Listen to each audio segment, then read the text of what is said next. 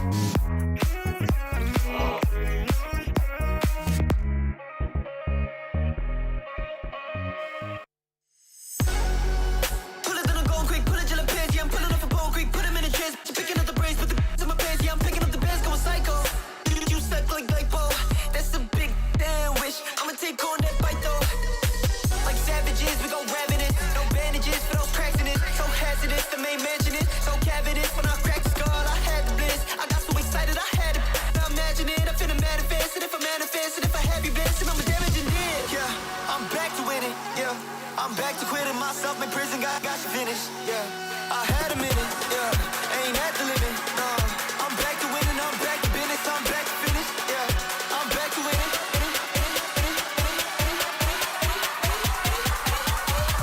Oh, yes, I feel like catch me up.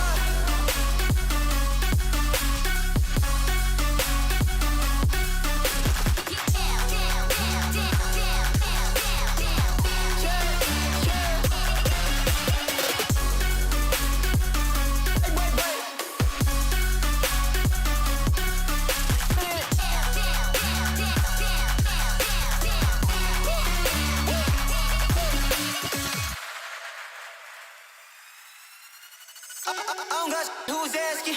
If it don't fit, I'm passing. If I go in, I'm blasting. Let me go home like mansion. Let me taste like man. Let me taste, I put it through hands. Let me get up like laughing. Hitting the curb, no crash. I said he back. I said he dripping, no drip, no check. I swear I'm running it like check. Play with my put in the bag. I'm putting it back. I'm making it smack. Make it so hard that it crack. Yeah, making it kick with a kick like yeah. I bag the baddest, and I'm glad at this. I got the benefits. I managed this. I had to hit. I met the father figure from above. I wish he had his figured at me when I showed him love. I'm back to winning, yeah. I'm back to quitting myself in prison. Got you finished, yeah. I had a minute, yeah. Ain't at the limit, no. I'm back to winning. I'm back to business. I'm back to finish, yeah. I'm back to winning.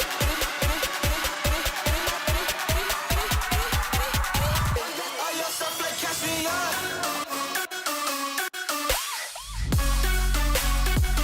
Oh, they catch me up.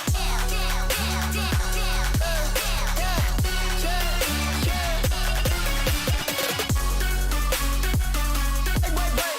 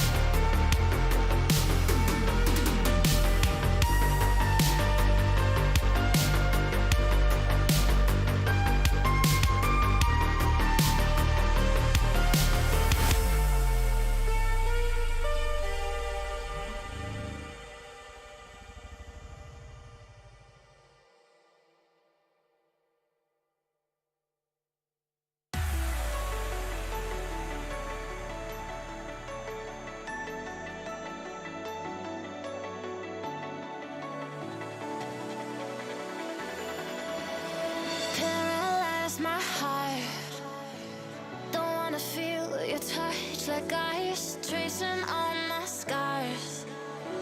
Why is it hurt on the inside? It's unforgivable, but I forgive you every time. Hard to let it go, 'cause we're intertwined. I break you, you break me, but something about it makes us whole, baby. Every piece keeps us together in the cold. I break you, you break me, holding our love in chains of gold.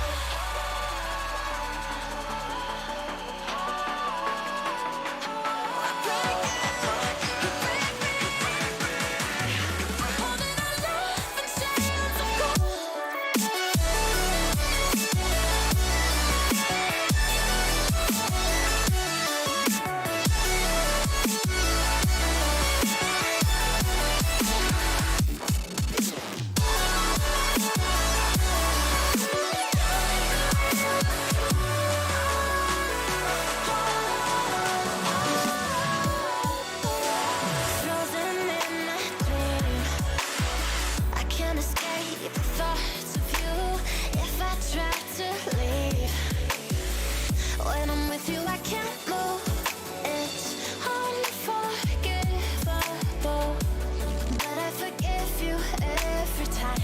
Hard to let it go, 'cause we're intertwined. I break you, you break me, but something about it makes us whole, baby. Every piece keeps us together in the cold.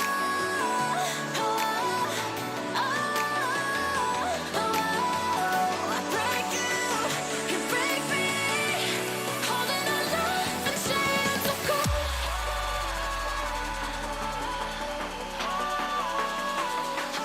I break you, you break me,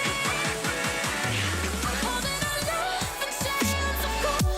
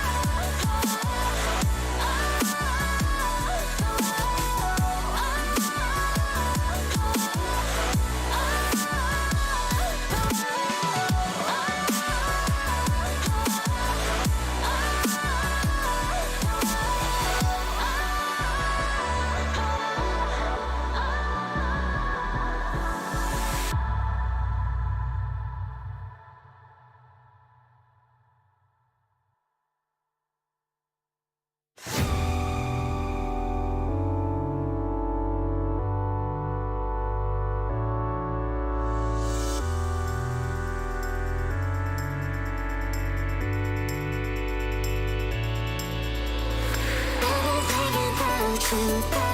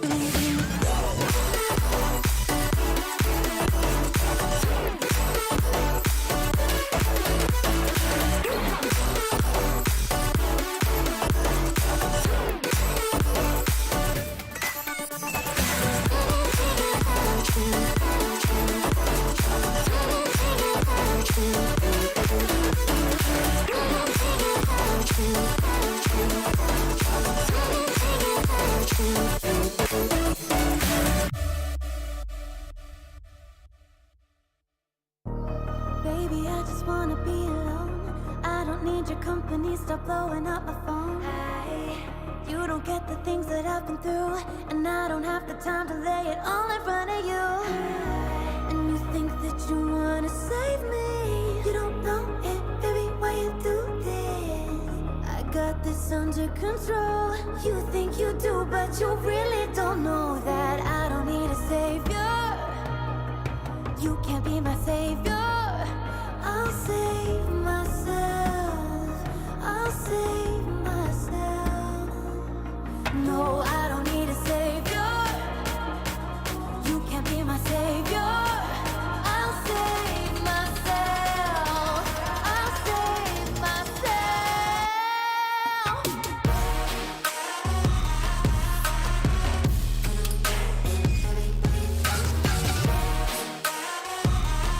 I'll save myself.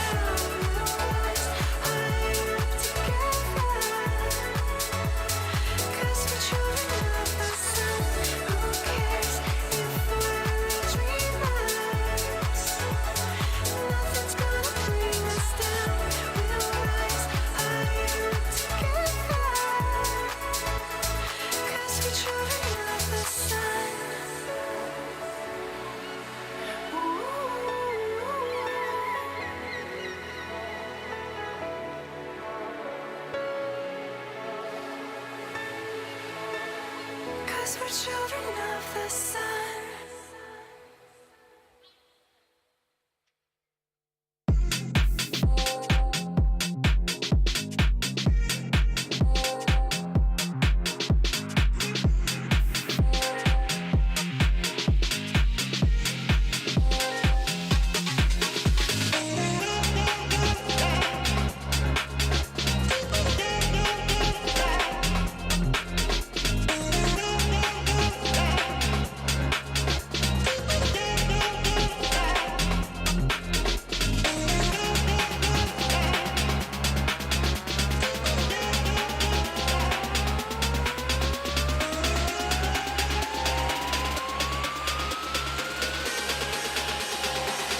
You don't wanna see me with it.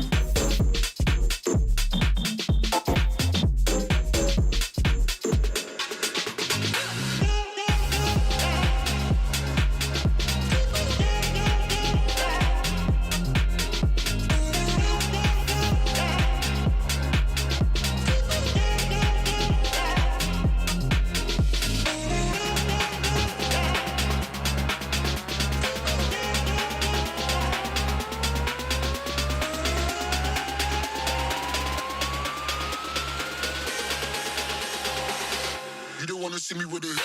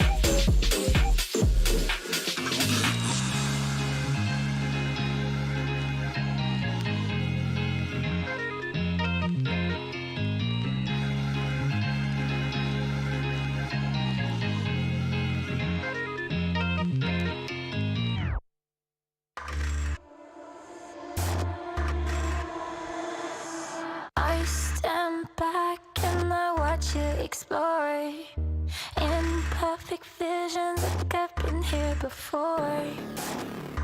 Falling faster, I try to ignore. I see you, I see you.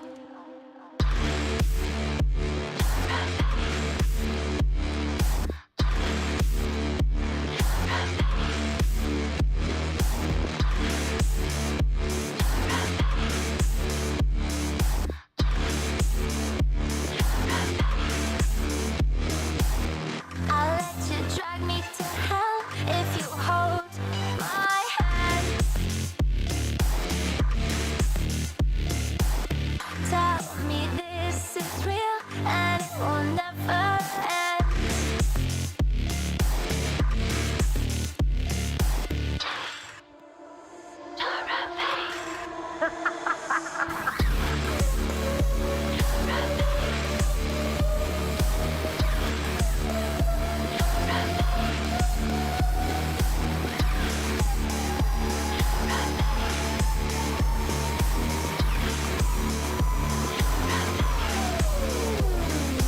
This is not what I came here to find. Memories show that I'm out of time. See a shadow, don't know if it's mine, but I see you, I see you, I see you, I see you.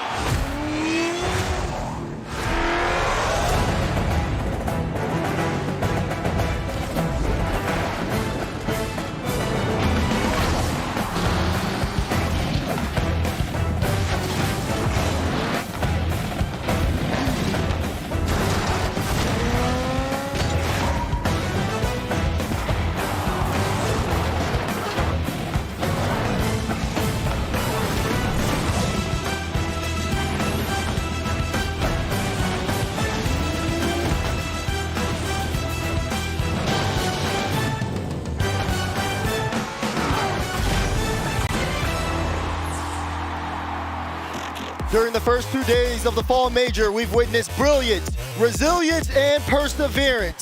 Today, 9 teams will try to stake their claim into the playoffs. But of course, before we get started with that, we got an hour of First Touch pre-show, and I hope Rotterdam's ready. Joining me on the desk is T-Bates, Archie, and CJ. Gentlemen, how you doing? How we feeling? Championship weekend is upon us, Dazzler, and my oh my. We got nothing but elimination games from here on out, trying to crown a fall major champion. Archie, your team's been doing pretty well, though, hey? Yeah, that's going to be us, fall major champion. Expected no less. Expected no less, CJ. I mean, it just feels different as you get to Saturday. Forget about Thursday and Friday without the crowd, Archie. This is what you come for, isn't it? To play in front of the crowd, or is it just to win? It's both, but mainly to win, to be honest. I like the crowd. We love the crowd as well. Yeah, we love the crowd. Listen, we've seen teams play online, we've seen them play in the studio area, but when the crowd is here, it's just a little bit different. But that being said, not everybody's here to join us today as we take a look and see who's still left in the fall major, as teams have been eliminated. We lost 2, one from OCE and Kansas City Pioneers, the other one in James Cheese from the APAC region. But that being said, there's still a lot of teams left here, CJ. A lot of teams left. South America as well. Team Secret making it through to the top 8. Archie, is that a little bit of surprise, the Sam number 2 seed? Yeah, I think everyone wrote them off. Did you write them off? No. I thought they'd be top 2 maybe. In the Sounds like LeBron right now. He's, at least his hindsight. No, I thought they'd be top 2 against us in the final. But what I'm really looking at is the OCE, KCP. I think you give that spot to APAC, they would have done better. Whoa, hang on a James minute. Cheese would have done better than KCP. Bro, James Cheese would have 3-0'd them, bro. 3-0? Free? Very free. Very free. Hey, interesting. Now, I think James Cheese, 0-9, but I think they were better than that, than a 0-9. I think they deserved a game or two. But yes, KCP, as you said, Archie, I'm not sure what happened there. Back to the drawing board for the OCE. Number 1 seed, actually. They were the number 1 seed coming in. Disappointing. Very Disappointing indeed. Well, let's take a look at the Swiss stage, just so you guys can see just how those head-to-head matches ended up going on. Again, lots of competition here. We had 2 streams of action. Now everything's going to be on this channel. Of course, you saw how things were going in that round 1 matchup. We've been talking about everything leading up to it. And of course, even though if you look towards those 2-1 matches, yes, those matches have been completed. If you, for some reason, decided to tune in today and missed that, version 1 ended up taking the dub against Power 3-0. Moist lost to Secret. Secret won 3-1 there, and Gen G with a sweep against FaZe. A little bit surprising. What's going on with the Moist here, Archie? They looked really good, then they lost to KC in the 2-0 match, and then they dropped to Secret. What's happened there? I think that's Vitira getting in the heads. Yeah. Bit of a mental game. Yeah, I think if they played maybe V1, they might have won that game. But Casey, I think Vitira is just in their head, bro. You might just be in their head indeed. Yeah. But I know a couple people probably saw NA Stalwarts down there at the bottom, G2 at the verge of elimination, SSG on the verge of elimination, but also the MENA favorites, the MENA Stallions. The last time they were in EU, they made it all the way to the grand final. They're also with their backs against the wall already. Woo, Rotterdam has been nothing short of entertainment. It has been, like you said, nothing short of entertainment, as we can also bring up the bracket, because there are teams that have been able to excel through all of the fight, through all the mental game. K-Corp on top right now. We're trying to see how things fill out. The only matchup we know in the quarterfinals will be Team Secret against version 1. Oxygen waiting on their opponents, and Gen G as well. So, like we said, we'll fill out the rest of those teams today. But like I said, Bates, there's so many teams, so much competition. So much competition indeed. That bottom half of that bracket, though, CJ, it's starting to fill out. It's starting to look good. I think Oxygen and Gen G alone, and then I don't know exactly how the Swiss might shake up, but imagine like a G2 and a Moist down there as well. I mean, that could be G2. G2? No G2, Archie? No G2? Not worried about G2? No. What about Moist? No. Not worried about Moist? No. Who you worried about in this bracket? Number 2 seed as well, Archie. You're disappointed with number 2 seed? Who's number 2 seed? You are. Oh, we're number 2? Yeah, you're number 2 seed. KC number 1 took your spot. KC number 1 because they came in at a higher seed. That's all good. They had easier opponents. Easier opponent? Yeah. Oh, gosh. Easy opponent. Oh, gosh. Look, now you got me getting ready to look up the bracket. Who'd you play? Oh, yeah, I mean, Oxygen did play G2 first round. Remember that 5-game series, Bates? Yeah, we'll get into that a little bit in a second. I mean, that series was a little shaky from the boys. V-Sync was on, bro. V-Sync was on. Yeah, V-Sync was on the game. Archie averaged 600. He said no V-Sync, he would have averaged 1,000 tomorrow. Jesus. I don't know about all that. But that being said, Archie's been playing well. I think Oli on your team has also been doing fantastic. And you talked about KC, the #1 here. Let's talk about MVP of the event right now. Archie, I want to go to you first because obviously you're in that second seed. Who's on your list? Is it you? Do you think you're MVP? Nah, I'm going to go for my team. I think Oli's been the most consistent player. I agree with that. Across the 3 games. I agree with that. I think, he's not made the most mistakes. I mean, me and Joris made a lot of mistakes against G2. And he's been the best. I mean, game 2 against V1, he showed them levels a little bit. A little bit, just a little taste. And then obviously you got Vatira on KC. Yeah. So them 2 for me. Yeah. For me, it'd probably be Oli has been the most consistent. I think you and Joris have like, when y'all are on, y'all look a little bit better, but Oli's that stalwart. You two, y'all do look a little shaky.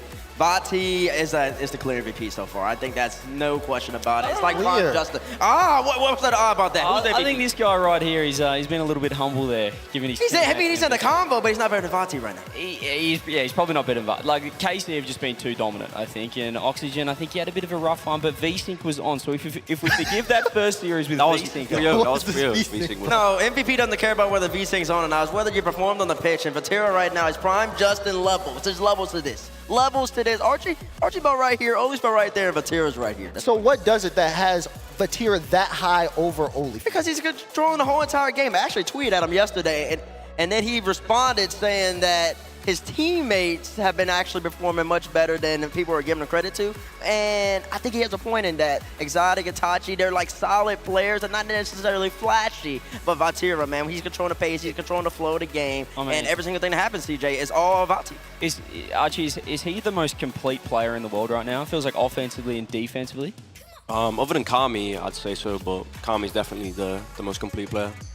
And why do you say that? Well, he's the best offensive player, defensive player, midfield player. It's a shame they went 0-9 then, isn't it? Yeah, but Nexaland just wait. No, it's a shame that they couldn't win a world championship with that man. Yeah. All right. Yeah, there we go. Okay, look, that's on me. This is why I'm on the desk right now, Archie. I'm not playing against you. Which gosh.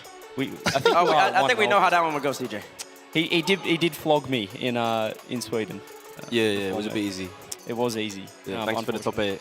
I'm with you, though, Bates. I think Vatira would have to do it for me. It's just seeing KC play, it feels like they're on a level above the rest. Real quick, though, do you think that there's teams that are playing today that at the end of this maybe can jump in that MVP conversation? Oh, Daniel, easy. SSG's all the way back against the wall, but Daniel has probably been a top 5 player. He showed that he could match up with Vatira when they played against each other. He might even look better than Vatira a little bit, but at the end of the day, a W is a W, and Vati took that one. I mean, I think that with Daniel, though, you have to look at the team performance as well. Like, yeah, he's hit some crazy goals offensively, but still, as a team, he's not quite working with his team at the moment. We saw some little double commits and I guess you call them own goals where he sort of cut off his teammates. So Space Station, Archie, I'm not sure what you think about these guys, but is this sort of what you expected them to be down here in the 1 and 2? Yeah. We scrimmed them 3 times and they won 3 games, so we didn't expect the best performance from them, but they're still insane team. They got Daniel, LJ, Arsenal, who's very good on land. So I think this is the stages where Arsenal thrives. Stages where they need to be. Yeah. Talked to Arsenal this morning. Seems like he's feeling pretty good, but we'll talk about that a little bit later. Let's actually talk about you, Archie, because again, Oxygen has been doing very well here. Seeing the way that you guys have performed, I know I definitely was one of those people who I was unfamiliar with your game. That being said, you guys showed up and showed out. What's been the overall vibes of Oxygen right now for you? Good vibes. I mean, it was pretty bad vibes after Regional 2 and 3, I can't lie, but we regained, we boot camped and destroyed everyone in scrims for a week. Then came here, beat G2, Game 5 was a very close series, then the next 2 were very easy series. I mean, you said yourself that Swiss stage might have been a bit of an inconsistency for you guys, and all of a sudden you're 3-0. Did you forget that you have Joris on your team, who clearly loves the Swiss stage? Yeah, I mean, I actually thought we maybe got 3-2, but I think the best of 7 is where we do the best. You can have a timeout, you can lose 2 games and it doesn't feel that bad. If you go 2-0 down in the best of 5, it's like pretty bad. But in the best of 7, it's like nothing. You can easily win the next 4. So.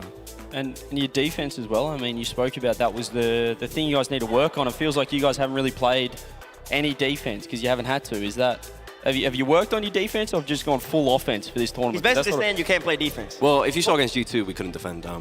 It was the highest scoring series in the best of 5 or something like that. It was.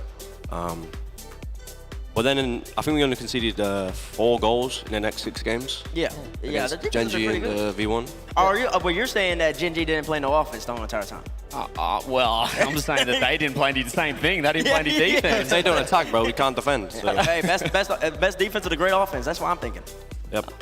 Yeah, I think I cast them, and somebody was it was either Stacks or Cole. One of them said it seems like Oxygen's game plan is the best defense is a good offense, because it just feels like it's attack, attack, attack. And like I said, Oxygen surprised me. But has there been any other teams that have surprised you guys over the Swiss stage? Archie? I mean, Moist going 2-0, but then they showed their true colors again by going 2-2. Oh, so where did you have Moist coming into this tournament? Well, I thought they might be decent because they're like all good on LAN, but I still think they would like go 1-3 maybe, with the mentor of the team. 1-3 with the mentor of the team. But now I think they might go 2-3, unless they get like an easy round. So okay, so you didn't expect them to make top 8? No. Okay. So let me think about a team that I thought was going to be, well, I mean, they're playing each other, G2 and Falcons. I had them both make a top 8, and now they both can't make it. But also, even more than them two, I think would be FaZe. Yes. FaZe not doing what I would expect them to do. Mist has been tweeting out a little bit, saying he's a little under the weather. Right. Can't hear out of one ear, and everything that's happening right now. But even then, I still expected them to be a little bit better than what they've shown. Their offense hasn't been as clinical. Even their defense, they're allowing some silly goals. I think FaZe above We everybody thought we predicted them to win the whole thing at the start. No, you did. Oh, wait, our joint bracket. Our joint bracket did. Okay. We predicted them to beat, I think it was Falcons in the grand final. That was because that's not happening. It's not looking great. But what about Team Secret? I mean, obviously Archie thinks that expected them to get top 2 in the tournament and lose. Yeah, I expected them to get top 2. But I mean, T-Base, come on, Team Secret. There's number 2. Sam said a lot of people had these guys 0-3, 1-3 at But best. that's because a lot of people aren't watching Rocket League, CJ. That's why. Where was this before the tournament? Where was this before the tournament? You've seen some of these players at LAN. You've seen what they can do. And I even said it yesterday on the desk. I thought they were a major away from really making it to that next step and really contending to be a top 8-ish team at LANs, but then they proved it yesterday. They're already there right now. And then the club, who we were about to see a little bit later, they're the better team out of the two, probably. Yeah. So if the club's dominating that much, and the Secret can do that, and every single one of these SAM teams, Complexity leaves, does well, and then Furia leaves. They haven't made the major yet, but it's inevitable that Furia will be at one of these majors. So every single SAM team for the last 2 years has been really solid.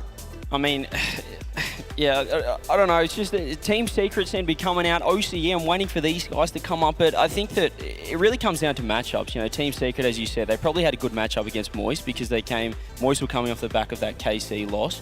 Archie, do you agree? It's like everyone's so close now with these 16 teams. It does sort of come down to a little bit more of the matchups rather than who's a better team. Yeah, I mean, playing after a loss is harder. So, like, if you win, like, who'd they beat? They beat Quadrant, maybe? To go 1-1. Which team? Secret. Who'd they win? I believe so. Let me double check. Yes, they did. They swept them. Yeah, then they're feeling good, and then Moist are feeling bad after losing to Vatira. Like, that's even more worse for them. Yeah, that's what Moist said. Well, that's the question as well. So, you know, you talk about the momentum, but you guys now have today off. Obviously, you're here hanging out with the boys. How's that going to affect you guys going into Sunday? Having the day off, you've had so much momentum in the Swiss stage, and we saw it with Dignitas, with your teammate last year in the fall. They dominated the Swiss and then straight out in the quarterfinals. So how are you going to deal with this day off? I'm playing 10 hours after this show. So. Why are you laughing? Happened? Bro, I talked to you earlier. You said you're playing 7 hours. Well, it's 10 now, 10 to 10. No, it's 10. Not, bro, you're not sitting there for 10 hours. Okay, so 4-hour scrim. 4 hour scrims? It was 6 hour rank session. I'm doing the math. Yeah, we're going 4 now. 4 now? I'm going to have to warm up your team. Warm up my team? Hey, go ahead now. Listen. You want me to? Go ahead. They might win if I warm them up. I think that's a good point. That preparation for your matches is always key for teams that have been playing in this event, including the things that people don't normally hear from, which are the coaches who have a big impact. And to talk about them is the coaches themselves. The most important thing to remember as a coach is to recognize that you're dealing with 3 different individuals that think differently, but you have to bring them together as one cohesive unit so that they work well as a well-oiled machine, as I like to call it. Patience is probably the #1 thing to understand as a coach, because sometimes a lot of the fixes that you're trying to implement are not going to work right away. It's an ongoing process. The most important thing to remember as a coach is the game plan that you've kind of come up with your team. You know, you have some coaches that do fully come up with a game plan and some that really are there just to be kind of motivational. G2 specifically needed kind of just a fourth mind that isn't biased. When my team is losing, it's up to you as a coach to kind of bounce it back. A lot of players have egos, and you kind of have to give them that confidence that they want. Keep the players' morale up to make them understand, like, hey, we know we play really good when the vibes are good. When we shut down as individuals, we bring the team down. It's not about us, it's about the team. So I got to make sure these guys are just consistently on top of it. It's frustrating, but losses happen. I try to be the first one to get out of that emotional route and just kind of get back on track to how we want to play and forgetting that series that just happened.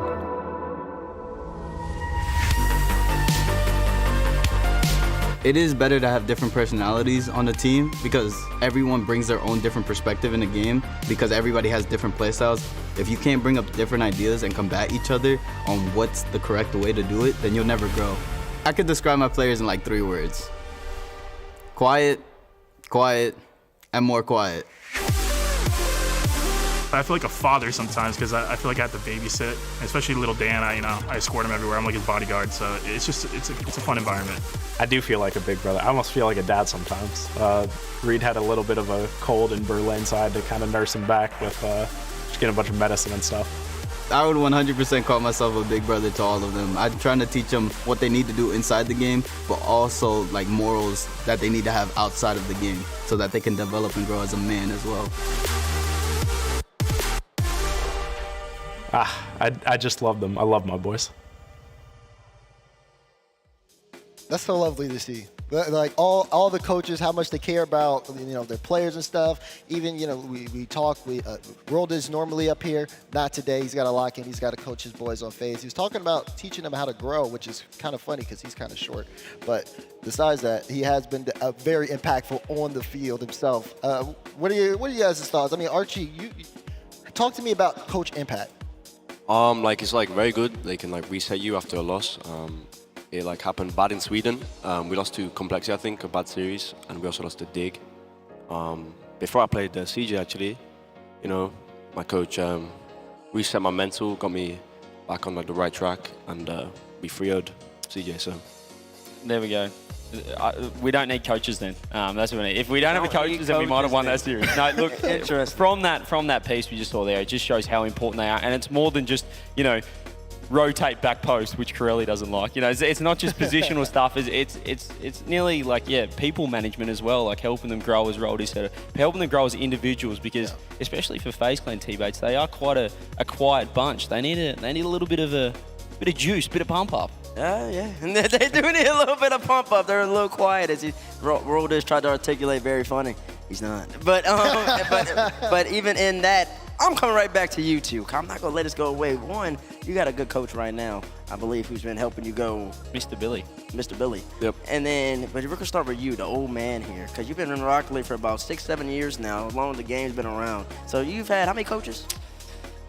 Oh, a few, a couple. Okay, a few. And I just want to know, like, how they cover. Always talking at the end of that, how it's not only about on the pitch, but also off the pitch, and like trying to get the players to develop as men for not only Rocket League life, but also other things in life. So how does that help shape you? Look, I think the most important part of a coach isn't, as I said, what they're doing, trying to get you to play a particular way. It's almost just having that fourth person to deliberate with, discussions or conflict, stuff like that. If you've got a problem or an issue with someone, being able to take it to someone, like I guess that, that neutral sort of perspective. I don't know if you agree with that, Archie, but just having someone else, because if you don't have a coach, it's so hard to just say, well, Joris, why are you doing this when you might not be playing well yourself? So having that person that is sort of on the outside of the actual team of the gameplay to deliberate that stuff is huge. And if you don't have that, you can have so much conflict, or you can let like things bubble up, which I know, Archie, you were talking about. You've been on a lot of teams as well. There's always those little conflicts and stuff that you need to sort of take to a coach to deal with. Yeah, because some people, like players, I can take it as like I don't know, you're attacking them a little bit, like yeah. So like a little personal. The coach has like the fourth opinion, unbiased. So like it's like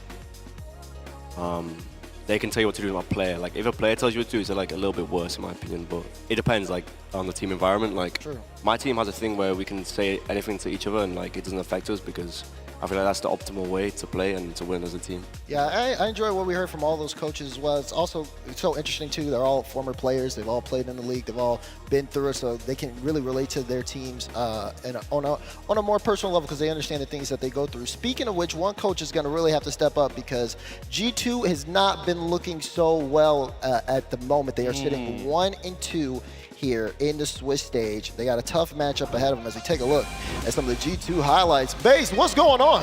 What do you mean, bro? I mean, They look good, 1-0. I mean, listen, they started off hot against Oxygen. Should have been a game dub right there, but then 0-2 this wouldn't go away. This young man wouldn't quit. But I will say that this G2 team, they've shown flashes of the World Champion finals that they were back in Fort Worth in August, but they've also had little miscues. Atomic, I believe, in this series had the most assists ever, or was the next series next in a single series set, and they still lost. You know why? Because he's not playing no defense. He's driving away from the ball. They're not stopping. They're not putting a hand up, and they're giving these teams too much space. I mean, we're seeing flashes, but that's sort of all they are. There's these little moments where you're saying, okay, there's a G2, there's a three-man passing play, and then we just see these random open nets, or, you know, to Archie's credit, that Game 5 was pretty special from him. Game 5 was special from them. However, then obviously they did get a nice matchup here. They played against James Cheese. This was a chance to get their momentum back.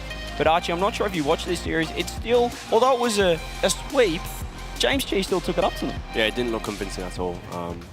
It looked a bit riled after the 3-0 loss to Power. I mean, I would too, to be honest. It's certainly unexpected. I know Sathu finished up that piece saying he loves the boys, but it seems like, you know, everything, it's almost like any team, Archie. Like, when you're playing well, when you're winning, everything's fine. There's no issues, but then when you do start losing, you sort of start questioning your entire play style, how you play, your structure, or who's doing what. So it is warning signs here for G2. I don't know who you might have later on. Well, I was going to say, G2 aren't alone.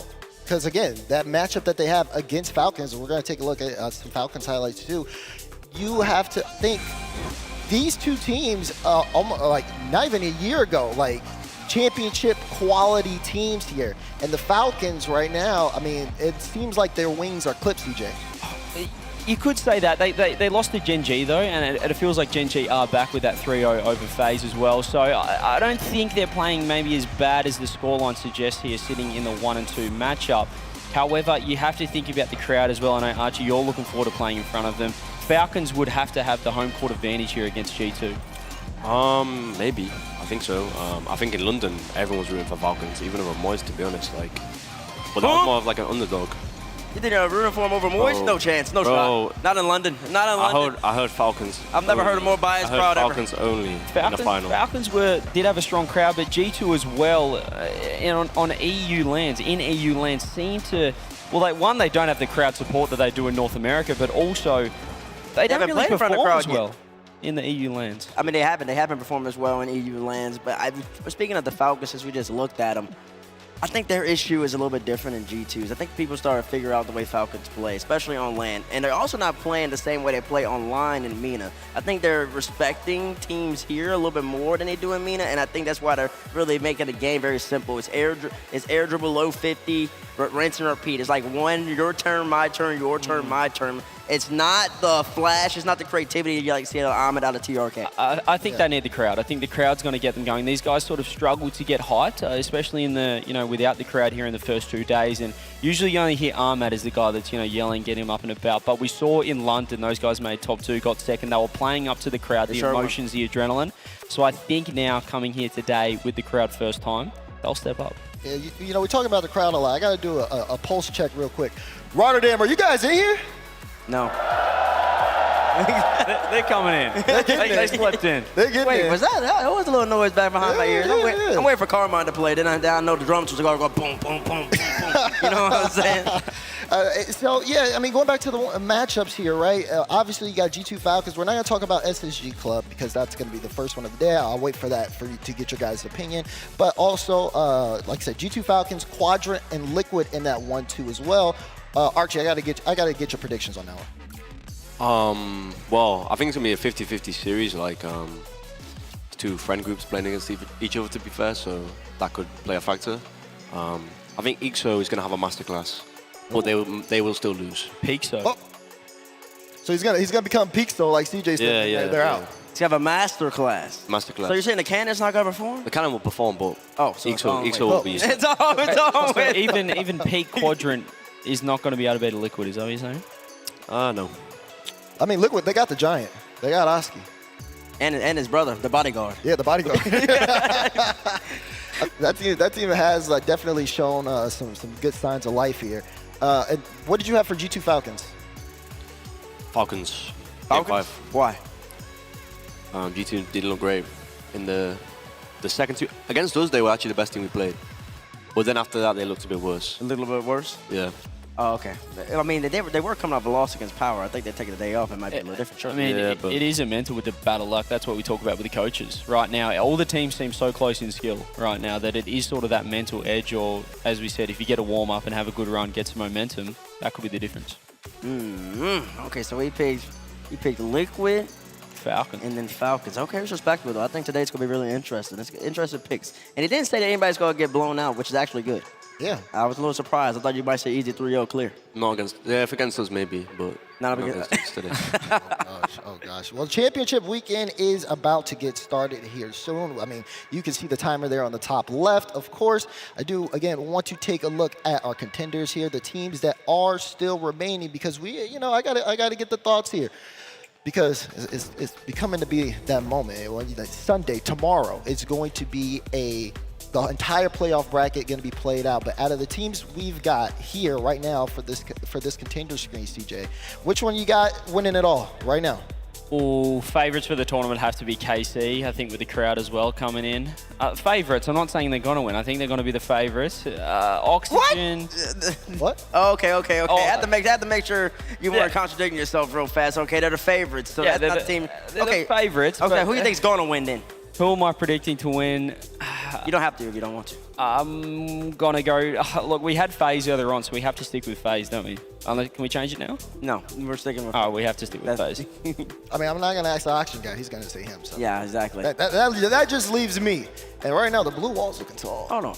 The blue wall's looking tall? That's what you say? That's the favorite, and that's the one you're rolling with? I think it's 3 teams. I think it's 3 teams right now. I think it's KC, but I'm not necessarily convinced. I'm not sold on KC just yet. I do like Oxygen, but Oxygen, y'all had an absolutely abysmal series against G2, and you had an abysmal regional 2 and 3. So we're going to see what you do in front of a crowd. This is your first time playing in front of a crowd in your young career, right? No, Worlds. No, it's not Worlds. I'm tripping. Worlds. This time I've got teammates, though, so... Okay. This time he's got teammates, though. We're going to see exactly what he can do. And then on top of that, I do think that Gen G are here to play because we've already seen in Season 8, the last time that an NA team won on EU soil, they had to use an EU player to win on EU soil, NRG with Turbo Pulse. And, of course, now Gen G picked up 2 of them. They got 2. Yeah. And they picked up 2 of them. So they know the recipe is out there. They're trying to bake the cake. I mean, the question marks for Gen G were how they're going to perform on LAN, Chronic first LAN as well, and Jack as well. I'm not sure what you think, Archie, but probably hasn't had the best LAN performances himself, been a little bit susceptible to the pressure. But right now, what we've seen at least in day 1 and day 2, or especially day 2, was a Gen G that looks like the online Gen G. They look like how they're playing back in NA. So in front of the crowd, though, how do you think Gen G is going to go? If they play like they did against us, then they'll lose 4-0. But hopefully they play like they did in day 2. I hope. You want them to do well, but you don't think? Yeah, so it's not an easy series. I think it'll be a tough series. I think it'll be a tough series if Gen G and Oxygen do end up playing against each other. But we don't know. Maybe Oxygen will end up dropping that series. And this young man who'll be right back here sitting next to me talking. Actually, no, you would probably just disappear from the scene at that point. What about dark horses, for example? Is there any team that, like, right, especially because we got those 1-2 matchups that are happening today, is there anybody that might be able to sneak in and make a run? I'm looking at you because I feel like I know where you're going with this. Well, I mean, everybody in the world wants me to say G2, but see, I mean, like, I feel like that's an obvious choice. And also, I don't really feel like that's a dark horse because if they start rolling like they usually do, everybody knows what G2 brings to the table. So I don't want to pick G2. I don't want to say them. I feel like that's too obvious. Okay, well, I'm gonna give you some time to pick a team that's not. I know it's gonna take a minute. So CJ, what you got? I got Falcons, I think. Is that a dark horse? G2 is definitely, they're 1 and 2s, so you have to pick them. They've got to win 2 to It don't matter whether you get out of Swiss 3-2 or whether you get out of Swiss 3-0. It's about whether you make Championship Sunday, baby. And once you're in the bracket, it's all best of 7, single elimination. Who's playing the best on that day? We saw it at the World Championship. Come on now. I got Falcons still. Falcons still. He hasn't moved. He hasn't moved. I think that they can make a top 4, top 2 run. What do you think? I go Power. What? That's a dark horse. Why? Amphis and Fever, I think they'll make top 4, to be honest. So secret top 2, Power. You were going to team with Amphis, weren't you? Oh, yeah, and you as well, no? Yeah. He was going to come down to OCE and team with me and Amphis. He wasn't going to leave, man. That man was capping to you. Come on now. You know this young Goes to OC, it's free land. Free land? He wouldn't lie to us. You would have been best player in the region, clear? Nah, still CJ. Respect. I hope not. Yeah, you would have free land, and then you would have got to the land, and you would have been just like James Cheese. Nah. I'm not seeing that. Whoa. What? That's disrespectful. Top 4 at least to with yourself this and team. Top 4 at least. No, it's CJ not. or It ain't anything? got nothing to do with Archie. I don't know about that. I don't think CJ does that. But Respect. I like the Power pick. I think Power have shown a little bit of promise so far. I don't know if they make it to tomorrow, but they do have a chance. I think it's matchups. I think we saw against V1, they got perfect sweep. So if they're playing a team that, prioritizes defense, a defensive-based team, they're going to struggle. But against like a South America, and especially we saw against G2, against a team that plays offense, Power know how to play against offense, because in OCE, all we do is play offense. We don't have any defense in that region. It is just full speed, non-stop. So if they can come up against, perhaps I don't even know who they come up against. They've already played a G2. We'll just have to see the matchups. It could be a Quadrant, it could be a matchup, but we'll have to wait and see. Very well. Is it too far gone to say Quadrant can make a run? They could. With the crowd as well, home crowd as well. Top 8 max. Max. Yeah. I mean, he has the crowd too, so that's kind of understandable. Unless they play Gen G, they can maybe win Gen G.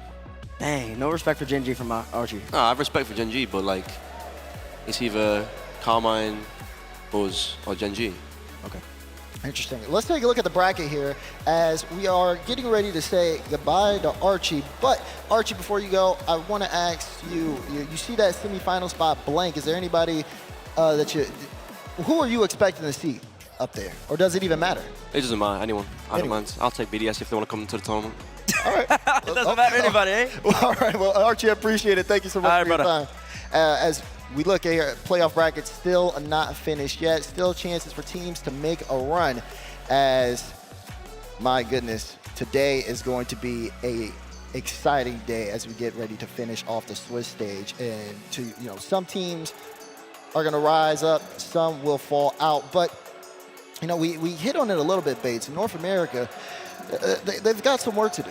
Yeah, and there's time for NA to regain. So, of course, once this graphic goes away, you're going to see some of NA's most favorite fans and representatives on the desk with us as we break it down. But also, NA's going to need something. I don't know if you can hear it on my mic, but Carmine has entered the building. They've entered the building and they're bumping the drums right now. It's about to get loud. But, wow. Oh, look, NA's favorite fan, Shogun. And then, of course, how these guys get it? We saw the list of topics here. I thought, what is going on here? I've got to be there for this one. I want to know what nonsense T-Bits is talking to you guys. So I'm here for it. I want to hear about NA's regain and what planet exactly that's happening on. It's your moment, Bates. I thought we were doing the dance to talk about NA. Why am I talking about NA? You know exactly what I'm The defense goes first, right? You need to state your case because Europe doesn't have to do anything right now. You've got to prove to us why NA is going to make anything in this event. Last time I checked, there's still 5 NA teams and 5 EU teams. So by the conclusion of today, we'll know which region's looking a little bit better. We need to remind everyone, by the way, first pre-show of this entire event, how many people, how many NA teams were they saying we're going to make it? Quite a few, effectively. You're in this one as well, by the way. You're on the hook here. Put 5 NA teams. You may have put 5 NA teams. You may have accidentally put 5 NA teams in the top 8. It did happen. I mean, it happens consistently every year. NA gets just a little bit overrated. History repeats itself. They've not had the best EU lands in the past. They're not having the best one yet. But luckily for NA, I will give you something here. Swiss is the best format for this to happen in because as soon as you get to the quarterfinal, it's a clean reset, no advantages, no upper bracket, lower bracket, no starting with 1 game advantages. No, it's a clean reset. So even if EU's on top in Swiss, NA will still have a clean slate starting Sunday. I want to ask y'all because we've been asking everybody, and Johnny and Shogun, y'all be casting, but y'all don't be giving y'all's opinions about things. So that's why we brought y'all on here. The people at home want to know the Johnny Boy opinion, and they want to know this young man's opinion as well. So I got to know. Who has been the most disappointing team for you two, and also who's been the most impressive team. I think G2 is probably the most disappointing. You had them making bracket, didn't you? Yeah, I thought they would make top 8. I mean, they still might, but I didn't think it was going to go like this, though. I mean, 3-0 loss to Power is probably it's a contender for the biggest upset in Rocket League or LAN history. No, that's definitely BDS losing in spring to. Well, I mean, BDS did lose. No, that's the Pioneers. BDS were swept, but the series was not close. Power destroyed them. I mean, G2 looked atrocious in game 1, and Power just outplayed them in 2 games. I mean, I think they're both huge upsets. BDS losing in spring, massive upset after the split they had, but I cannot believe Power looked atrocious in their first series. That same day, they dominated G2. They are the NA5 seed, though, so yeah, I know it is G2, but they're still here. They scraped in, didn't they? Yeah, but you know, they had their, I think, one of the best events in Regional 3, so it looked like some kind of an upward trajectory. Power really struggled in their first match of the day. Confidence for the OCE boys was pretty low coming into day 1. Very so low. For confidence for Power to be that low and for them to still sweep G2, I thought that was massively shocking. I casted the game, couldn't believe what I was seeing. So I think that's probably the most disappointing team so far, but Team Secret have to be the big surprise on the up. Yep. So I can't really go that way because obviously I think G2 is the obvious one here. Yeah, So okay, sure. Keeping Yeah. in form for Regain. I want to say I was really impressed with Gen G because they would have been on this list based on what we saw originally. That was a rough time that they had up against Oxygen, and they regained. They figured it out. They proved that yes, there are second days to all of this. You can put everything right. You can sort out what has happened previously. And I think a lot of teams need to remember that because there have been quite a few teams that came into this event and one day form seeps into the next day rather than just resetting. And I think you said as well, Johnny, to Jack and Nolly, like, guys, you know, I understand you've had a rough first series, but it's okay. It's Swiss stage. You get 3 chances, bounce back. You're a better team than that. Yeah, I was having a chat with both of them after their day 1 went pretty poorly. I mean, it was just an embarrassing loss for them against Oxygen. The one-sided scorelines were mind-blowing to see. But every day is a new day, and Swiss, like I said earlier, is the perfect format for this to happen. You've got so many chances, and if you could just get into that top 8, you've got that clean reset. So I remember Jack told me after day 1 that, I wish I was 2-0 right now. He's looking enviously at Moist, thinking, I wish I was 2-0. I'd sleep so soundly tonight. Look at him now. Moist are 2-2, Gen G are 3-1. So sometimes you've got to be careful what you wish for. You got to stress out a little bit for the big day. I'm really interested because, like, none of you, I don't believe, no one said Liquid here. No, we didn't. No one said Liquid. Liquid they're middling. Yeah, they're sitting there at the 1-2 round. Obviously, they play against Quadrant. Also, I know everyone was expecting to see Lando Norris here. He's actually still on the way, so that's why we don't have him here. We have to settle for Shogun instead. So. Yeah. A decent replacement, I'd say. He does, know a fair bit about F1. How's your F1 career going? Oh, I'm in the mud, mate. I'm absolutely in the mud. I know there's a whole bunch of them all the way back there that know an awful lot, and we'll be very excited to see him. Hopefully, everything goes a little bit better for him. But yes, I mean, good luck. His team played so much better. Look at this yesterday. I They figured it all out. A quick reminder, by the way, KC aren't playing today, and they still came out in this level of force. Yeah, I know. I'm a little scared now for everybody who's going up against them. This time they show up when the team's not playing, then I can't wait to see them on that's the next day. Electric. This will be absolute pandemonium. But with Quadrant, you make a good point as well. And I was speaking to Cash just before, actually. He's been waiting.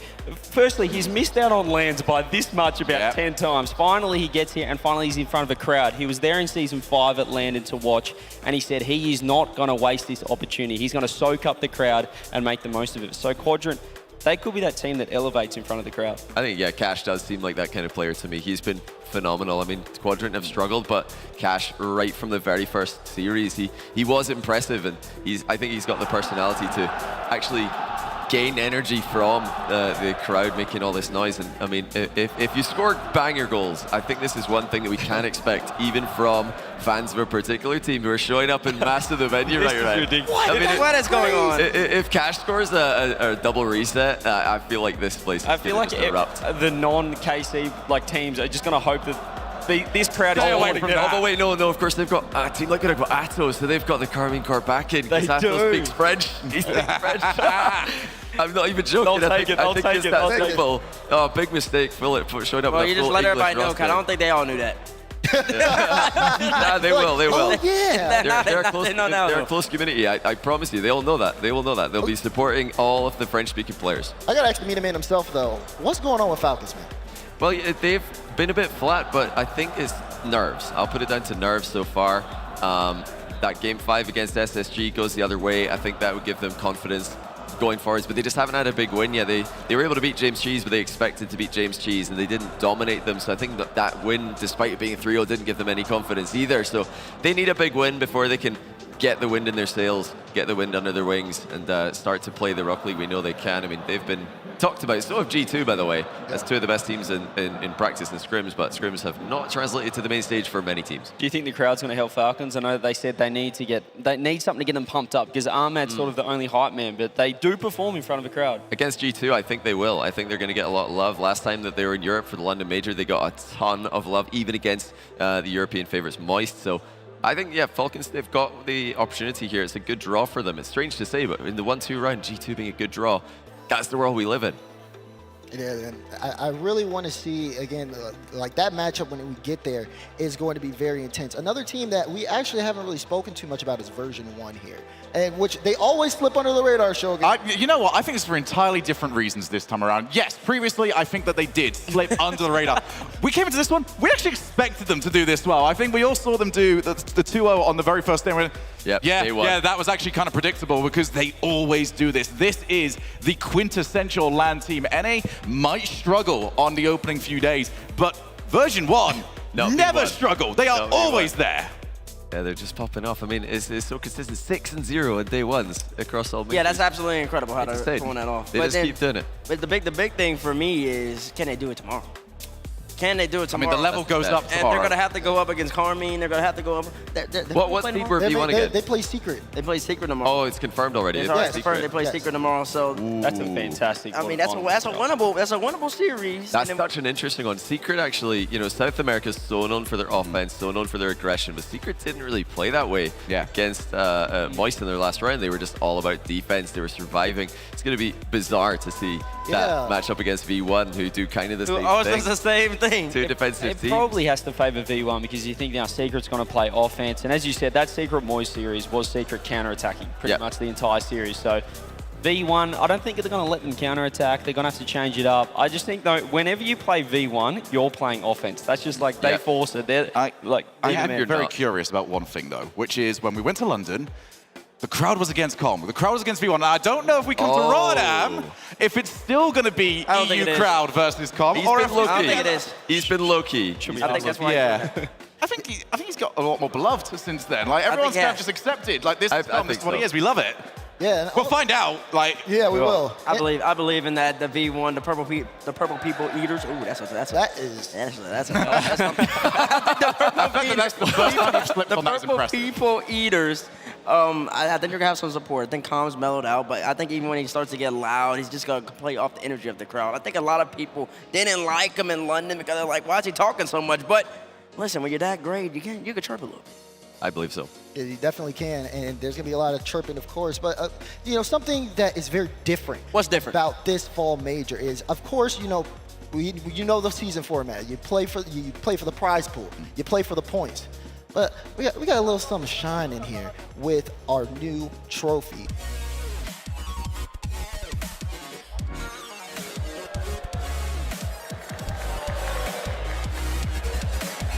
At each RLCS major in the 2022-23 season, not only will the winning team claim the title of major champions, but they also get to take the trophy home with them, and have them also be able to display it in their organization's trophy case and have their names added to the case.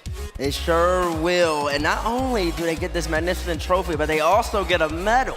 A medal that has specifically this fall major champion on it. And then for people who win the awards at the end of the show, you get the MVP, you get the offensive MVP, and you get the defensive MVP. They also get medals as well. So some nice little memorabilia, some nice little awards that people will be able to receive by the conclusion of this major. Something different. It's been a while since RLCS has changed the trophy. It's been a while since they changed the medals. Yeah, this trophy was created in partnership with Swarovski and Bates.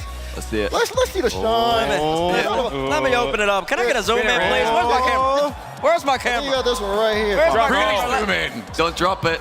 The Don't crane, drop it. The crane's what I got. Let me pull it The out. drum's behind you here, mate. Careful, man. Oh! You can't really see it too much, but I'll tell you exactly what it says. It says Rocket League Fall Major Champion 2022-23. Isn't it nice? Hexagon as well. Hexagon is good shape. Good shape of Rocket League right there. Good shape, and it's very translucent. Has a nice little blue. It's an improvement. I've held a lot of medals since I've sat here on this desk. They were just kind of gold and regular. But this one right here is the Hexagon. This is what you need. You can't diss the previous medal. Yes, I can. You know why? Because there's an upgrade now. There's an upgrade now. See, they started drumming. You know why they started beating on the drums? Because I started talking about this medal. This medal's great. We're gonna see who can win. Turbo Pulse is sitting at home with his gold medals. And he's only 4 gold Only medals. world's MVP. They're not even a Can I hexagon. trade 4 of these for one of them? You can. How about you go win another one, Turbo? That's what I'm challenge.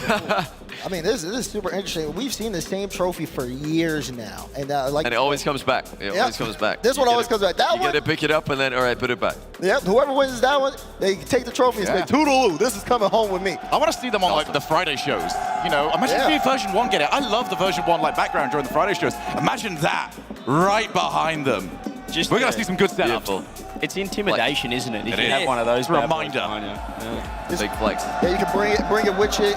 Whoever wins that comes into the next major, walks on the stage with it, has the medals with them. Oh, I think they've entered the building now. Oh, they're in here. my goodness. They weren't in here the whole time? That was the noise you heard there was them entering. They were trying to get in. Now they're in. So that's even louder. This is awesome. This is crazy. It is awesome to see. Really, it is. It is. I mean, this major already, including the trophy and the medals. I mean, you're hearing the crowd start to really get. We got a trophy and now we got drums as Yeah. well. That's the first for us here. Bro, you just gave the KC fans something to fight for, all right? They're happy. They're ready.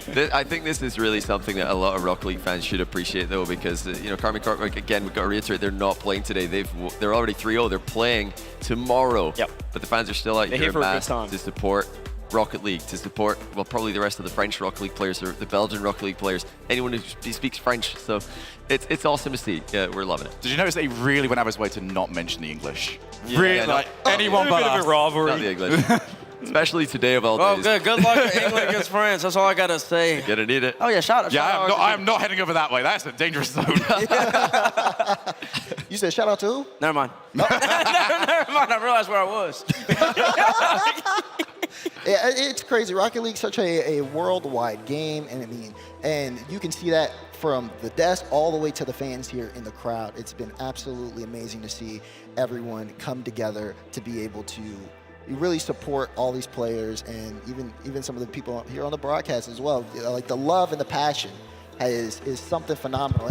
This is what really makes Rocket League special, Shogun. Seeing all these people here, seeing everyone come out and really show their passion. I mean, we were talking about this. Obviously, we keep going back to those few years that we didn't get to have these sort of live events. And the moment we get to do this all over again, it just feels right, doesn't it? I mean, we got through it. Everybody came together. The whole community kept everything running during that time. But once we get back to these environments, nothing will ever replace it, CJ. It is beautiful. I think the best thing about these events as well is we have day 1 and 2, and it's exciting Rocket League. We're still here, but we don't have thousands of people behind us. You almost forget, Johnny, that they're coming until they're here. And I don't believe it till I see it. And then day 3, and then you get the bass, you get the sound of the alpha boost as well, humming, the ball, just everything coming in. And now we've got drums as well. It is We can feel the bass of the drum here as well.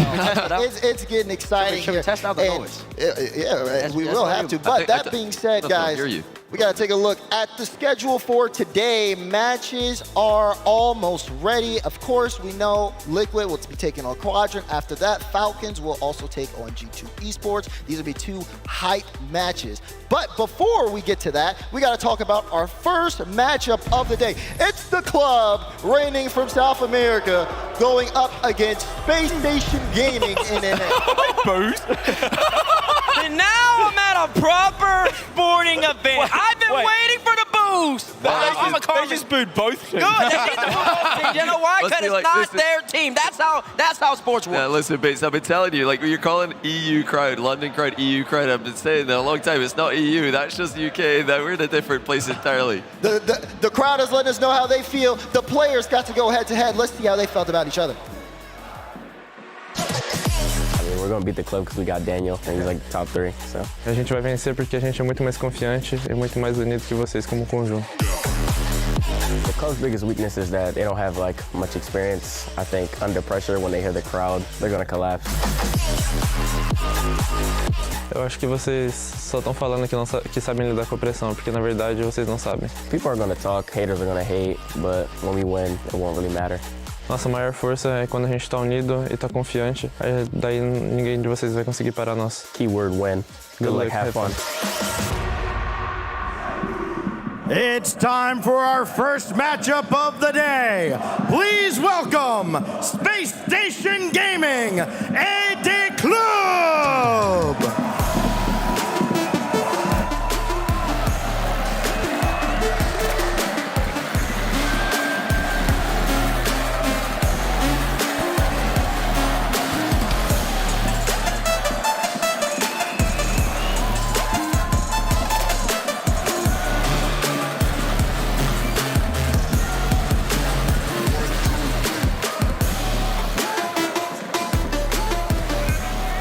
South America's #1 seed coming up against the future, the next generation of North America, Daniel, LJ, and Arsenal. How does Space Station bounce back here? What a matchup! It's unreal. I mean, this is a match we thought could easily be a quarter-final. We thought it could easily be a 2-2 round. It's a 1-2 round. They need to win this one and another one to progress to the top 8.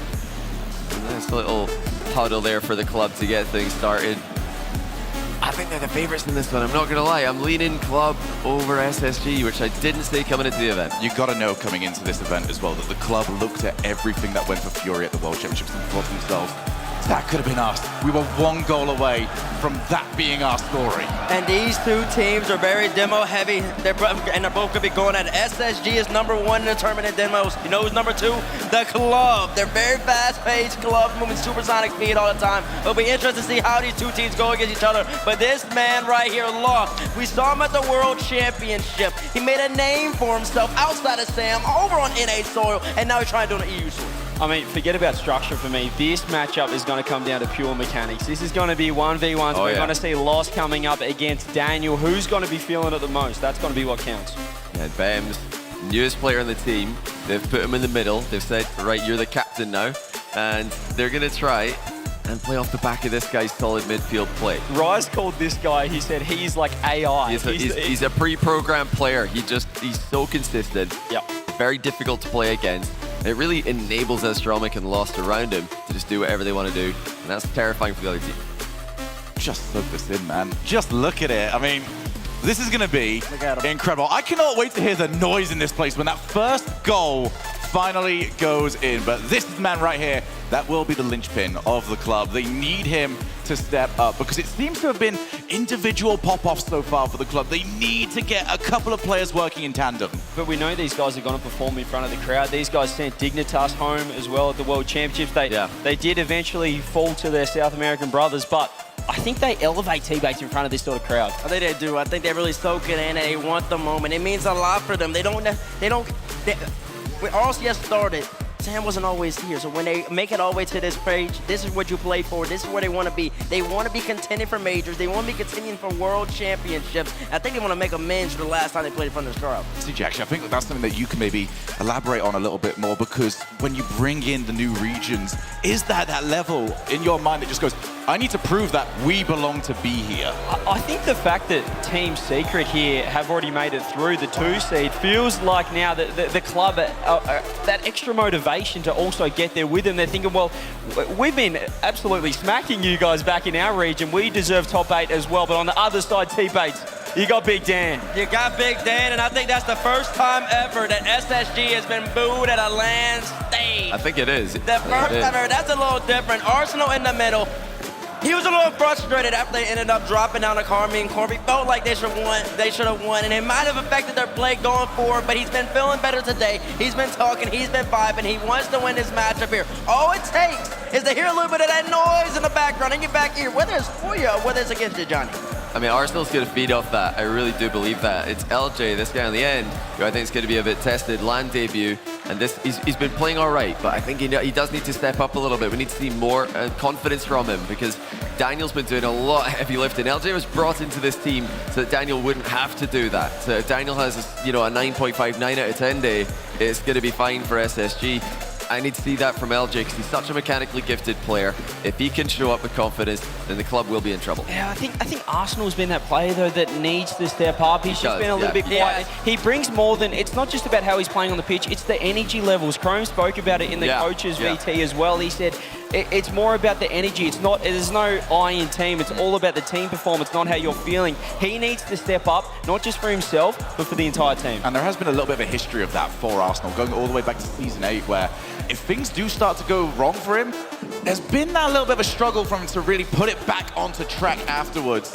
They need that here, and I feel like on this team in particular, there's not going to be a mid-series regain. This game 1 has to go well for them, or it could end up falling apart. Yeah, I think so. They play tight series basically every single time. Their one win was against Falcons to start it off. That was a close series. Quality win. That was a quality W, but they beat them 3-2. It was close. It was tight. It wasn't like they dominated. They haven't had that showing, the SSG-like way where they beat you in 4, where they beat you in 3, where they put it on you. And now it's the best of 7, and you're going against the club #1 seed coming out of Sam. We already saw what Secret did yesterday.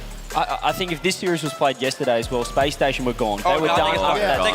They needed today off. I know it's the first series of the day, but they needed a full mental reset. Oh, yeah. Yeah, this has to be a new day for them. It has to be a new mentality, full reset. I've got to see, like you mentioned, Arsenal getting hyped up in the middle there. He's the most experienced player in this team. He's been doing that since Season 8 RLCS LAN. He was getting hyped up, and I could see, watching that firsthand in person, he himself and his team that he's playing on always plays better when he's getting loud and just filling his team with energy. And I think it's important to mention that SSG's defense has been absolutely abysmal. This whole entire lane, they're 14th out of 16 teams. 14. They can't stop. They couldn't stop a range draw from into the bucket or something like that. And we saw as well in the KC series, Daniel, everyone was sort of praising his game, but he was almost trying to do too much. He was trying to play it like a 1v3, or maybe it was that, he was coming up against Maybe he needed to. He might have needed to, but I think he needs to realise he has to play as a team. He's not going to be able to beat even the club. We're not talking about KC. These guys are a quality side, but he needs to play as a team to win this one. But if SSG, just as you guys are arguing, if that's what the team comp is feeling, if that's what the vibes are like, they're going to fall apart before they even have a chance to get back up. The way the club are a team that can really just dissect you, get full faith offense, SSG, we talked about it, we saw the video with Chrome earlier, they have to get locked in. They have to be on the same page. Everyone has to share the ball. If someone runs off trying to be a hero, that could break what the team composition, what the plays look like, and the play style, and it could cause chaos. And I don't know if you want to have chaos when you're going up against the club here. Nah, they thrive in chaos. There's chaos in here right now. Always chaos. It's definitely the club are at home right now. They're loving it. Yeah, this is definitely going to feel very, very at home. I mean, there's one thing similar between this kind of audience and South America. We've seen that recently in other events, and I think that the club are going to be fine in this setting. I'm really just waiting to see what kind of Arsenal we're going to get today. If it's got to be him. He's the most experienced player in the team. He's the oldest player in the team. No one else on that team has what it takes to just get loud and get everybody else amped up. If he does that, I think they've got a great chance. And this crowd is going to get amped up as we are getting ready to get this game started. But let us know at home who you think will win. Use the hashtag club if you are in the club, if you are voting for the club. On the other side, use the hashtag SSG as, gentlemen, it's about to be that time. It's about to be time to go to work here for these two teams. I need to know who you guys have. We'll start down the line with Johnny Boy. I said it earlier, I'm leaning towards the club here. I was looking at the players walking out to see if there's anything that would suggest that I might be tipping the scales the other way. I've not seen anything of this sort. I think I'm still in the club. I think they're the better team this weekend so far, and they will be the better team today. Based on what I've seen so far this tournament, I am more than leaning towards the club. I think that they're probably 70%, 75% in this matchup. I just think, like, Dan the man, he's been great, but it's going to come down to who's the better team. And right now, the club are playing like the better team. Listen, I'm dressed up. I'm ready to go. I think I'm a now then tree. I'm going to the club. I am ready to jump on the South American hype train. Lads, you're going to represent your boys. This is crazy. I didn't think they'd all pick the club. Me neither. They're all in the club. Listen, but you can't hate from the outside of the club and you can't get in, so which means I need to get in. I'm trying to get into the club. I'm going to roll with the club as well. I think they've been a little bit better this weekend. I told y'all I wanted to go to Brazil yesterday. I'm going with them today. They're trying to curse me. You see what he said? Well, guess what? Brazil lost yesterday. And they're going to lose today again against Space Station Gaming. They're getting in the rocket ship. They're taking off. I talked to Arsenal before the game. USA didn't even play yesterday. They were already eliminated. Anyways, I talked to Arsenal going into the day, he's feeling confident. He says, you know, the vibes are definitely off, but things have definitely changed here for him. So put me down for SSG. I've got those boys here. Let's see what you guys at home went with in the chat vote. I got Chad with me. They're outside the club, 60%. But listen, it's time to get into the game. We're going to send it to Stacks to kick things off. 2 victories separate these teams from the next step on their quest to claim a major championship and to begin working towards competing for the World Championship. Last year, we began this journey inside a closed studio. But this year, we kick it off the right way, in front of Esports' greatest fans, Rocket League fans around the world. Dit is het begin van een nieuwe reis. Dit is de Major. And dit is Rocket League. What a difference a year can make, Corelli. This time last time out, we were behind closed doors, as Zach said, but now we're here at Rotterdam. Rotterdam, how excited are we to be here? The vibes, immaculate, here for the first match in front of the crowd. The club and Space Station Gaming to face off in game number 1. The arena is packed, the players are ready, and a man who's been quiet so far this tournament springs to life immediately. This is the guy you gotta get going for Space Station. You've seen how well Daniel's played throughout this tournament so far, and to get LJ on the board first in 3 seconds is a dream start for Space Station. Space Station Gaming and kickoff goals. Name a better duo. This one they'll be pleased are on the right side of it, but Bems takes an attempt at a flip reset. LJ's getting involved again. And Corelli, he really is the player that we've needed to see stepping up for Space Station Gaming.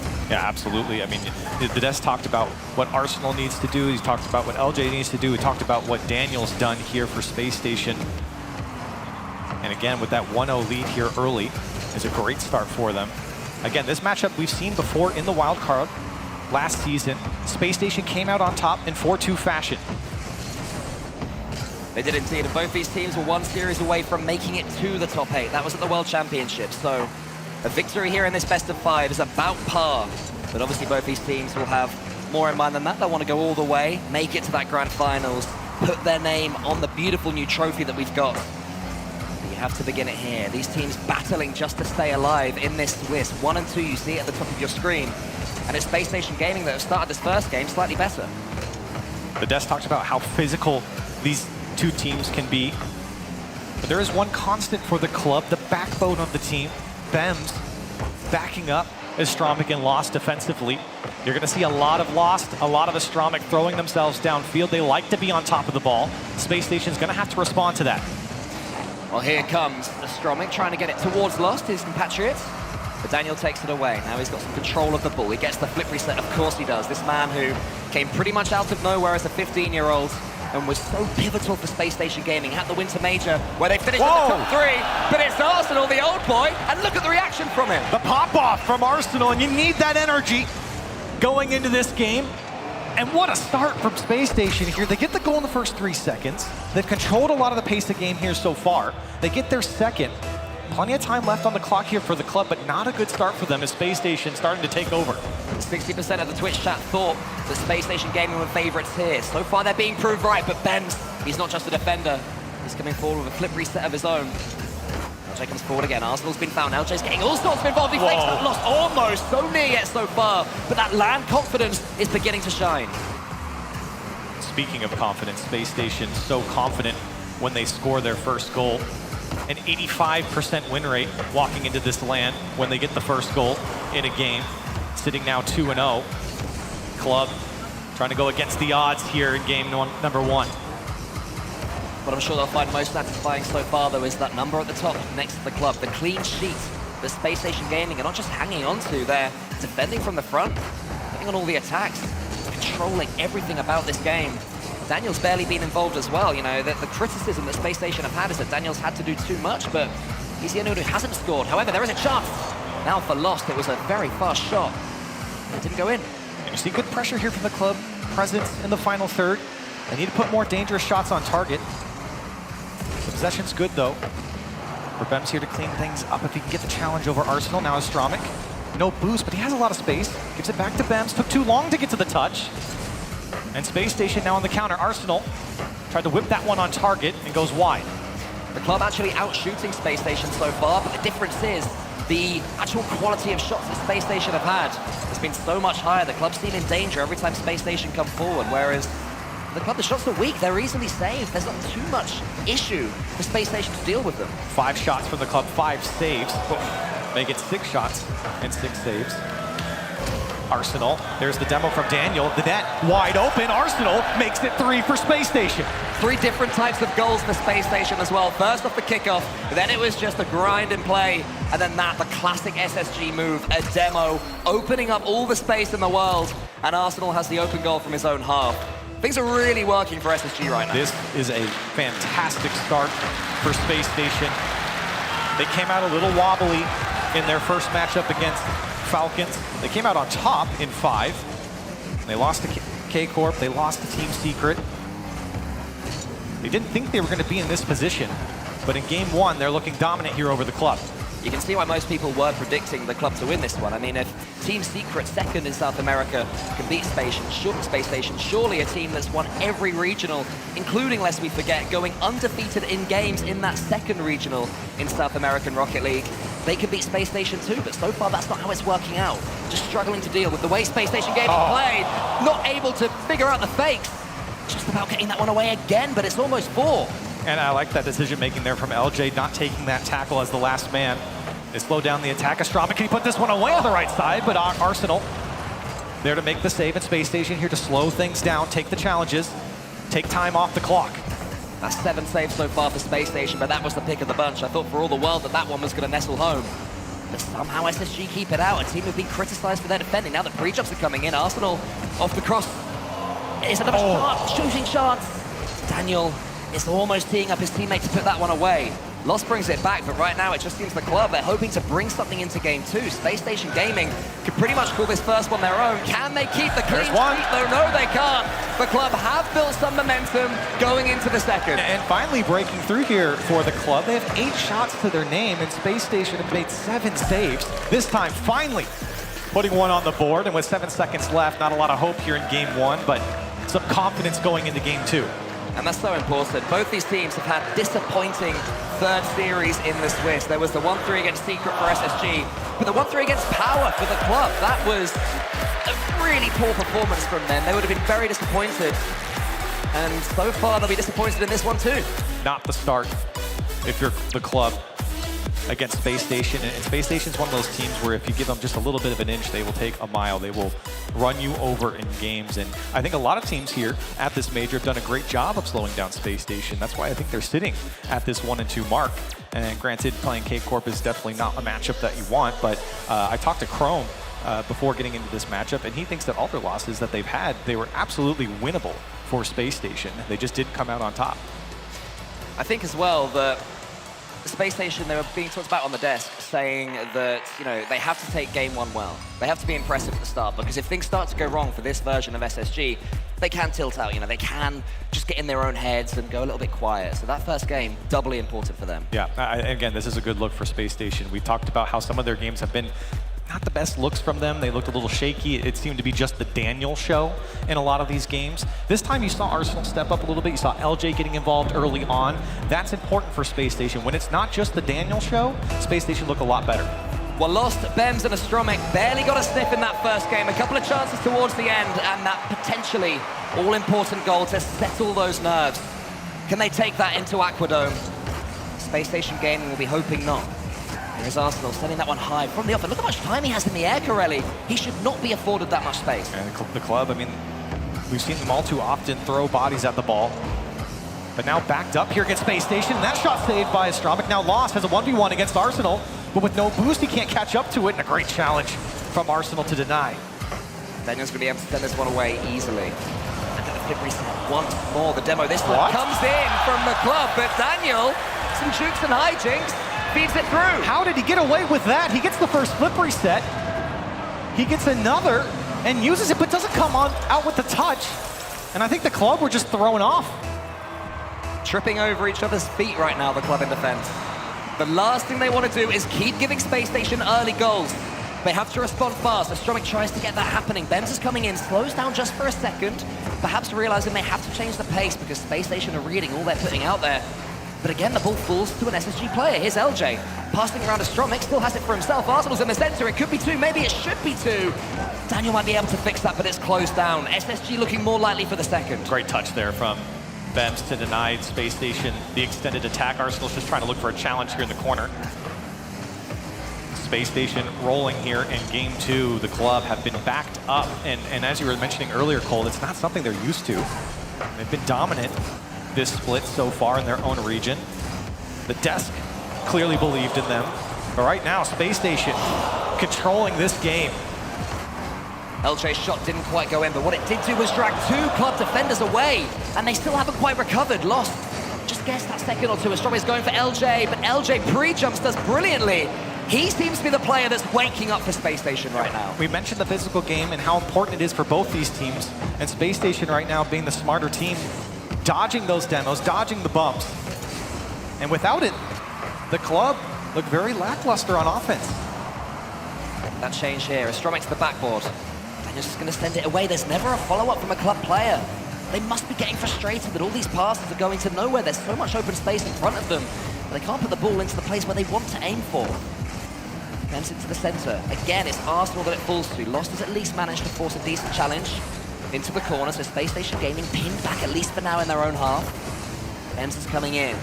The club are turning to each other, looking for someone to shake things up, and so far, no one stepping up to the call. Maybe now. LJ's missed.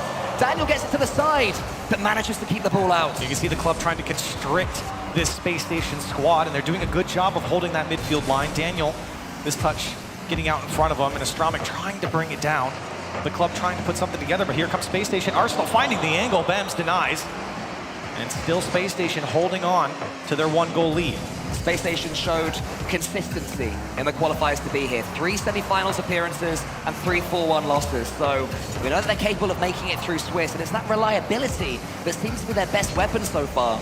Just keeping the club at arm's length, not allowing them to use that pace, to use that speed against them. And when they come forward again, Daniel is just starting to open up himself. So even more signs of danger for the club. But this could be one for Space Station. This could save him. Arsenal can't do anything. The club equalize. And you can see this one materialize. The second loss takes it into the air. You see Astromic deep on the Space Station half, and a good dunk there from Lost. Puts that one away. The chase into the net. We're tied up. The game has life. We do have a club equalizer, and they have to build upon it. Remember, this is one of the fastest teams in the world. So far, Space Station have dealt with it so simply, but that might change. Lost tries to get it past an opponent again. Not quite this time. Arsenal showing his own pace, but Bems is aware of that. That's his job on this team. Get the ball to Lost. Get the ball to Astromic. Let them do their work. Lost is almost in there. Astromic is, but it's saved by Daniel. A gift there from Space Station. And another one goes wide. You can see the club, again, spending a lot of time now in the final third. And Space Station just having to boom it downfield to buy themselves some space. And they almost won it back there. LJ cutting across. Lost wants the pinch, and he'll find it. Still looking for more space, but it's LJ there to slow this one down. Just over a minute now in game 2. Space Station trying to put the club on match point here. LJ past one, shot goes high, looking for follow-up, and Lost was there. Space Station have done great just to make sure that they don't throw anything away after conceding that goal, when it did seem like there'd be a moment or two of club dominance. Space Station manages to press that, at least for a little while. Now Arsenal comes forward. LJ's in there again. He's desperate for the ball today. He's woken up with just a pure desire to play some Rocket League. 40 seconds left. This one's nervy. Daniel denied again. The club trying to move up their line. It's a good demo there on LJ. LJ gets Astromic back, coming off the spawn now. Lost on the back wall, won't make it. Great decision from Lost there not to go for the ball. Arsenal was trying to tempt him in just to put it past him. But at this point in the game, you don't want to make that mistake and leave your goal completely open. That could have been the case. Instead, we have some more 50-50 play. LJ into the corner. Looking like we're settling towards an overtime. Tension building here in game 2, final seconds. Space Station gets a demo. Looking for the opportunity, and it will go to overtime. It almost sneaked up the wall there. 1-1 here in game 2, and the first overtime of the day. The first overtime of the day, the first overtime in front of this lovely crowd as well. Next goal wins, everybody. Lost tries to get it going for his team. Arsenal's in the air. LJ helping him out. Stroy's having to go back. This is so dangerous for the club. Danger signs everywhere. Arsenal to get the flip reset will just try and put it into the center. He does! LJ had a real chance, but he couldn't quite connect. Arsenal with 5 OT winners this split so far. Daniel going backwards into this one, doesn't come out with it. Arsenal there to bail him out. Opportunity now for Space Station, but Arsenal had no boost. And the club trying to get their offense going again. It looked good halfway through game 2. It started to sputter out, but maybe a second touch from Lost, it'll go wide. Those are the sort of chances that Lost has been sinking all season. He'll be disappointed that one didn't go into the back of the net. A true chance at this level. Space Station get away with it. And look how close they all are to the ball. They need this challenge from Arsenal to be good. It was. Bought them a few seconds, but there's still a little bit of danger until LJ gets rid of it. Exactly what was needed. Big sweeper roll here for LJ. Now Daniel wants a double tap. He's going to put it wide. Off the post. Arsenal there to follow up. But LJ's clears have been crucial for Space Station to get out. They've both missed double taps that you'd expect them to get now. So a chance for He's through! He's through! No one's there with Lost. Lost puts through the easiest finish he's going to get in his career. LJ gets beat so easy, and then Bems beats Daniel to the corner. It's wide open at this point, and Lost has a tap in. With 10 seconds left, Lost was on the backboard, and he made the decision not to be suckered in by Arsenal. In overtime, Daniel didn't do the same thing. He dived in, didn't have that same level of composure, and that's why SSG were punished. That guy's wearing a banana suit, what a legend. And he looks good here, and right now the club coming back into this series, and I think, you know, especially in that last few moments there where the game ended, it felt like Space Station, as you said, really lost composure there. 2 players diving into it. Daniel didn't have the best look at the challenge, but for LJ to dive in so quickly and for it to look so easy there for the club, I think Space Station had made a lot of the chances here for the club hard. This was the easiest look they've had here in this series. And at the perfect time as well. It's exactly when you want an open goal in overtime, when you can gallop towards the ball and know you're going to score it as soon as you connect. What better way to settle the nerves, and what better for the club than Lost getting the 2 goals, because he is the chaos merchant of the team. He wants to be that first man forward. He wants to always be as close to the ball as possible. So him being on the net is just going to be a shot in the arm for his mentality. And remember, this is still a best of 5. And loser goes home here. Both teams sitting at 1 and 2 in round 4 of the Swiss stage. No room for error from this point forward. A massive third game. It could be an early start for the club as Stromic tries to slow things down for a second. Space Station dealt with that one, though. See if Space Station can regain composure here. This one will find the back wall. Stromic doesn't come out with it. Arsenal wanted to play that one back to LJ. I think got away from him. Now Lost, trying to take a couple challenges. The club trying to set something up early. Double tap Ben. Denied by Arsenal. Arsenal, a great save. Good defending. Stromic, though, is going to keep on coming. Lost is already pre-jumping. Oh, my goodness! Talking about Lost gets it. Lost thinks it is 1-0 club. My God, Lost!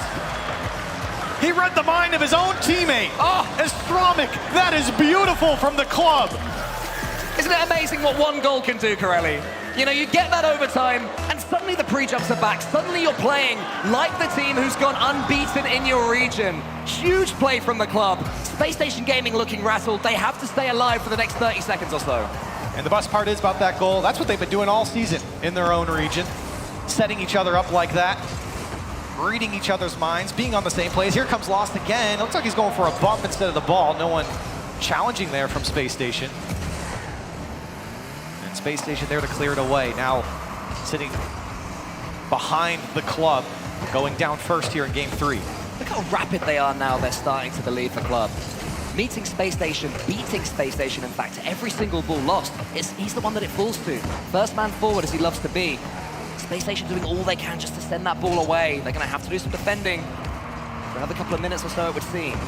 Counter-attacking play is their best option. Lovely touch from Daniel, though. Wow. That's what you need from Daniel. This can go all the way to the other side. If he gets hooked in, he gets it over the top. No way. Up LJ. He's so good. Who's fixed it? Daniel is unbelievable. That is insane from Daniel. And he had 11 boosts here, gets Bems to dive in, and then forces it to the net. LJ there to clean it all up. But that first touch from Daniel was what bought him all that space. You can even see Club, they had to throw the brakes on. They didn't expect him to control it so well. How does he have such good vision through that long hair? It makes no sense to me. Certainly playing at a different level here for Space Station through all of their games, even the ones that they've lost here. He has been a shining star for Space Station ever since he joined. They're here to tie it up in game 3. He's one of those players, and North America's got a few of them, that when he's on the pitch, you can never count out his team because all of a sudden it's Space Station that are hitting every single ball. Look at Daniel, look at the space he's being afforded, and the extra touches, gets the bump as well. Demo's flying in, Arsenal's got a foot race here with Astromic. LJ makes a good choice, nips in, sets up Daniel, he's feeling it, he's hot as anything. Bems gets it away, now it's the club on the ropes. It's like Daniel against the club right now. And a lot of support coming in from Arsenal and LJ, throwing in demos, keeping it awkward on the club side. That's a great flip reset from Lost, and easily controlled there from Daniel. Last time Daniel controlled the ball there, he ended up setting up an amazing goal for his team, so the club can't be too suckered in when they're on the attack. But now they are on the attack again, Astromic wants to get that second touch past LJ. It's a challenge. Daniel is being afforded so much more space now. Look at them, they know what he's capable of. And they've just let Daniel off the chain here. LJ with so much space, and you've mentioned it a couple times now, the club cannot afford the midfield to Space Station. You've seen what Daniel can do. And they still have Arsenal and LJ in the wings if they have the opportunity. Here's Arsenal, won't get by Astromic. Daniel to the ceiling, back to himself, denied there by Lost. Great challenge from the club to just stop the attack from Space Station immediately. I think it's got to be said though, that time the touch from Daniel was maybe a bit heavy, perhaps should have kept it to himself because I think it was Lost, had already made the pre-jump, shown his hand. It's a better idea into the sense, but once again the club reading it. We've achieved some balance again in this game when first it was all the clubs, then it was Space Stations after that moment of Daniel magic. Now it's a really intriguing point in the series. The next goal could just swing this entire matchup one way or the next. And all these players are capable of forcing it in any second. It seems like since Space Station scored, tension went up just a little bit here. A little bit more conservative from both sides. Arsenal, space to work with. Bems, beat to the back wall, Lost there to bail him out. Good two-player defensive strategy there from the club. One goes, the other stays high. Should be able to get the ball away, but LJ keeps it coming for Space Station. Gets a good second touch. It's going to fall to no one this time. Lost is being just nibbled at by Arsenal. Not letting him get away. That's what Arsenal does best. And now they're getting in their own way, the club. Just about manages to get it away, but Lost for a second. Looked like he put his teammate off. Space Station just trying to control the game now. A free one off the back wall. It's Daniel, doesn't get the best touch. And a good clear here from the club. They were feeling a lot of pressure from Space Station. A few more disappointing double tap attempts. One of these is going to be sunk at some point soon by one of these teams. Daniel, this could be the moment! There it is right there! How did you see that? Before, not happening again. How did you see that coming? Arsenal with a great flip reset, and Daniel, he's going to put it away every single time. I mean, come on. There was just a giant bullseye painted above the goal. And Daniel was like, yep, I'll whack it in the center there. I'll follow it up, sink it home like I do a million times in a row in free play. But now, 30 seconds left for the club to get back into this one. They do not want to have to win 2 games in a row just to stay alive. Almost equalizing straight away. Still an opportunity here for the club. Bems using all of his boost to get to this one. Lost, looking for any space, but no control. Astromic was able to win the challenge, and LJ having to dodge a couple demo attempts.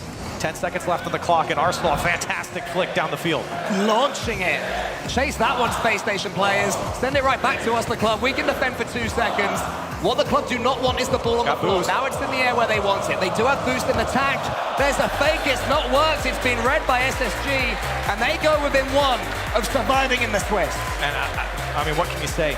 Cole, you look at this game, Daniel took over offensively, and you have to give credit to LJ and Arsenal because they did support him. A lot of bump attempts, demos coming out from them, and overall support defensively to let Daniel go down the field. But we've seen this, I think, in multiple series now from Space Station, where Daniel takes it over offensively, and he has been so efficient. He has converted so many of these chances, even chances where players are in the air and getting in his way. He's still able to put that double tap away that he did. He's still able to bring the ball down on his own side and dribble it all the way down the field. You just can't give him that space because he has taken advantage every time. And it's not just mechanics as well. Space Station have done exceptionally well to identify the fact that the club were leaving a lot of space on their backboard.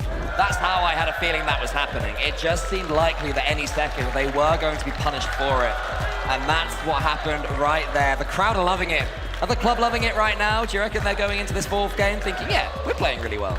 I think this was a better game, but still looking very shaky. They're not able to execute their game plan. They're not getting the bumps. They're not getting the demos. You're not seeing Astro and Lost be that deadly duo, that tandem throughout a game. Here's one over to Arsenal, speaking of duos. As LJ, can he put it away? Lost, a fantastic save on the goal line. Excellent play from Lost there, not just to get the first save, but to keep it going. Almost teased up a counter-attack for his team. But now Space Station with the confidence to go for those pre-jumps. LJ involved yet again. He gets a challenge against Lost. Daniel's coming in. That ball goes all the way back to Space Station. A rip-roaring start. We remain 0-0. Comeback win there for Space Station in the previous game. Only 37% of the time they win when they lose, or when they give up the first goal. So against the odds there for Space Station here on land, on a big stage, when the backs are against the wall. Astromic now trying to put on the pressure here for the club. They've got to get their offense going. Lost, space to work with here. Flip reset inbound and tried to get under LJ. And he's not phased by that attack. Astromic is just waiting, hoping he could have his chance, but LJ says no to that. Puts pay to it by crunching into a classic SSG demo. And now they come forward. Astromic, another decent save. And the second touch too. Lost is in here if he can get this next touch. Daniel charges in, takes it away from him. SSG just got Arsenal away club chances right now. Arsenal, he couldn't make up his mind whether to stay for the pass or open up space. In the end, he just about chose wrong. I think Arsenal just didn't get the touch. Now Lost, no boost, denied by LJ again. He has been a rock for Space Station defensively. Been the last man. Here he is again, coming up big against Lost. An interesting role for LJ here on Space Station in this series. And Arsenal, Space Station, despite the pressure against them, they are keeping a lot of boost. If you keep an eye on the top right, you'll see they normally have at least 2 players above the 50 boost mark, which is how they're managing to deal with all this pressure. Right now, though, they are a little bit starved, but that touch, that launch forward doesn't look important, but that'll give them such a huge sigh of relief. A lot of half chances coming out for the club. Starved again. Shots just not on target. And of course, LJ, he's been massive here so far. The only saves for Space Station in Game 4 now. So he's been rotating into this last man position so many times. Now he's taken out of the play. Opportunity. Astromic also trying to get touches. And here comes Lost. Denied by Daniel. It almost looked open until Daniel shut it down. An abundance of good play in one moment. First the touch, but then the save was excellent. Thought for sure it was going in, and this is an important 50-50. LJ falls to Astromic. Daniel's in the air. That's not what you want to see if you play for the club. Lost just gets rid of that ball. Priority number 1, 2, and 3. The flip reset would be the cherry on top. Can't quite get it, so Space Station continue to attack. Benz can slow things down. Running out of boost, though. Space Station now are the ones who have control of the resource. It's coming in. Arsenal's there, but Lost was aware. Good patience there from Lost. You still want the club to send someone there on that challenge. Now Daniel, he's free. No one's there to challenge him. Can he get the double tap in Astromic using all of his boost to deny Daniel on the back wall? They always seem to be chasing, though, when Space Station go for those double taps. They have to be slightly more aware of the club. It works out that time. Bems and Lost getting each other's way. That's not what you want to see. They've wasted so much boost there. Space Station almost get it on target. It's just about put wide by Astromic. Lost yet again. Lets the ball bounce over him, but this time it's met by Arsenal. A flip reset can be devastating. Lost coming in. The club bumping each other again on defense. The communication has got to be better. You can see Space Station taking advantage of the space afforded to him. The club, as you're saying, not communicating as much as you'd like. Lost, the only goal scorer here for the club. He's put up all 4 goals for him. You look to him to step up once more here in Game 4. Quality challenge again coming out from Arsenal. The club just trying to hold on to the ball on their own side, but you can see Space Station players diving at it. That one cleared back to the Space Station side. I feel like it's just brewing right now for Space Station, but one moment of genius for the club can change that. And they've certainly got it in their locker, especially, as you say, Corelli, the man we're seeing now Lost. Mercy has to defend against Arsenal. He loves the musty flicks. That one goes a little bit too far. And a challenge from Space Station. We've seen that a few times. They're diving in, and the ball's just rolling back. It's twice in a row, actually, for Space Station, just taking some poor challenges, and it pinches back to their own side. Arsenal. Now LJ cuts by 1. Just over 30 seconds left. Space Station trying to take a late goal here. Arsenal to the far side. It's off the post. Daniel there to finish. Space Station with 31 seconds left in the lead. When Space Station was struggling, it was Daniel that dragged them forward with his own little mechanical moment. This time, his teammates did the work for him. They opened the door and he just stepped through. And now the club are 31 seconds away from going out at stage 4 of the Swiss. Round 5 within the sight of Space Station. The club trying to have something to say about it, but here comes Daniel again, uncontested. Can he bring this one down? He almost got through his stomach. LJ looking for the back wall. Club, it's getting dicey here. 10 seconds left on the clock. What can the club fashion? Is a Stromic. He sends it high towards Lost. How he'd love a 5th goal, but it's Daniel who's dancing in the air. Maybe dancing on the club's grave to the second, but it's safe. But now LJ's coming in. The ball stays high. One more chance, perhaps. But he's taken out. A demo to end it all. One more act for a Space Station victory. They survive in the Swiss. They'll go to the deciding series. And the club are gonna have to go home. It's a new day for Space Station, and they look so much better here. And the club, we have to send home. The #1 seed coming out from South America can't get the job done again against Space Station. We talked about it earlier. They played in the wild card. They fell 2-4 against Space Station here, dropping this series again. And it wasn't a flawless performance from Space Station. There's still a lot they can improve. They did over-rely on Daniel, particularly in the middle of the game. He's the one who had to grab them by the scruff of the neck, but all 3 of them were definitely contributing. It's a tightrope to walk. I mean, he's their star player, and you need your star player to show up. Is that relying on him, or is that your star player, taking what he's supposed to be doing on this team? That's kind of the argument here for Space Station. In some of the games, they really haven't looked good, and it was only Daniel. I think here, LJ and Arsenal performed their roles to a T. They looked a lot better against the club, and they go to a round 5. You can see the anguish on the club right now. It always hurts, no matter how close you get, how good or bad you play, going out in the middle of the LAN among this crowd. It's pure pain for these players. And you never want to see them go home, not like this. But we have to, and for the club, what a great start to the season for them, dominating their region. Coming out here and a valiant performance here against Space Station. I'm sure they'll be back.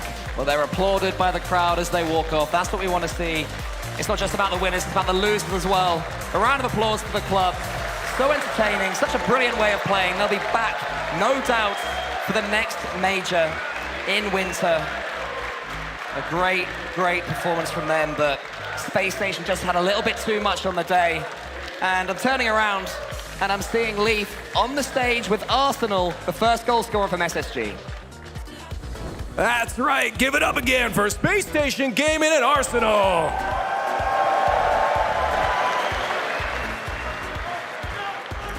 First off, I gotta say, I missed all of you. You guys are killing it right now. Good stuff, good stuff. Arsenal, how do you deal with this? Because this is loudness. I'm not gonna lie, the crowd always makes me play better. Like, I love hearing everyone get loud when I score like an open net, or even miss open net when we get a goal. It just makes me feel really good.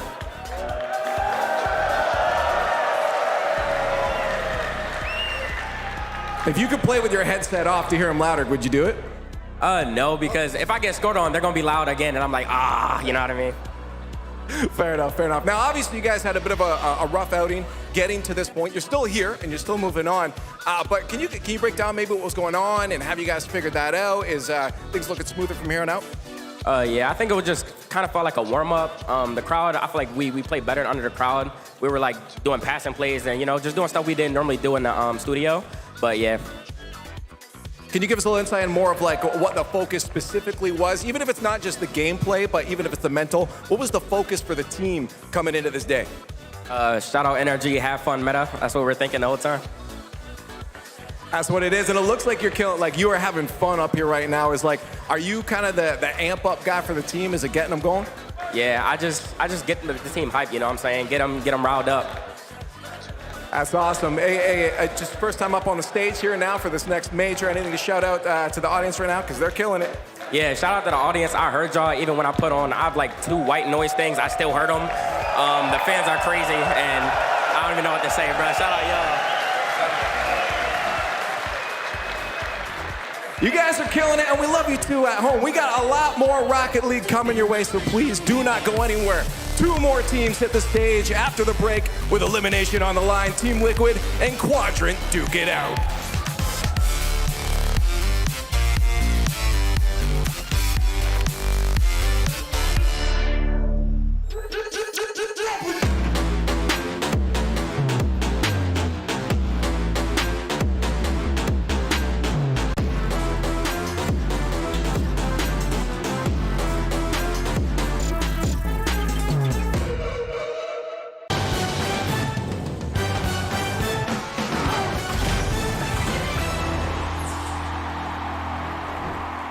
Here's one for you. Which LAN regular has endured the worst ever season in RLCS history? Who could it be, chat? The answer? Extra. While now a terrifying world champ, he didn't always have it his own way. After bossing the bubble scene in 2019, he joined Tigray, relegated in Season 7, and iGnite, recently removed from TSM, ahead of Season 8. Booted to the rival series, they felt this composed new Frenchman was their ticket back to the top after a great performance alongside Tigray at DreamHack Montreal. And what do you know, they were right! Put AS Monaco into the RLCS! Off the back of this momentum, they proceeded to have the worst season in RLCS history. No. I guess they can walk away knowing that they, set a record for the first team to go 0-9 in the extended league play. But a couple of newcomers were smashing the Season 9 rival series while Extra et al. Couldn't buy a win in the league above. With the shift to an open format for RLCS X, Monkey Moon and Mark by 8 took a punt on a player with promise. And the rest for Team BDS is history. Alex Extra Paoli. From the worst record in RLCS history to a key member of the most dominant team we've ever had.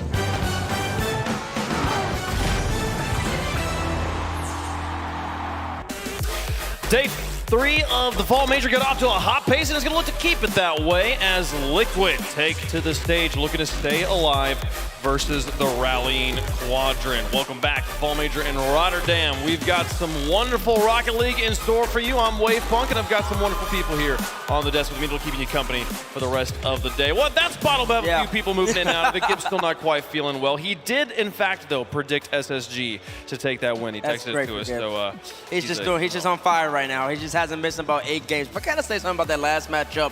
Lost, I forgot his teammates were lost that series. I forgot that Bims were stronger out there on the pitch. Daniel, we saw what he could do at SSG. My goodness. The Brazilians just going to need a little bit of help in that series. I mean, it just came down to moments, didn't it? Just time and time again, it was Daniel. Every single game that SSG won, Dan just stepped up. And we spoke about it before the series, teammates. We thought it was going to be the better team that won it. I don't necessarily know it was a better team. It was sort of Daniel versus Lost. It was Daniel capitalizing on his moments because Lost did have a couple chances in Game 4, especially that one where he basically could just walk the dog, but then he flipped it up high. I think he was just a little paranoid because he kept thinking everything. Shogun, what was your favorite Daniel goal from that match? There were so many to pick from. I think getting top plays tomorrow is not exactly going to be a difficult thing, but I think for the first time since South America got introduced to the RLCS, we saw a flat performance. That is, I've never seen a less sort of resurgent performance. Every single time we have South America, there's always that feeling, there's that moment that you're like, okay, they're going to fight back. And I never believed at a single moment there. In front of the crowd as well, we just thought they'd feel that energy and use it to fuel them. I think we saw a pre-jump from Lost when they got going in game number 2 or game number 3 there. We started to see them get going. It was fine. The other two. There's the other two. Yeah. They were sort of ramming into each other. It was all over the place. But the whole team, though, they just struggled to get going there. And it's a best of 5 at the end of the day as well. So you have to start well. You can't afford to drop the first 2 games because, I mean, against Space Station, Dan's going to win at least one of them with a flip reset or something like that. It's crazy. I think they gave out the stat in the middle of the series, 85% win rate when they score first. They scored first in most of those games, and, it delivered there. Congratulations to Space Station. They move on to round 5. Here's how the rest of the day is going to go. We've got 2 more games to go in round 4 before we'll play those 3 decisive round 5 games. Falcons and G2 Esports waiting for the conclusion of the match we're about to get into. Team Liquid taking the stage against Quadrant. Quadrant, shaky start here, but they're starting to get their feet under them. My goodness, they've given themselves a lot of work to do, haven't they? Have to reverse sweep the Swiss bracket. We've seen it done before, but that's typically during regionals. That's when you're taking on the 16th best team in your region. You're now taking on the top 5 teams of every other region. The young guns of Europe here over on Liquid as well. And, Johnny did mention Atto, maybe a little bit of crowd advantage coming out, but Quadrant on the other side, teammates, we spoke about in the pre-show, Cash coming here, the crowd for the first time, landed as well. That's going to be super exciting for him. Gotta trust in the cannon. Gotta trust in the cannon. We'll see if the rest can rally around him as well. Quadrant about to take on Liquid.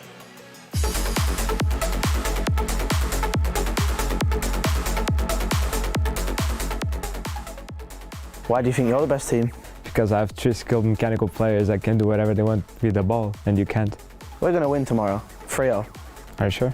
Well, we beat you once before, and you don't look as good as you did in Regional 3, so why not? And what about playstyle? Playstyle? Well, don't think you can talk about much about it. One regional wonder. I feel like if you think you're going to win, I think you don't understand anything about the game. Because, we all know Liquid is better than Quadrant. If you think we can't beat you, then, look at Regional 2. We beat you quite easily then, 3-0, so just have to wait and see. Come get it. Lando's League of Extraordinary Gentlemen take the stage against the Splash Squad. Please welcome Quadrant and Team Liquid.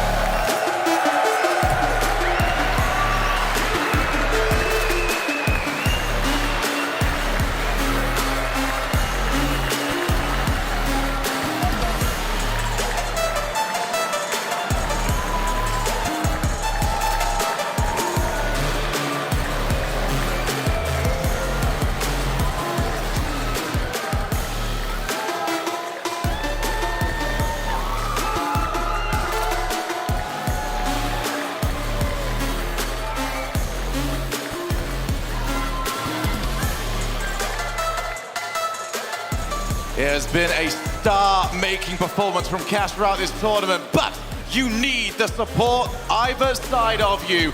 EXO, Relating Wave, have not quite hit those levels just yet, And they're gonna have to, because across them, on the field, Team Liquid, we know they step up in front of crowds. They do, they've done it. And the young guns, it feels like this narrative that we've always had in the past of the young guys that can't handle the crowd. Well, just throw that out of the water. These kids have what it takes. But on the other side as well is Pixo. Can we see Pixo maybe? Oh, yeah, we're going to be able to see it. I haven't seen it yet this event. Oscar, on the other hand, he's been pretty consistent. It's consistent for this team, Liquid team. It really comes down to all three of them, you know. They all seem to be able to play their best Rocket League at moments, but also it's okay Rocket League. But they're one of the few teams here, in my opinion, that have all three that could be the best on any given day. A lot of teams at this event, they don't necessarily have that. That's one of those worries as well that you have as a Quadrant fan, is that the formula has been set ever since the season started. EXO needs Cash, Cash needs EXO, Relating Wave backs them up. We have not seen anything else work for them. If those two players are not both hitting top form, this is going to be a rough ride. I mean, the cannon has been firing, but it's starting to overheat, I feel like. Like, he needs some help. There needs to be some support for Quad. Yeah, he scored 8 goals there in that series yesterday in 3 games. So it was absolutely insane. He had 750 score per game as well, the cannon. So if he comes out today firing, as we said, a lot of cannon memes coming out back and forth, but if he comes out swinging, then Quadrant, they're a chance. As he said in the interview as well, they beat them 3-0 in a regional before. Liquid obviously did win regional number 3, Shogun. So, you know, which teams are we going to see today? What forms of these teams are we going to see? I mean, when we hear about the regionals, we always go back to, that was online. Yep. When it comes to online, and it comes to sitting there and you look across, not only at your opponents, but you look beyond them, and you see the crowd waiting for every move you're going to make, it's something different entirely. It's a different game entirely. We've kind of invented this third category too of like LAN without crowd. Like there's like 3 different styles of place you can play. I think we've put forth because Wild, that's something entirely different as well. That's true. But like I don't know, we've seen one version of Quadrant so far here in Rotterdam, Bates. Is the crowd going to be the X factor that brings out what we've seen from them previously? Well, if the K-Core fans are out there, I know they're not rooting for the team from England at the moment. Not today. not today. So I don't think the crowd's going to be in Quadrant side. EXO, he's got to step up a little bit, but give me the man with the play. Where's he at? Where's he at? This is the boy I want to talk about. Young Cash the Cannon. He's been doing every single thing possible to bring this Quadrant team here. He's 5th in goals per game, 75% goal participation. Every single time they score cash money, he's all over. You need to understand just how good a player must be, where they went 0-2 to start a tournament, and we are still talking about how good he plays. Cash has been that guy. No matter what happens at this tournament, he will still be a hot commodity coming out of it. And it sounds like a broken record now, but we're looking for a Relating Wave. He's got the LAN experience. Is this his prime team base? Is this the time, though? LAN experience doesn't mean he's winning them, but is this the time for him to step up? Is this the revenge arc for Relating Wave? I mean, I've been waiting for Wave to step up for the past minute now. He's been here. He was on an 0-8 streak. Cash had to bring him there, or maybe they got a freebie from the Pioneers team, where it absolutely looks like they need to go right back home this weekend. So he broke that streak. Now he's got that little monkey off his back. He knows he can win again. First time without Seiko especially. So it's going to be interesting to see on this main stage what he brings to the table against the Liquid team, who, like you heard Chronic in the interview, Wave, he just said, we're just too mechanical for you. On the blue side of the pitch here for Liquid, is there a most important player? You can look a couple of ways on this one. It's whoever's up and running, to be honest. Like any one of these 3, it sounds like a cop-out, but it really is the way this team has formed themselves of, you're all fantastic mechanical, just go and do your thing. And if somebody isn't, somebody else will. I think if we're going to dive into it, Oski and Atto, they're sort of the 2 boys that are constantly putting up the numbers. So if a Chronic's the one firing, that's almost a good sign for Liquid. If he's the one firing as well, stepping up to the plate, because usually if there is anyone locking it down, I feel like there's no structure on Liquid, but if he can get going, they'll be strong here. One of those things as well, we see the positioning of a Chronic, you see the positioning of Relating Wave. When those players are playing well, it's because they're being allowed to, because the space is opened up for them, because the mechanical players are in top form. So yes, I do agree with you there. If you see those players getting a lot of time on the ball, something's going pretty well. Yeah, for sure. I mean, Liquid is one of the strongest improvisational teams in all of Rocket League, especially in Europe. You give them any field dynamic, they can find a thread to the goal. They'll make it work. And that 3-man dynamic where any one of them can be the edge of the knife, a shuriken of sorts, that just any part of it is dangerous to you, it's going to be a lot for Quadrant to handle. I think the interesting factor as well, we talked about in the first series of, you know, we picked the club because we thought they were going to be the better team, but after that first series, is it about individuals now? We talked about Quadrant needing to step up as a team, but T-Bates, maybe the cannon is enough in a format like this with the crowd. Do you need to have the team aspect, or do you just need one player popping off? What just happened last series, TJ? That's what he's saying. We saw Daniel. Exactly. That's what we're saying. I think this team thing might be thrown out of the water all you need is one. I think RLCS basically for a minute now has went to this team format where everybody needs to do something, but at the moment you're seeing Daniel win series basically by himself. It looks like you see Vatira with 2 solid players behind him, but he seems like he's still winning series by himself. And Cash, we saw what he did against Pioneers. Okay, well, I mean, if it's Cash, it was Daniel versus Lost. If it's Cash versus who? Cash versus Liquid. No, but it's got to be one player. I'll go Toe. Ooh. Toe? The big boy. I'll go. Well, all right. Let us know who you think this was going to be about in the fan vote there. Hashtag TL, hashtag Quad. CJ, start us off. It was a bad start, CJ. It was a bad start, and it might continue here because this is a team that I predicted to perhaps lose to James Cheese. And now I'm going Quadrant here. I think the cannon in front of the crowd, he had a look in his eyes. He had a sparkle this morning. He said, I'm not wasting this opportunity. He's going to step up here and play to that crowd. Quadrant, there's something special about Lands, and I think the cannon has it.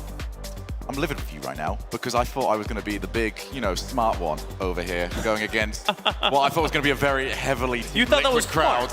I thought, I don't know, you've seen my prediction rate this season, mate, all right? I'm perfect for up here right now because I'll be just as wrong as everybody else. Put me for Quadrant. I'm joining the team on that one. We might end up regretting this series. I'm less confident now you've picked them. Liquid's the fastest team here. Tao's the third fastest player on the pitch. They have a lot of speed. But it won't be enough when you're going up against the cannon. I'm not going against the cannon.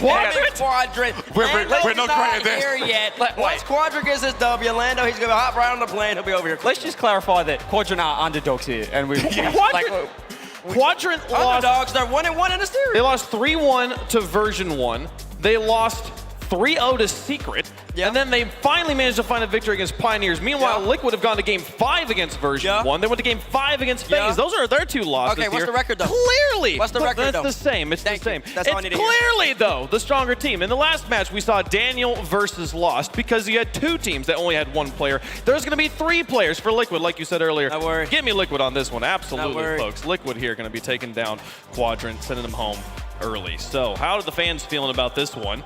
We got 7. We got the fans on my side. That's fair. Hey, host and fans have a good record so far. Look at you being the contrarian today. over there. Just My saying, goodness. folks. They got a pretty good record so far, so we'll see that one. I'm excited for you here. Man, though, I do think it's going to be a 3-man squad. If EXO shows up, though, I'm going to eat my words. Listen. Me picking Quadrant here basically is me rolling with England against France later on today. Because if that doesn't happen, I'm a little worried. We'll see what happens, folks. Match number 1 delivered some highlight goals. Match number 2 should give us a similar taste here. Team Liquid taking on the Cannon. Cash is going to do his absolute best. Maybe the rest of the team will be there with him as well. Match 2 starts now. Get up and get loud. It's game day.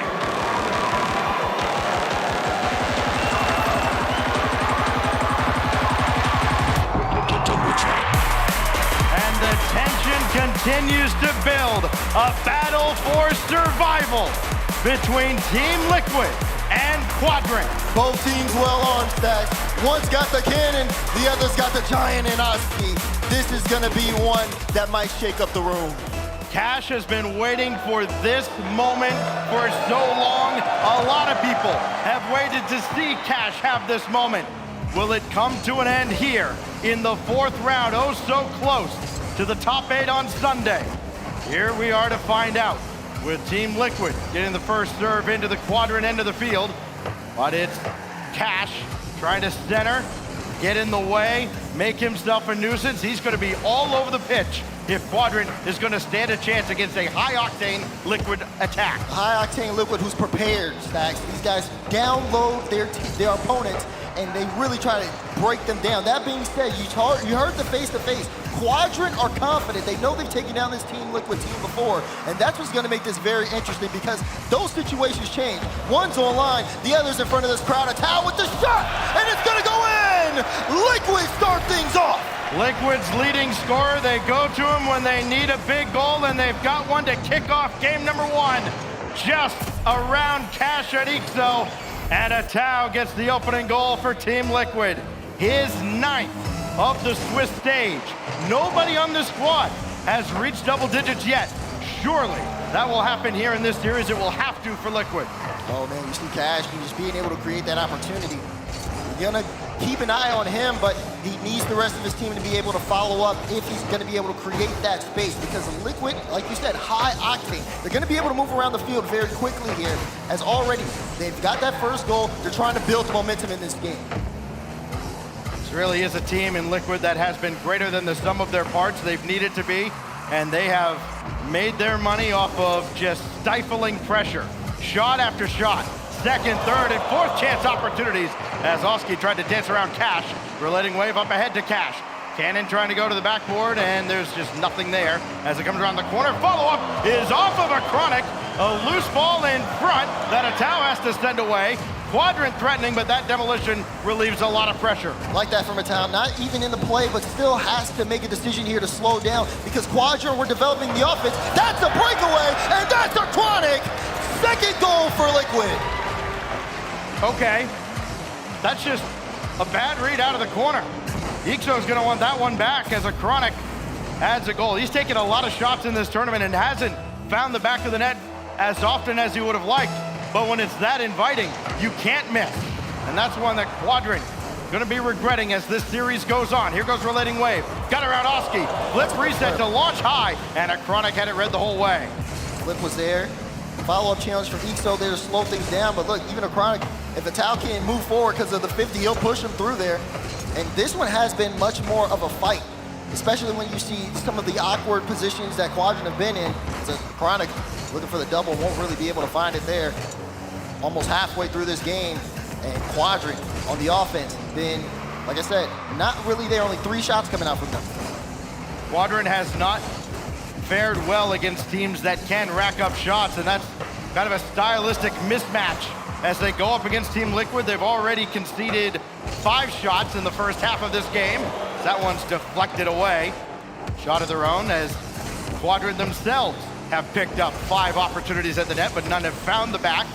That's sent away by Oski out to the side. He'll follow it himself, but Relating Wave has that. Nobody else coming forward, and the attack stalls for Quadrant. It's good shots on target there from Quadrant. The cannon's been letting loose. He's got 2 this game. But that being said, even though they've been able to get shots on target, they haven't really been too dangerous, too threatening.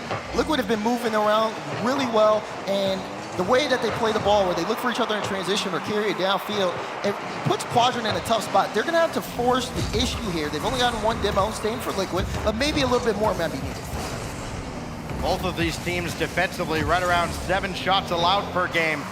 So to see so many shots so early in the contest, a little unheard of for both these squads, maybe getting into uncharted territory. Here is Ixo, needing something to get going for Quadrant.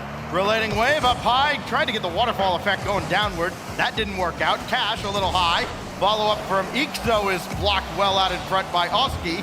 And Team Liquid, known more for their offense, they've just had a stifling defense and have not allowed quality looks at their own net from Quadrant. Quadrant still looking, Cash still shooting, and it's still being saved out. They are trying to force their way through, but Liquid have built a wall in front of their own net. They haven't given up a goal this game, and time is not on Quadrant's side. Less than a minute to go in game 1. Atao trying to get around it. Well, if you can't get the ball around somebody, you take them out yourself. Ixo to set up Relating Wave. Oski has to clear. And again, Team Liquid continuing the shutout. Cash just cannot get the ball rolling his way. Relating Wave, it's a free backboard, and Relating Wave will score! Finally, the Liquid defense cracked. Wave finally finds the back of the net here, and it's going to be very important for Quadrant, not only after this, to continue to build on that. If Wave can get more opportunities, can start to get going, then it makes Quadrant more of a 2-headed Hydra here. And Ixo starts peaking, it becomes 3, but that's getting a little bit ahead of ourselves. Right off the kickoff, Quadrant have the ball, but less than 30 seconds to go in this game. They need to keep up the pressure if they want to equalize. I wonder if maybe Quadrant might be just getting a little too antsy in front of the crowd. and maybe letting the adrenaline take over. Only 13 seconds remain here. Gotta have their heads about them now. Relating wave. Out to Ixo. That's a good touch. Cash down with 5 seconds. Cash couldn't get the flip reset to go. No time remaining. Oski to bring it to ground, and Quadrant doing all they can to prolong their life, and Oski will put an end to it. Team Liquid hang on for game number 1. Hang on is absolutely right, because they started off that game very strong, Stacks, but as it continued on, so did Quadrant in terms of leveling up. I mean, look at the shots there for Quadrant, 13. Halfway through the game, I was talking about them having 3 shots. It just, like you said, maybe they just kind of put themselves in the room, saw the audience, and then you could see that, I mean, that consistency, that pressure, almost put Liquid in trouble for a bit. Look, a win is a win, but if I'm a Liquid fan, I'm a little concerned about the fact that I think about the halfway mark of that game, I called out Liquid had 5 shots. They finished the game with 5 shots. They were outshot 10-zip in the last 2.5 to 3 minutes in that game. That is not gonna be sustainable in the long term against this Quadrant attack. Yeah, one thing that I've noticed here, I mean, for Team Liquid, the way that they've been able to honestly set up their opportunities has been very fantastic to see. I want to see them to continue to build on that as the series progresses. But right now, for Quadrant, it's, again, getting everybody on the same page. Cash let loose in terms of being able to push the ball upfield, but not too many shot opportunities from him. And then, of course, Wave able to clean things up. Can they create more and get back into this series? Overletting Wave being a pest right at the goal line. Not enough to open the door just yet for Quadrant in the early stage of game 2. They were threatening, just more than really we could say in the first game. See if they can keep that pressure up, and maybe that constant attack near the end of game 1 could serve as a catalyst for more things to come here. But there's Oski. I mean, Liquid have been so quick getting out of the zone, and they've been so quick all over the field. That's deflected out to the side. Oski again trying to dive in onto one. Double commit out of Quadrant, and this could be trouble. A Chronic all day to play. Got around 1, and Oski couldn't finish the play. Cash in the way. Great save there, but you can see a Chronic just dancing around Quadrant. That ability, that control, doing wonders. Quadrant finally able to clear this in space, but it's to a Chronic. Again, he's going to use the last boost on his flips. This ball's really going nowhere. But Oski will try to pick it up and get that 50 out. First minute going by here, and you can see Team Liquid, again, fighting back, putting themselves in good positions on offense. Just need a little bit more to convert, because Quadrant's defense has been able to meet them toe-to-toe. Oski boost and the clear with a Chronic streaking down the middle. Second tap, just high. And Ixo there to stop a Tao's follow-up. Here comes Relating Wave, who's been, I mean, nothing if not consistent in his limited career so far. He's kind of been the player I think a lot of people have doubted, and all he's done is consistently win. This goes out to the side from a toe, and it's Relating Wave right at midfield. Is he the spark that Quadrant needs? He's been everywhere so far. So is that guy. Cash, crossbar down and away. High shot from Cash. Quadrant getting a couple here. Still, not enough to get past Liquid, but Cash lining up another double. You can see again, Oski able to clear away the danger for the time being. Lots of trading up possessions here. You can kind of see a little bit of the adjustments. Quadrant haven't been too overly aggressive to where Liquid can really have freedom to set up a good counterattack. I think that's been the biggest reason why they've been, while this game has been so close. Cash contending with Oski there. Right around the halfway mark. This is where Quadrant came alive last game. That shot just wide. Oski tracking it the whole way. And then he was not tracking a Tao. So a Chronic has to come in and bail them out. It's been a little sloppy, but still a scoreless draw so far through one half. Team Liquid with the single game advantage that doesn't seem like much of an advantage at all. Everybody whiffs here. And it's Ixo trying to catch Oski out of position, and still nothing doing there. The defense from Liquid has been good enough. It's been scrappy, though. I will say that much. Just the way they've been fighting for the possession, where they've been fighting for the boost off ball. A lot of it just looks like both teams just trying to get just something to push themselves further. As Cash is trying to push Quadrant further. Gets blocked out, though, right in front of the goal line. It does feel like Quadrant's almost trying to force Liquid into playing like some ugly Rocket League, right? Trying to mix it up in front of the box, try to get them uncomfortable, out of position, draw them out for a rebound opportunity. It's just not working out for Quadrant so far. Liquid are doing a great job keeping their form as a Chronic was going after Relating Wave there, couldn't catch him. Relating Wave now to the ground, he's headed high. Ixo couldn't catch up, and that leaves Cash all alone as Wave retreats. I think Ixo has to be there for that play. Everything lined up. Wave got past the entire defense. Here's Ixo again. Shot! Bang! Ixo puts Quadrant on the board.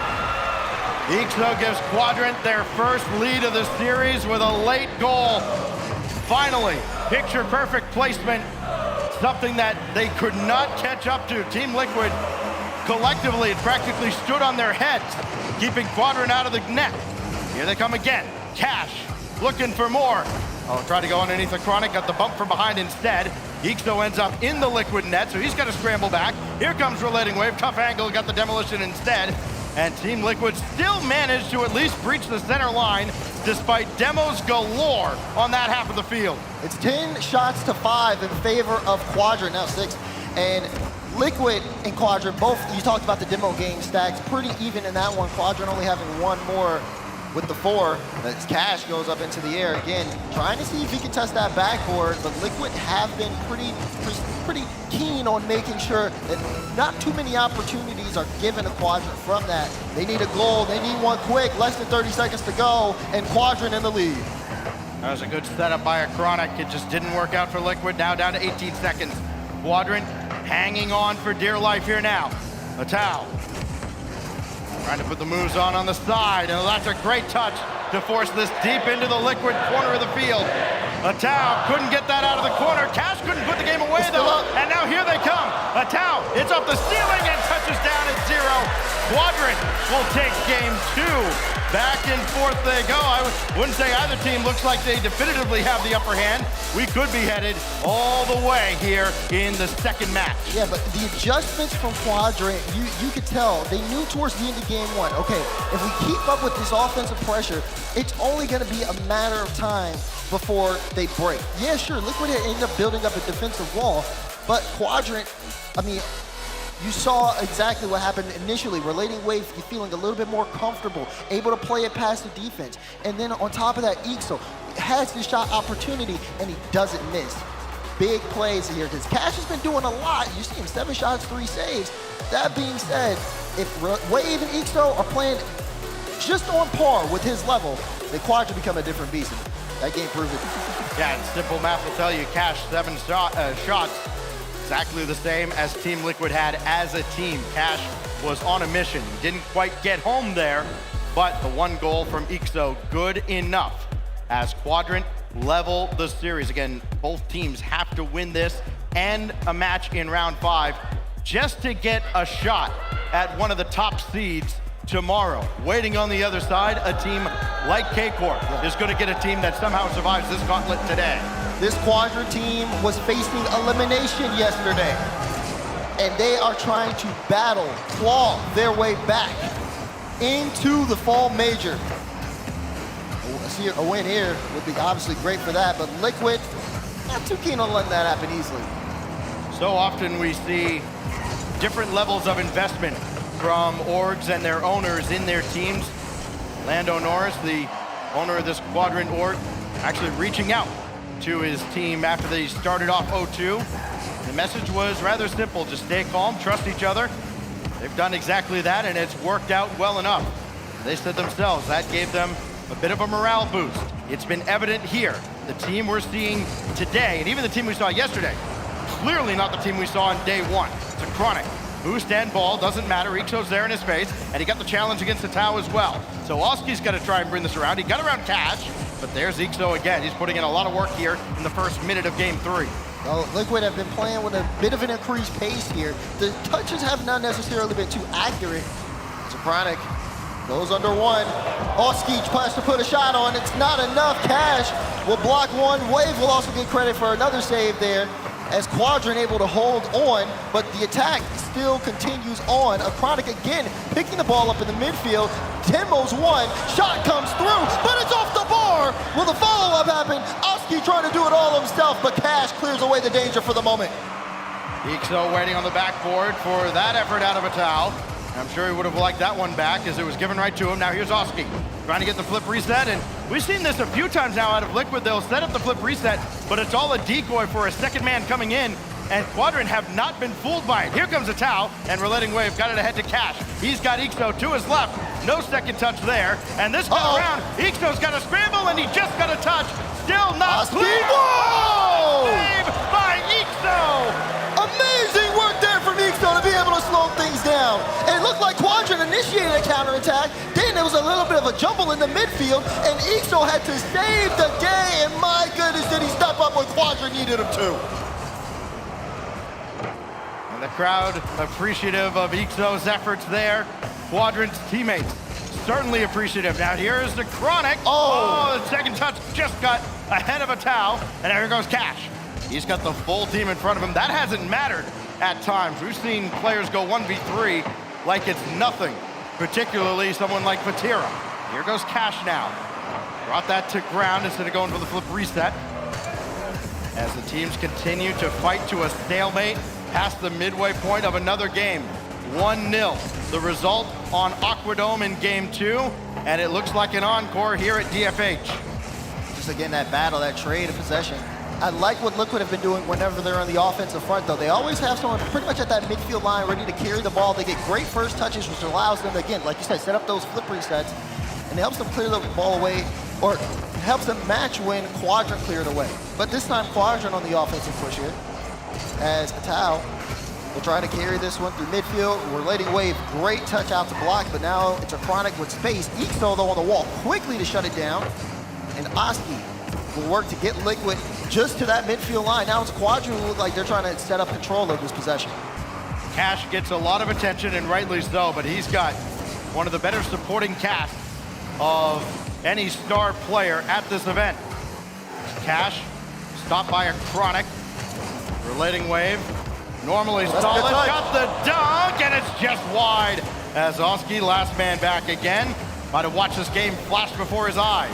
That was still a good touch from Wave. It's frustrating, though, to me because Quadrant had the ball in that offensive half, and they just let it go, just like that. That was the perfect time for them to set up offense. Now, they got to play some defense here. Liquid knocking on the door, final minute, and no one has been able to get a goal this game.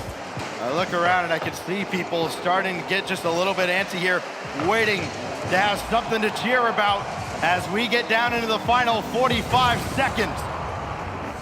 Who provides the spark for either side? Relating Wave just around a Tau. Cash met by Oski, it's neutral. So Ixo takes over. Indirect for himself and a Chronic right there. Follow up from Oski, clears the zone. Liquid might have had a numbers advantage, but no touch. So Cash will send it away. Oski doing all he can to slow him down as we dip inside 20 seconds. Great cut from Oski. Relating Wave, well, actually, leave this for Ixo. Still some pressure here as Liquid are looking for a chance. Tau has this ball as he gets it past one, but not a lot of control. Final few. Ixo goes up. Oski with the pre-jump.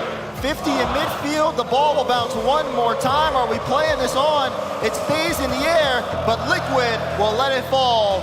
Scoreless game 3. We're headed in overtime. That looked like a World Cup extra time period. Not a lot of risk. Here goes a Tau. Because there are no PKs here. Somebody's got to score. A Chronic gonna have an opportunity. Just ahead of Relating Wave. Drive it down in front of Ixo, but there's Cash. Sure-handed as usual. Liquid, trying not to let Quadrant out and give them a look at their net. A lot of solo effort now. A Chronic take over one. Down, and it's far down. A Tau will finish. Great effort out of Liquid and a 2-1 series lead. That is experience on display. A Chronic slows it down, knows Quadrant are gonna get antsy, and they fell right into his trap. The flick over, the follow-up, everything working out from Liquid as they have this series on match point. Play like that is so fun to watch. You expect the shot, everybody in the arena knows it's coming, then nope, pump the brakes just for a moment, let the defense go by, and it worked this time for Team Liquid. And we saw them change a little bit as that game went on too. In that first half, we saw them again, decoy, flip, reset, have the second man come in. That time we saw a few more solo efforts directed towards the net, following through, and maybe changing the game up a little bit for Quadrant's defense. you can kind of see it too when the camera panned over to Liquid there. XPR just kind of going off. Just again, they understand the position they're in. They've been on this stage before. That's the one thing that they may have here over Quadrant. Not saying Quadrant aren't inexperienced. They have Relating Wave on their team, for goodness sakes. But there's a lot of donuts on that screen on the Quadrant side. One shot that got anywhere near the net. Forget the fact that, yeah, okay, sometimes a shot may or may not register. No, that's about accurate. Quadrant's attack was stifled. They got close to a scoring opportunity. That's about it. I think you're a lot more confident in that win as a Liquid fan than you are in game one. They need a new shirt. It's SSL now. Well, here we go. Could be the last game of Quadrant's tournament life. Unless they find a way to get the offense rolling. They have just not been able to break out against the Liquid defense, or the Liquid attack for that matter, as there's a rare shot for Quadrant to start off game 4. Quadrant down to the last life, and Liquid are looking to end this one right here, right now. The cannon may have ran out of ammo, or maybe Liquid just have them stuck in the deep, as they have just been in control whenever they're on the offensive push. It feels like Quadrant are trying to keep up with Liquid at this point, because that fast-paced offense, that aggressiveness, but then the ability to be able to switch it up, slow it down, go for a flip reset. Is it a flip reset or is it a fake for another shot?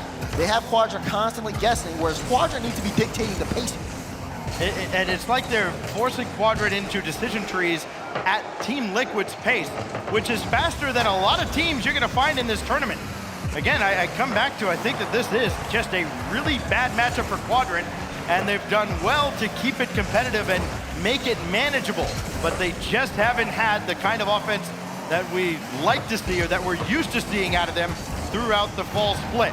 Here goes a Chronic, up to the heavens, coming down, and Relating Wave sweeps it away. Almost a good read there from a Chronic, but now Liquid just looking for that simple mistake, looking for that breakout. Can a Chronic be the one to lead them through, or will it be, I mean, the name we've seen a lot of here is Tao. He's been phenomenal here this series. On the other side, for Quadrant, it's been very, very quiet. You talked about it last game, only one shot from them, and it feels like maybe they've run out of gas.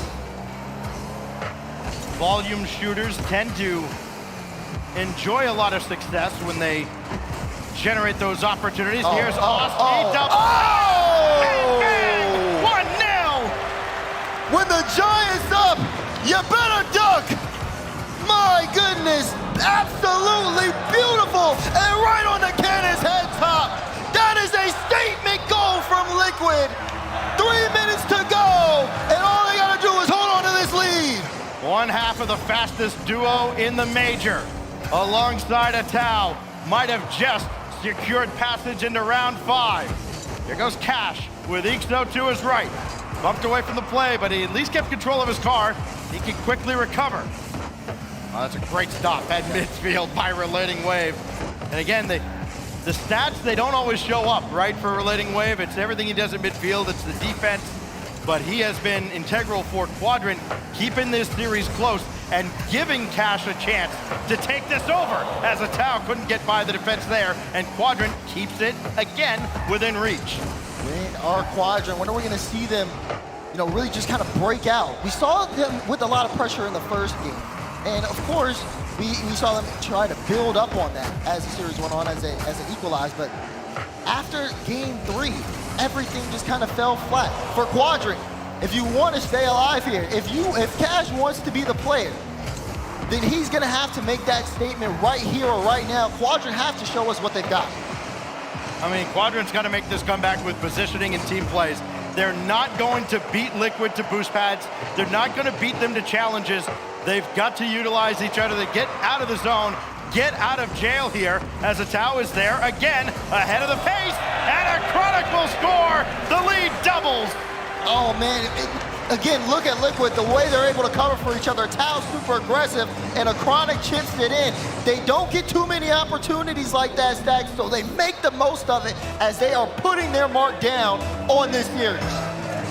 Liquid fans starting to feel a lot more confident now that they've got at least one more round to look forward to. This gets out of the corner. I mean, Quadrant almost has to come away with a goal here. They can't let Liquid off the hook, and they just about have. Relating wave off to the corner where Cash was there, but Atao was faster, as he has been all series long. Cash got around him now. Liquid's got to scramble back. Down to the final minute. Here. Relating wave, missed it high. Ixo nowhere to be found, as a Chronic will not put it away. Ixo at least make sure they're not going to lose 3-0. Atao controlling the ball, bringing this one over towards Oski. Liquid now playing around with Quadrant. Quadrant, though, not out of this just yet, but they need a run here soon. Time isn't on their side, and the way Liquid have been playing, they haven't had too many opportunities. Cash that one too high. That's been the trend this game. Just close, but close is not good enough here at the Fall Major. For all the messages that have been sent their way, the one that needed to be sent is the ball goes in the net. They've been everywhere but. Another one bounces well high as a Chronic over towards Cash, and Atao just finds a seam where Relating Wave can't get a clean touch. And time running out now on Quadrant, who have to go the length of the field and give themselves time for a kickoff goal, and it's just not happening. Another critical challenge at midfield, and the celebration begins. The final countdown as Team Liquid survives and advances.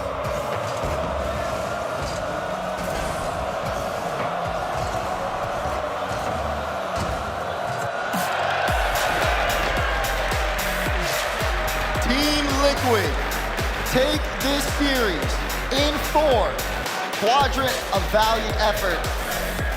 They started off, you can see them kind of getting into the series there, but Team Liquid, the ability, the preparation, they had a game plan and they stuck with it all the way through. Quadrant couldn't keep up, but Liquid stay alive right now in the Swiss. They're not out of the woods just yet. They have one more series if they want to make playoffs, but this is a great start to the day for them. It's so weird when you look at the defensive numbers for Liquid to see that they were even in this situation, 1 and 2 in round 4. They're one of the stingiest defenses in this whole event, and we finally saw it play out. They put their speed to incredible use, and they just, at times, it felt like they drove circles around Quadrant, and a well-deserved trip onto round 5, where again, their fate still not secured just yet. When you look at this team and you can see again, when I've talked to them before, if they have time, if they have preparation, this is what that looks like. I asked them about what happened with the FaZe series because it felt like they didn't necessarily have all the pieces together. They said they didn't have enough time to really download FaZe, and that was really just it.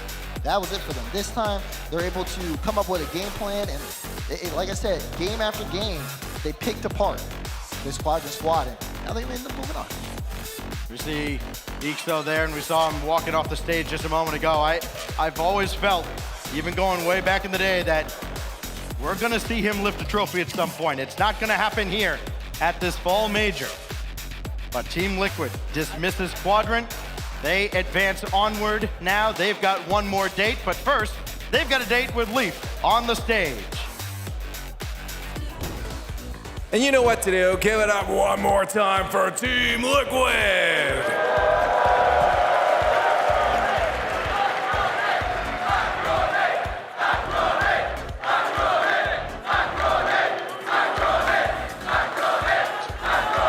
Chronic joining me here.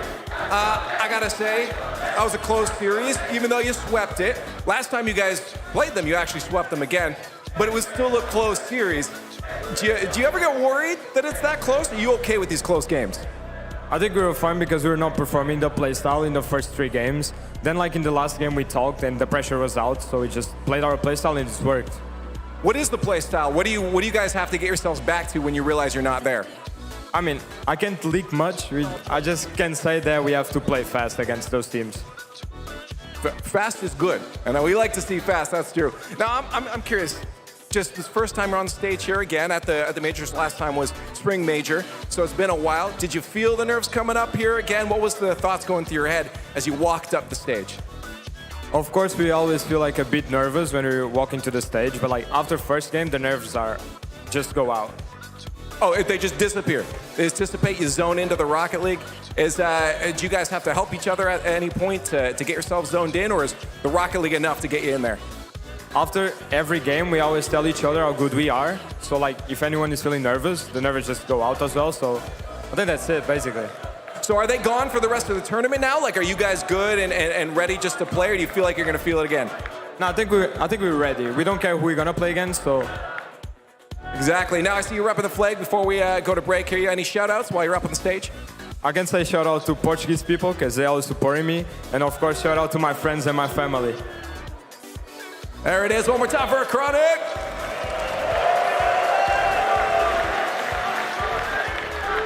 We got some more Rocket League coming your way. Lots of great games. After the break, Mina's Greats, the Falcons, take on a North American staple in G2 Esports. Only one team moves on, though. Find out in a few moments.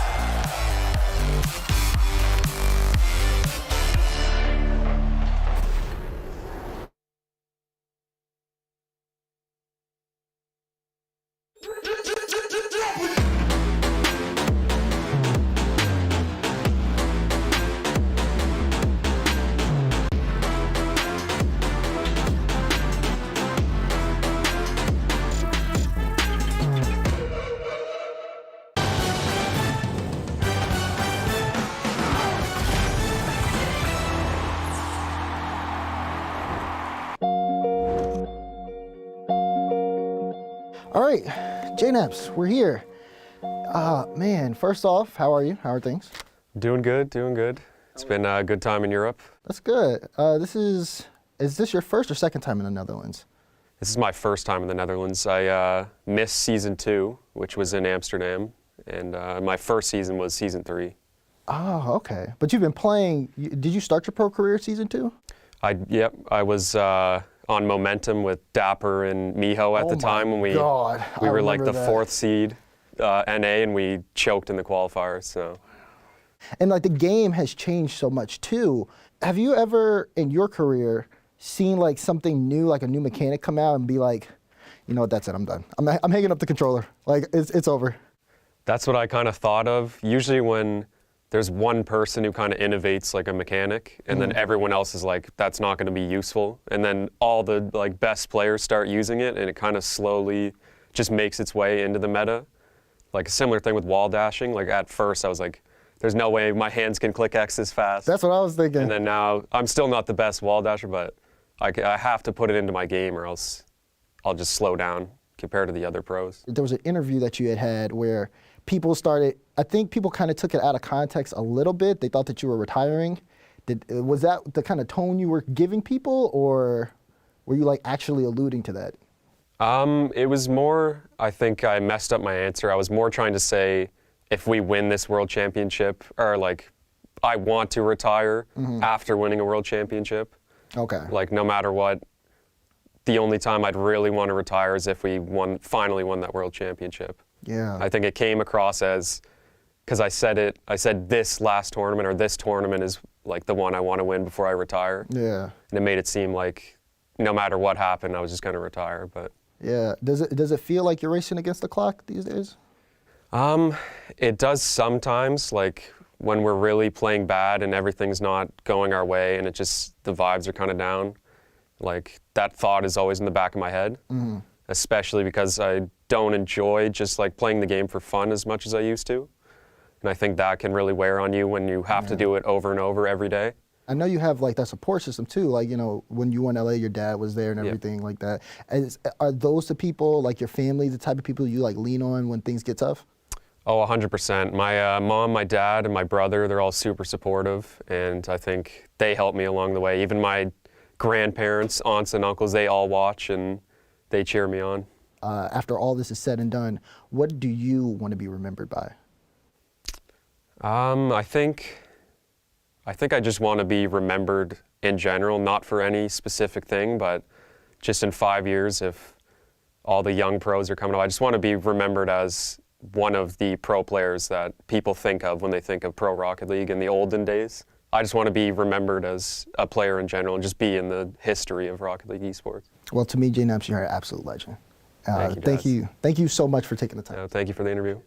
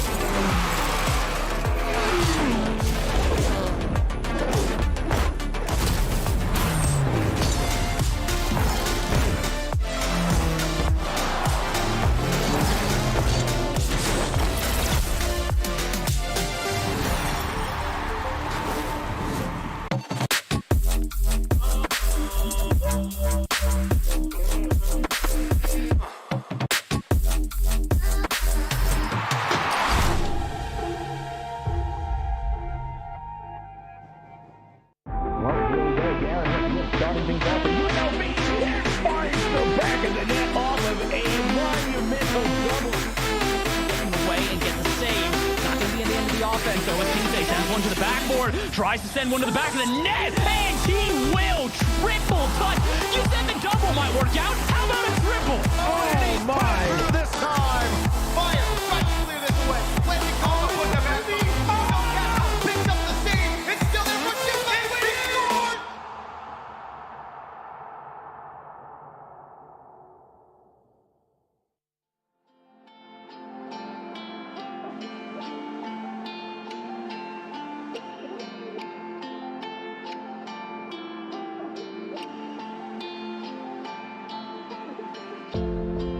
Nothing cuts quite like a memory,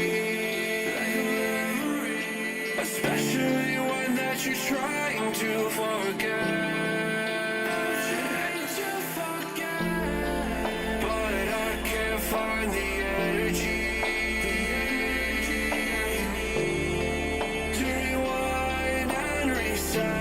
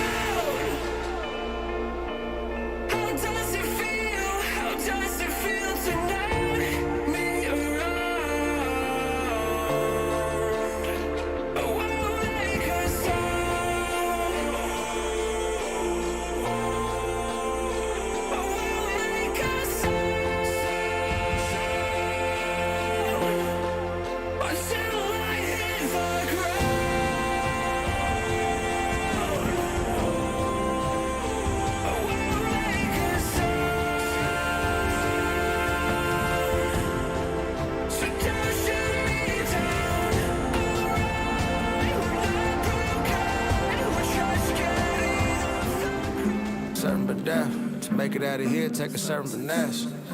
Down trying to earn them a rep. It's coast, gotta learn to respect. Really, I turn up for less. Like who now? It ain't even worth it to guess. The man going now, you looking nervous and next. And you gon' end up right with him on a shirt with some text. I'ma burn up a check. Have my little buddy cook him, he a personal chef. Learn from the best. Got a plug in the Carolinas I ain't personally met. But if you ain't paying homage, I'ma service the debt. You know I'm loud with the step, loud with the pressure. That bully ball from the cupboard, the fully stock on the dresser. I put his cardio sucker, you know we rockin' the letter. Not finna let her be on your block with the extras. Little Twizzy on the stand, you get ass gang. A little winter that fang, got his air flame. I told him mirror bust it down, leave the back plane. That's why this in my whip got your last name. Two down, one on top on the phone. Leave the car running, little cutty knock on the door. Why the ones ain't bad, stay talking the most. Lee saying with your chest when you talk to the goat.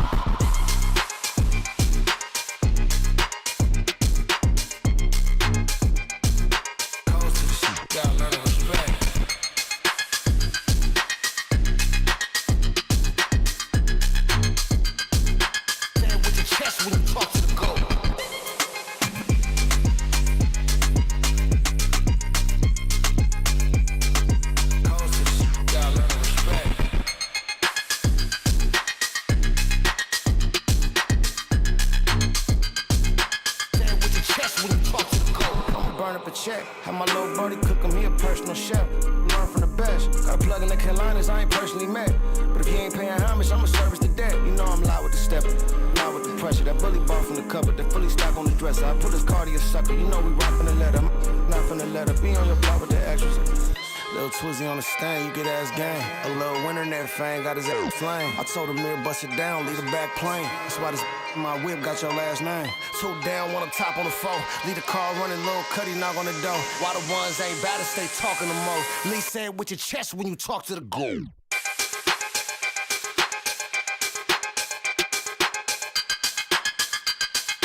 Coast to the shit, gotta learn to respect.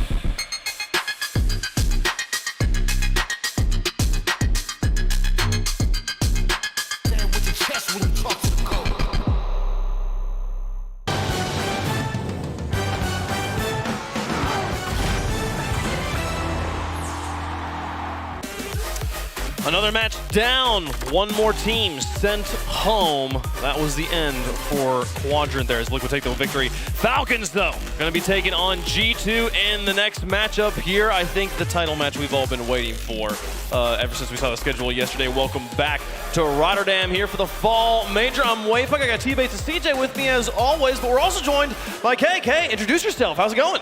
I'm doing great. It's an honor and a pleasure as well to be here in Ahoy, Rotterdam. This crowd is killing it, of course, and it's it's a decisive match for Falcons, whether they stay or go. This is going to be amazing. Okay, you correct me if I'm wrong. You host the MENA region. Yes, yeah, exactly. For sure. So we're excited to have you here to talk about the matchup we've got in front of us right now. As we take a look at that schedule of what's been going down so far, we got one more match for round 4 before we can set those round 5 matchups. Falcons versus G2. This is the big one. The next match we'll be moving into. Falcons here looking to make it to round 5. Hope they can make it to the playoffs, Bates. They sure are. On the other side, they got to go up against the world champ finalists. It's going to be an interesting matchup. It's going to be a high-octane, high-action. We're here to watch this gameplay right here, CJ. I mean, to think we're seeing these two teams in the 1 and 2 matchup is crazy. This could be a final. Yeah, this could be a final, but it will not be. One of these teams is going home right now, and they've got some fierce words for each other.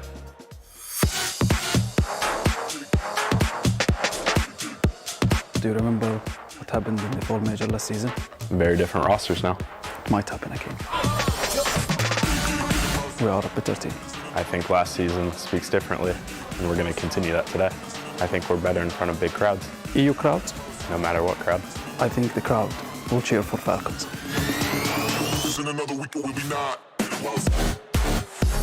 The strength of Team Falcons that we have intelligent players. I think we'll counter that with our intense discipline.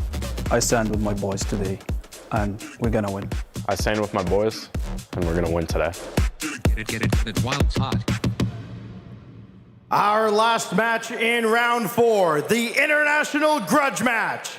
Please welcome Team Falcons and G2!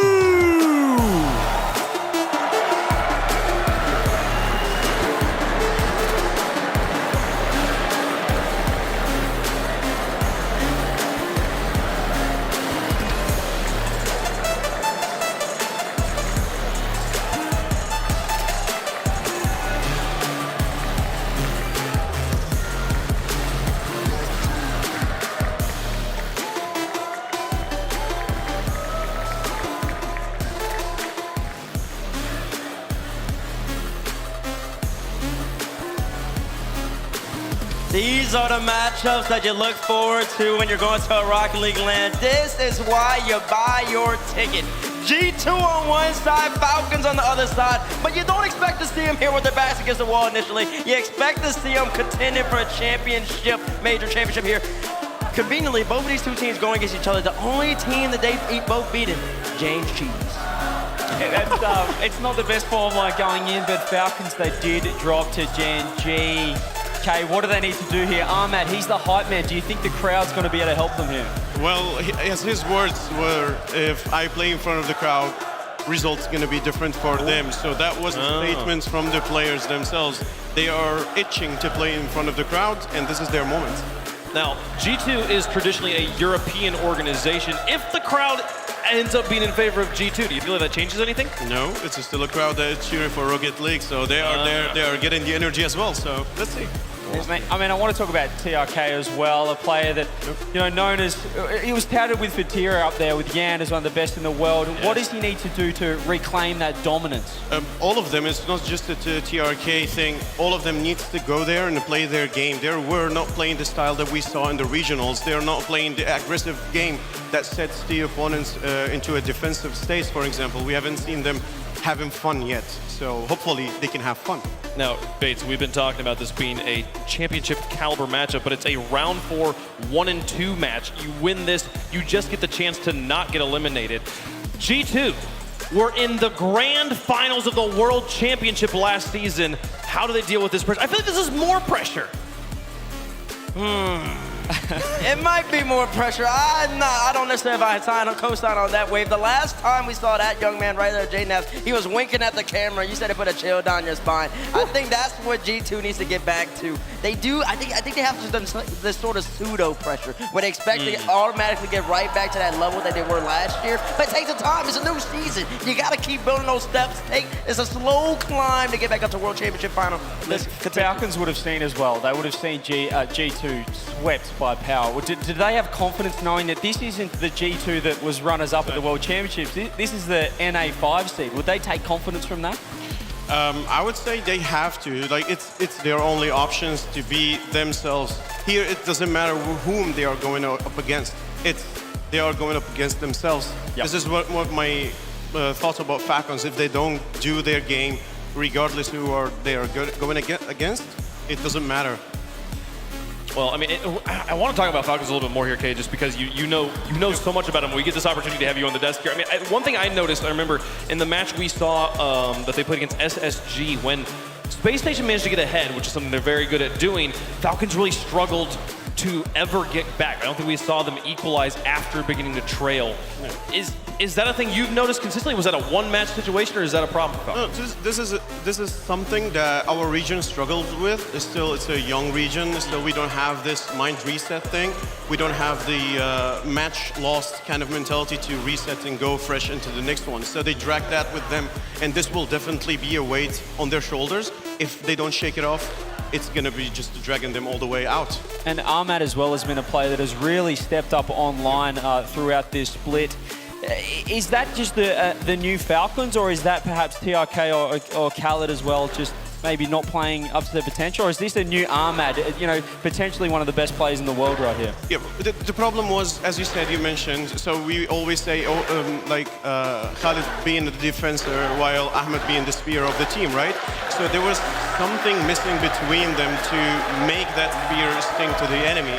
So let's see if they can bring it by just discharging their tactics and just play aggressive play. For sure. Well, and I mean, the Falcons have gotten more and more experience internationally. There have been some losses that have come with that experience. So you talk about that, like not understanding, like how do we deal with these losses? They've gotten chances to learn that here. So we might see a different team today than we saw yesterday or the day before. Falcons here, obviously. Some fans. We've seen some fans already in the crowd. There's definitely some G2 fans in the crowd though as well, mates. There are?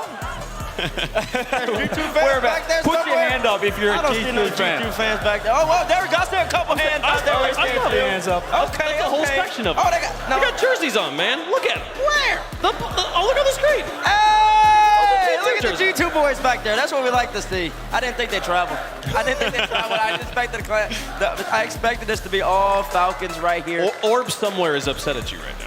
Is he? Out there in Sweden or something. Maybe. Come on. I mean, in terms of G2's performance, though, we spoke about it with Space Station. They got to have the day off. They needed a rest. They needed to go to sleep that night, reset. For G2, is this going to be just as important? Because Space Station, they looked a lot stronger than yesterday.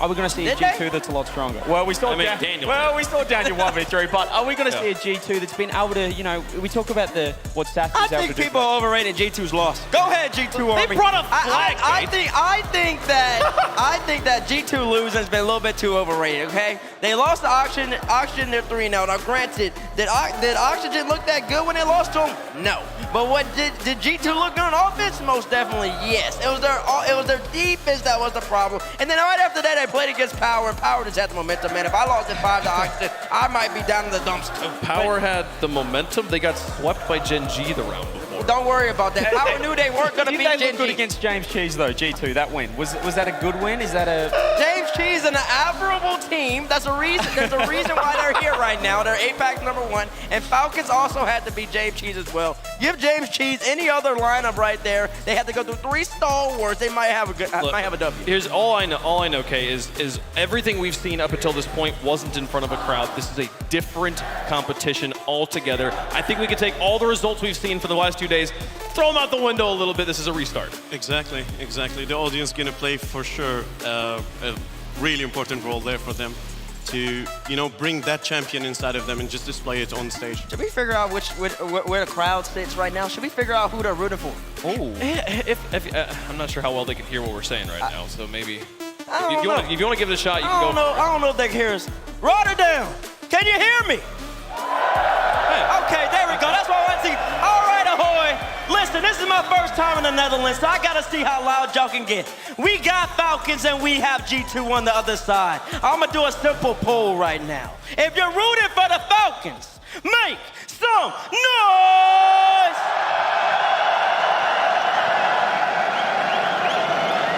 Okay. Carmine Corpus clearly outside right now. I didn't hear any drums. Now, if you're, okay, that was kind of decent, but now we're going to move over to G2. We're going to move over to G2 Army. I heard they're a European organization, so I want to see if the G2 Army traveled. If you're rooting for G2, make some noise! Oh, they want Falcons. They want Falcons. They want Mina.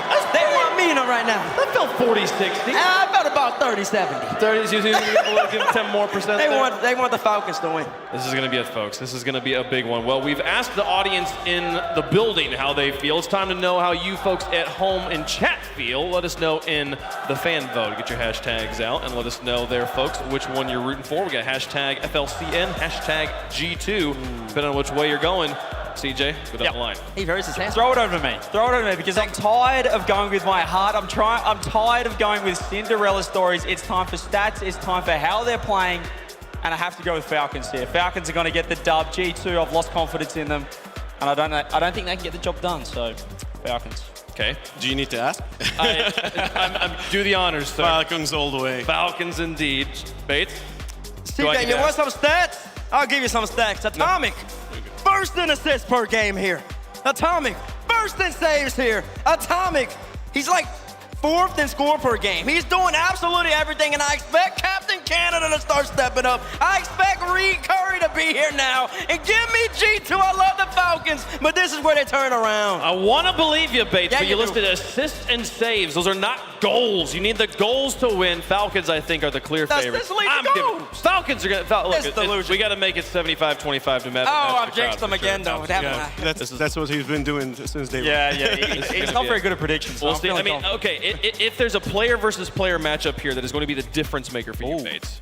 Well, I know Pick what Atomic's going to do, so I want J-Naps to be J-Naps. J-Naps. And then for Falcons, if they're going to win, it's got to be Ahmed. Ahmed's got to be Ahmed. Got to be the best offensive player in the world. You agree, Kay? Definitely. It goes between Ahmed and Khalid being at his best, so I would go with Ahmed as well. That's interesting, isn't it? We got like TRK and Atomic. We just know what we're going to get. It's all about the sort of the second and third guys, the second and third men on the roster. For me, well, I have to go Chicago. He's been the forgotten man. What's happening with Chicago? We need him to step up for G2. Can he do it? I like that we're like, all right, with the player versus player, who's it going to be? It's like, well, all three kind of need to play well on both teams here, folks. All right, very, very split in chat right now, but the Falcons, a narrow favorite as we get into round number 3 here. Oh, my goodness. Third game and final game of round 4. Another team going home. Falcons trying to make their way to another grand finals. G2 trying to make their way to another grand finals. They've got so much work to go, but this is the first step. Let's get into the games. It's time to play some Rocket League.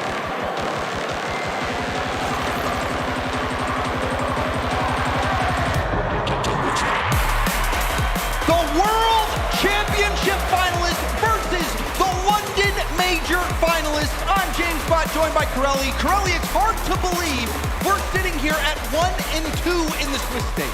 1 year ago, in the last fall major, G2 were shocked by Sandrock Gaming. This time, Team Falcons, 2/3 of that roster, trying to shock them again in a grudge match here in Swiss stage round 4. And already the Falcons start hot. Ahmad off the assist from TRK. That didn't take much time at all. You heard the desk. They needed Ahmad to step up, and boy did he here in the first 7 seconds, slotting it to the left side, and Team Falcons on the board first. And I think that's an important start for the Falcons as well, Corelli, because earlier in the Swiss stage, they were really having trouble activating the TRK Ahmad duo. That is the attacking squad for Team Falcons. Cal likes to sit in the back, make the saves, kickstart the counters, but up to this point, the Falcons have not been able to get TRK and Ahmad going. And that's been the story here that's been developing in this tournament, and specifically for Team Falcons, is Khaled's has had to play a more offensive role. He's had to push up the field so much more because the offensive output from Ahmad and TRK just hasn't been there so far. G2 already trailing Chicago with the corner boost steal. Khaled poking it down. Chicago passes it over to JNaps. TRK patiently waiting. Chicago back down to the middle. No one there for G2, but it was given up by Team Falcons. Now JNaps going for a double. Won't make contact on the ball. TRK getting challenged by Atomic. Now Khaled in a race with Chicago, and it pinches over to the other side of the field. You heard teammates talk about JNaps needing to be JNaps. What does that really mean? It means awkward shots, keeping the play alive for G2, second chances on offense. G2 right now need to get the offense going. Down by one. Here's JNaps now, just throwing it to TRK in the backfield.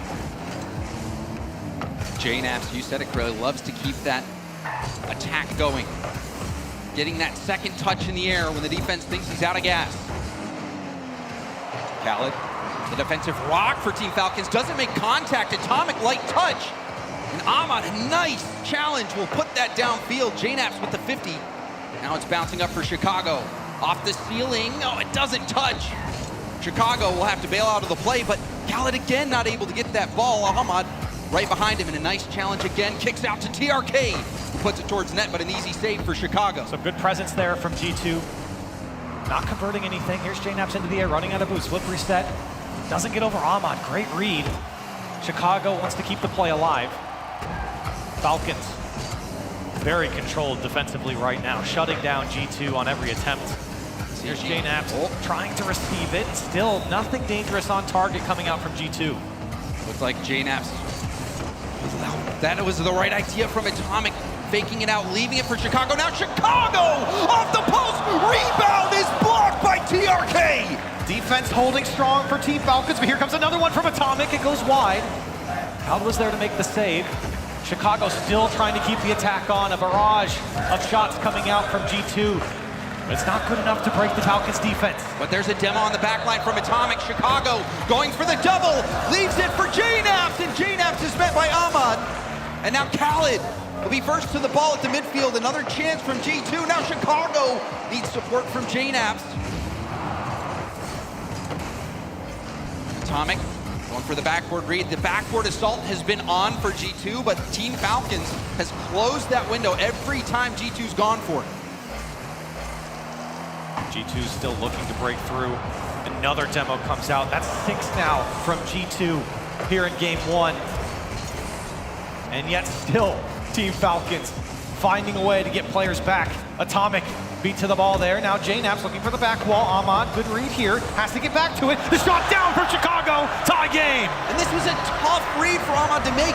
Needed to pinch that out to the corner. You see it was awkward going up. It was bouncing off his car, went back out, gave just enough space for Chicago to work with. And it's been a very physical, aggressive game for G2. They've been going for demos, but ultimately it was that lob at the backboard that finally paid off for G2. The read was there from Ahmad, not the control.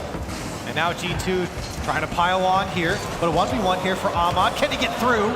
Good stop by JNaps with 0 boost. Well defended by the knapsack. Those over-the-shoulder saves can be tough, and Ahmad could tell he was ready to go for that bump if JNaps gave him that avenue. Khaled downfield, stopped by Atomic. Chicago looking for a redirect. Oh! Chicago burnt down on the redirect. Atomic with the easy cleanup. Chicago trying to do his best Ahmad impression from last year, and he almost got this one to drop down. Atomic to tap it in, and late, G2 goes up.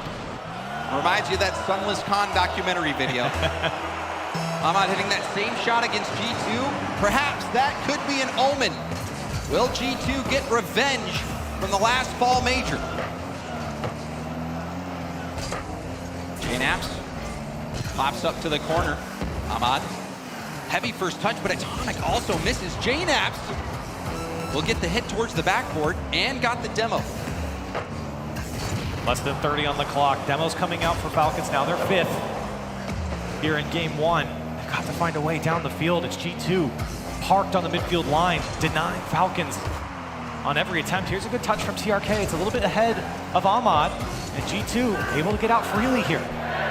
JNaps controlling the ball, getting those extra touches, wasting time. G2 need to be careful not to overextend. Khaled with a nice pop-up. Ahmad with an air dribble. Leads it. TRK! No good! G2 hold on in game 1. A bright last effort from Team Falcons, but G2 proving to be better here in game number 1. And you look back to a lot of the offense there from G2, it's just multiple chances, keeping the play alive, second chances, extended stays on the Team Falcons defensive third. And it really was the counterattack. That was the only thing we could see to come out for the Falcons offense. I mean, if Ahmad gets that save off the backboard and pinches it out to the corner, it's a completely different game. G2 was going for the backboard. You could tell they were going for it early, and eventually it paid off. So well done to G2, and I think this is such an important game 1 for 2 teams that have been at the top. Like I said, in spring, the Falcons made it to the finals in London. The World Championship, we saw G2 make it all the way to the end. They both made it the distance, but now they find themselves battling, trying to fend off elimination, Corelli, and we see G2 manage that pressure well. Falcons, we've been casting them quite a bit this weekend. You know, they have not been able to bring that trademark offense, and we saw it kind of sputter out after that first goal. It's looking very similar to the Gen G series we saw yesterday, where Team Falcons had pressure. They were able to counterattack quite well. They were able to keep pressure, but they couldn't put away any shots. They couldn't convert. That was the big issue here, and you are seeing Ahmad and TRK. They're able to find some space, but it just is not strong enough here against G2. They haven't had to play a lot of defense after that first part of game number 1. You really have to believe that whoever gets this win, this might be the spark that could potentially carry them to another finals. There's so many expectations levied on both of these teams. You heard Arsenal in his interview for Space Station Gaming talking about how much the crowd makes a difference for him. And G2, they've played in front of a lot of crowds. And here's Jay now taking a shot. Chicago wanted the bump, and TRK getting away from the bump and saving the shot. First minute upon us. Atomic to the air. Atomic, the player that T-Bates called out. The player that made the difference for G2, helping them get that LA Major title. Now G2 gonna have... Oh, we got it. Oh, and it looks like it opened. J-Naps picking the pocket of Team Falcons. And it just happened so fast for G2. Falcons were pushed up, and Ahmad was right there, but caught a little bit at no man's land. Didn't expect the shot to come so quickly. And in the rotation, you saw that it was Khaled that was up there trying to read that flip reset pass from TRK, and he was a little too soon to the play. So tough break there for Team Falcons. G2 are gonna keep on going. TRK, another infield pass attempt, but Ahmad too far out. Ahmad staying in the play. Atomic towards net. Khaled trying to pinch it up high. Chicago, a good challenge. TRK looking for an outlet pass and doesn't find it. Back to the middle. Chicago, we saw him get a nice redirect earlier, wasn't able to get one there.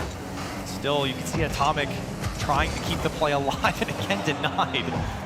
Team Falcons struggling to hold this one past the half line.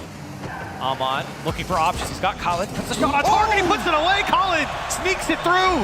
I think we'll get another look at this on the replay, but Atomic looked like he had no boost. You saw him come off the sideball, tried to half flip, and if he's got boost, maybe he'll get there in time, but doesn't matter. That shot perfectly placed. Team Falcons right back into it. Tie ball game. Team Falcons looking to get their offense going. Atomic, he's trying to get back in time, and that one's dropped down by TRK. Team Falcons in the lead. Oh, this is a reverse of last game. We saw the Falcons score first, G2 score 2 back-to-back, and now we're seeing the same. Team Falcons off kickoff, TRK. That is an important goal as well, with TRK struggling to get involved in the offense this week, and that might be it. Good looks for Team Falcons. Now they got to close out the game, but Atomic gonna make them pay for the clean backboard. Back to a tie ball game. And off kickoff again, there's the demo, and through the smoke screen, you wonder if that maybe delayed the jump from TRK just a bit. Yeah, threw him off just enough. That smoke screen, it makes it tough to see what exactly is happening. And with the game being so fast, you have to react immediately. You can see what happens when you don't. The follow-up is there so quickly for G2. This one bouncing perfectly for Team Falcons. TRK wants to go high with it. G2 get back in time. Here's J-Naps to the back wall. Comes off clean again. Follow-up from Atomic is wildly off target. Team Falcons trying to find a way out, but it comes back to Atomic. He puts it high once again, looking for another follow-up, but again, Team Falcons able to slow it down. Another one coming off the back wall. Nobody guarding above the net here, and G2 are peppering it. And just look at the boost. If you did during that whole exchange, you could see the Falcons running on fumes there. G2, they were attacking the backboard in game one. And once you can empty that boost to your opponent, the backboard becomes even juicier. Good speed from G2. They were revitalized after that kickoff goal. Team Falcons now trying to break out of their half. Ahmad going for the 50. Chicago will wrap around and take it up the wall. Atomic in the middle. Chicago, not sure what they were going for there, but now G2 on the back foot. TRK, a solo play in the air. Thought about the flip reset. Didn't pan out. Now G2 with a big miss there. Ahmad going for net, and Chicago will save it. Good cleanup by Chicago. TRK, he's got boost to work with. He's going to take it himself, and again, G2 have got a great read on where Team Falcons want to go with the ball. Every air dribble is met perfectly by a G2 player. They have shut down the offense of Team Falcons. Even when they've stayed on the offensive third, Team Falcons just have no way through G2 at the moment. G2 has been picking up the pace, and we're seeing more demos. 5 demos so far for G2. Team Falcons, they're still in this one. Now a pinch pass attempt. It hugs the wall. Ahmad, though, does get the corner boost steal. Khaled has to make the stop. Chicago into a dribble, tried to fake it, but Khaled was having none of it. Neither team really know for their demos. G2 averaging just over 2.5 here. They got 9 in the last game. They're up to 5 here. The physical game ramping up for G2 here against Team Falcons. TRK on empty. Backed up, let Ahmad take it. Now another demo. Ahmad, 4 demos for him. Chicago, demoed by TRK. Khaled looking for Ahmad, but that play's broken up by JNaps. Now on the counter, Chicago with control. Atomic waiting around. Khaled reading the defense at the midfield nicely, but still, Falcons trying to break out. Chance here for Atomic. He's got options under him. Chicago pinches it over to the wall. It's popped up. G2 need another touch here. It's JNaps to be the hero. Over to Atomic. He pops it up. One more will do. Oh! It's in! JNaps will drop it down! Game 2 over to G2! With plays like that, it's impossible to forget the knapsack. JNaps with the 0-second goal. G2, an incredible win. And now are 1 game away from knocking Team Falcons out. I was looking at Chicago's face cam. He was really happy with that one, James, smiling at his teammate. And that was so smart from G2. They didn't rush it, even in 0-second time. They found each other, used each other across the box, to then come back and spread that defense out. JNaps just enough of a gap to find the shot. Because how many times have we seen it? Where you panic at 0 seconds, you think, oh, I've got a window. You try to force it, it gets blocked, it hits the ground. You're exactly right, Corelli. JNaps, he was the one who decided to pass that over to Atomic. Atomic, the pass off the back. I mean, you got to go high in that situation because worst case scenario, you see what happens. Just keep it alive, and that's what he did. And JNaps being able to finish that play off when he had nothing in his boost tank. That just goes to show you the expertise, the experience of JNaps, and honestly, Corelli, coming into this weekend, just looking at players like JNaps, who are truly legendary. He joined G2 back in, I believe it was February 22nd of 2017, the same day that Otto turned 10 years old. And we got JNaps still rocking it on the main stage. Old man JNaps still has it. Chicago, he still has it. 3 seconds into game 3, and G2 get a kickoff goal. And a kickoff goal. This might be it for Team Falcons unless they can stabilize. They've been struggling this weekend. Their struggles seem to be continuing here. G2 smell blood in the water. A complete reversal from the last fall major. It was Falcons who had smothered G2, sweeping them in the Swiss rounds. In round 1 last year, Team Falcons still have a chance to pull off something special here. It's going to take a reverse sweep against G2, and a G2 that's looked a lot better than they have in the previous couple days. And they look a lot better than they did back the fall major of last year, where Sandrock was the one sweeping them, but they're not done just yet. Ahmad will tie things up And it's a good look for Team Falcons. They get the response early, and TRK working the back wall, getting Chicago out of their way. That's the bread and butter from Team Falcons. They've got to find the connection between Amon and TRK. They do here in Game 3. And we thought they might at the beginning of this game. TRK was getting involved. There we see it. And all hope is not lost yet. Team Falcons, we'll see what they're made of. Amon. Chicago going up for the challenge. Bounces back down to the middle. JNaps with that 50. Atomic up early, beating Amon to that ball. Key win there, and a second effort by Atomic. We see JNaps with the demo, and Chicago has a wide open net. They're removing the players off the field. We talked about the physical game earlier, how it's improved for G2 in this tournament alone, and it pays off right there. The demo on Khaled opens up the net, and G2 back in the lead. And what a series JNaps is having. Facilitating and scoring that 0-second goal to win in Game 2. That demo on Khaled to free up that back line. G2, they're coming alive, and that spells bad news for Team Falcons. That's been the job for JNaps. Keep the play alive, keep it awkward on the opposition's half. He's done that for at least 2 years in this iteration of G2. And now JNaps comes again. He is having himself a series, James. Oh, JNaps. Khaled tries to clear it, but you know what? JNaps is too good at the double taps. Off the ceiling, off the wall, doesn't matter. JNaps has that in his back pocket. Take a look over at Staffview. Even he's impressed.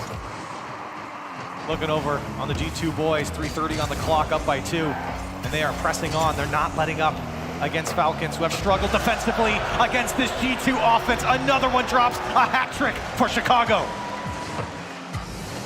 Atomic getting a buff there as well. Atomic has been annoying for Team Falcons to deal with. And now we see a 3-goal lead. Corelli, we are not even 2 minutes into this game. This could be it for Team Falcons. We still have a lot of time. We've seen what they can do. Here's TRK working his magic, and just like that, a response for Team Falcons. And that stops the bleeding. With so much time left on the clock, it was so important for Falcons to get one there. And that play, I mean, that was a clean flip reset. And G2 is waiting for him to use it, but TRK reading the defense nicely, not panicking, and being able to make that play. That is great composure from Team Falcons. And that's why it's been so important for G2 to have such early challenges as we've seen through 2 games. When you give the space over to TRK, he will shred a defense by himself. He is not afraid to take on 2 defenders. And now 3 minutes on the clock. Plenty of time here for Falcons. Not panic mode quite yet. Working on another one here as Chicago is demoed on his clear. And that was such an important challenge win from JNaps. Trying to clear it out. Chicago up to JNaps, who barely missed it. This ball kind of given away by Khaled. He didn't have options downfield. Team Falcons trying to wrap back around here, but there's no one there to follow up, and G2 will take advantage. Out there on the back wall to get a second touch. There's still no control here for Falcons. Chicago get that as cleanly up in the air as he was hoping for, but TRK will take over. Atomic back to the middle. Potential shot opportunity. TRK, we've seen him work wonders before now, trying to get that ball out to the middle. Ahmad, late flip going for the 50, and Atomic read the play. Chicago got the demo on Khaled. He was the second man there, was supposed to crash the net, and he took him away. G2 on and off the ball defensively, making it tough for Falcons to break through. Ahmad again poking it free, but right back into the hands of G2. A nice play there. Atomic finding Chicago. Chicago finding JNaps. TRK redirect this to the corner, and it's boomed back downfield. G2 trying to melt that time off the clock. And there's a pitch to catch Chicago out. And now the Falcons are within 1. And just when they needed it most, TRK tried to keep a hold of this one, and Khaled comes in. That's a perfectly executed pinch. And of course, the last man at G2 is not going to expect that. Oh my, that pinch was something else. Team Falcons. Corelli, I'll be honest, I thought it was over when G2 had a 3-goal lead. Not even 2 minutes into the game. But no, Team Falcons, they're not giving up. That was brilliant from Khaled to rotate ball side there and to pinch it with his teammate. So smart. Instead of rotating back, stayed with the play and made something of it with that pinch. Now TRK, he's got Ahmad, and Ahmad knew he was beat, didn't go. Chicago lobbing it down. And we have just 60 seconds left to play in game 3. Team Falcons. 2. It will all end here unless they can get one more goal in and force overtime. Even the crowd wanted that double flip reset. Chicago, space to work with, over 1. He's got Khaled and TRK, and TRK takes it away. Atomic forcing the pour clear. That one just high from JNaps, who has been magnificent this series. Can they close it out? Can G2 defend these final 30 seconds? Chicago infield pass, but nobody was there. JNaps wasn't ready to cut that rotation short. You see the Falcons definitely scrambling here. Now Chicago trying to put it on target. G2, they're not playing back. They are pushing up. Team Falcons cannot break out. Last chance for Team Falcons. Khaled keeps the ball in play. Big boom up. JNaps just has to make Khaled miss. Now TRK will keep it up. No Chicago boost. hits it down. And G2, sweet Team Falcons. They return the favor from last fall major, and this time knocking out Team Falcons. Here in round 4, G2 hugs all around, fist bumps coming out, and JNaps, boy, oh boy, did he have himself a series. 18 shots to 2. Team Falcons only managed 2 shots, forced to make 16 saves. In this game, JNaps played a key role. Chicago getting a hat trick. Atomic being annoying as ever with his speed and challenges at the midfield. But this series, to me, Corelli, felt like a statement from JNaps. Yeah, it felt like a statement from G2, really. I think there was a lot of criticisms coming into today. They didn't really look fantastic throughout their first 3 games, and especially with that Power series where they were crushed by them, they were smoked by the boys from Power. That was kind of a wake-up call, I think, to the fans and to G2 that you have to take everyone seriously here today in this tournament. And for G2 to take down Team Falcons in this type of fashion, that's a statement. Oh, certainly. And I think the expectations for G2, they've made multiple world championships. Perhaps the greatest team to never win it all. And now facing a disappointing exit at 1-3, but they managed to fend it off. Will this be enough to carry them through to the playoff stage? With games like this, absolutely. I thought their defense was fantastic. I mean, I think Falcons, they didn't have the best day here today. It's been up and down for them, but for G2, again, the Des mentioned it, they're a team that's coming off of a grand finals appearance at the World Championship last season, and for them to be in their position now, you're kind of scratching your head saying, why would they be 1-2 here in the Swiss? They should be at the top. They get themselves 2-2 at the moment, and for G2, they're just ramping up here. And you saw the fight, and it's that type of fight that allows you to be an RLCS contender for years. JNaps, the veteran, showing how valuable that experience is. That play right there, maybe that is what sealed it. JNaps said in the interview with Daz, he wants to lift the trophy, win it all. I think he can do it if they play like that. We've got Leafex down in the main stage for an interview. One more time for G2 Esports. And on the stage, this is a rare one. Atomic joining me. You're feeling good if you're getting in for an interview, eh? Oh yeah, feeling really good after that. You got these loud ones right behind you too. Yeah.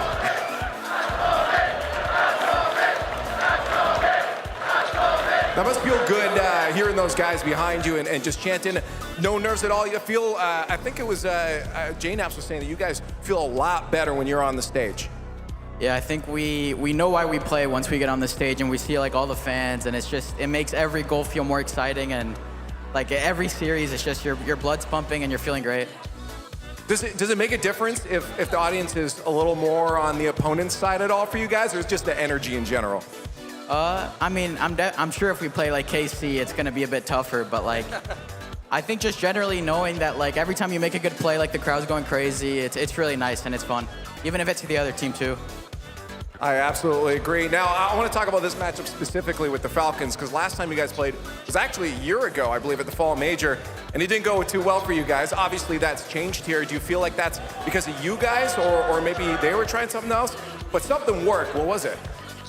So back then, that was with when they had Drees, and like, I'm not sure how they felt about that, but like, I know coming into this game, we were like very focused on kind of imposing our own play style and not like getting caught up in like who we're playing against as much, because we know when we play the best, we can be the best. So that's what I was going to ask then, because I was wondering if you were prepped for the matchup, but it's just like play the game we know, and that's all you have to do. Yeah, I mean, we watch some of their games and like we keep in mind some of the stuff that they do, but generally we're trying to play how we want to play. And it seems like you're playing, because I know Janos is saying maybe full confidence, but it looks like a lot more today. So from here on out, it's all good? We think so, yeah. Every game it's getting better, so I hope we can go all the way. It's looking good so far. Good job, you got the dub, and one more step forward. We do have to wrap this round up, though, so we're going to head it back to the desk for some analysis.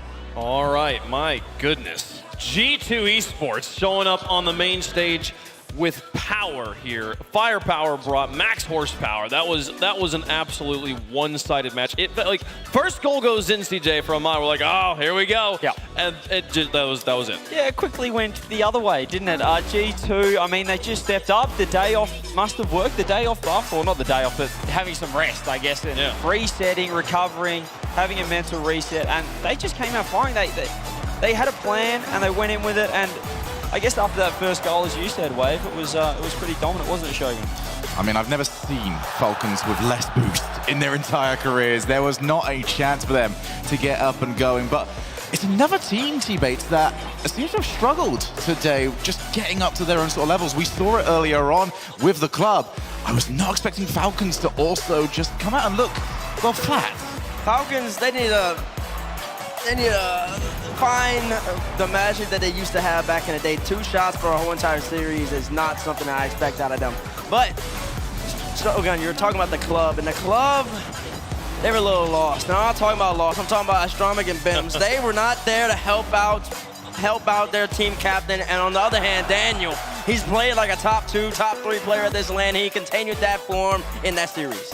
And just we wanted the Canada to come out firing, but I mean, Wave, you said it might have overheated yesterday. He might have scored a few too many goals. Came out today, Liquid. They were just a bit too dominant, Chogan, weren't they?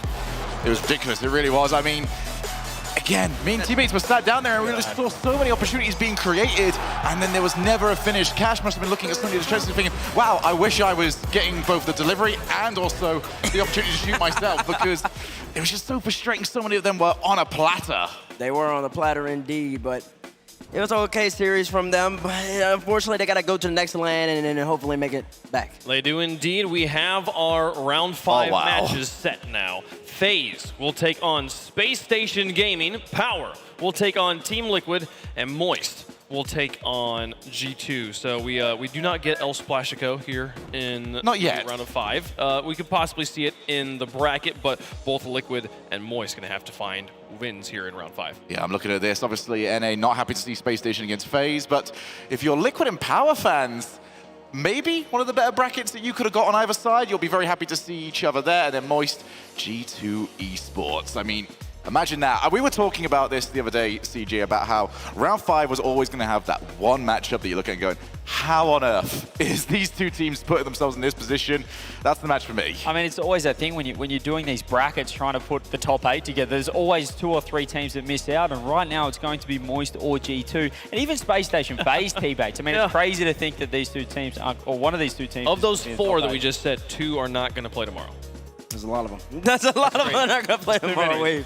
Which match are you most excited for, Bates? Ooh, I like all of them. I think I'd probably be most excited for the FaZe SSG matchup, just because it's 2 NA stalwarts going against each other, and I want to see which team looks like they have a chance of winning tomorrow. I think both teams had a little bit of a hiccup. Daniel's been one of the best in the LAN. FK not so much, but FaZe overall have just been underwhelming. Man, What just happened with G2? There was no bone in my body that was believing G2 had anything left here in Rotterdam for crazy. that match. Now I'm not so certain Moist's going to have their hands full, folks, but we've got so much coming up for you guys. Power versus Liquid, I believe, will be the next match. We have so much more in store for you guys here in Rotterdam. We're going to take a quick break. When we come back, the round of 5 will be right here. Don't go anywhere.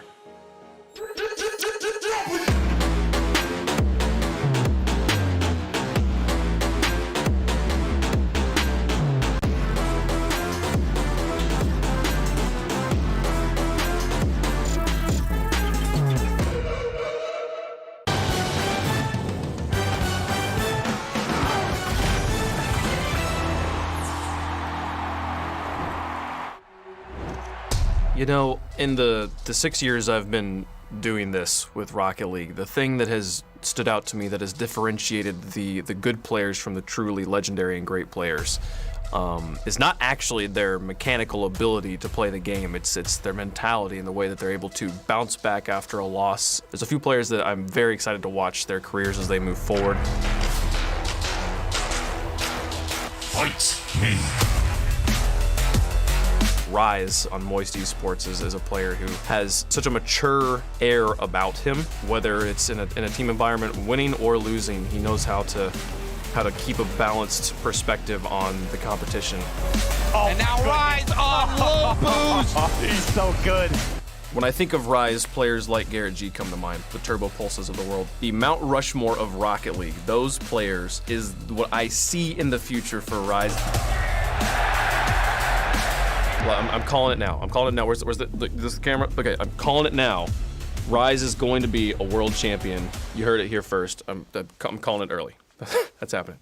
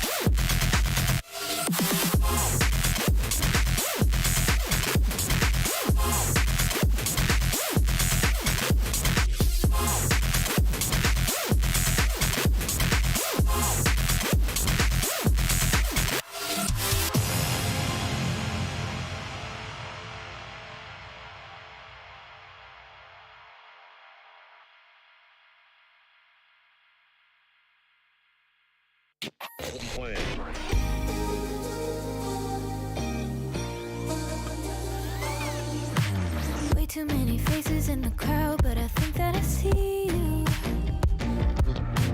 One too many days got me changing up the way that I need you. Now we're both at a bar, acting like it's not hard, trying to feel something different. Talk to somebody new, kinda wish it was you, kinda numb to the feeling. Now that you're gone, they say time should heal, but it's been too long. Couple months and I can't seem to move on. I can't seem to move on. I can't seem to. I can't seem to.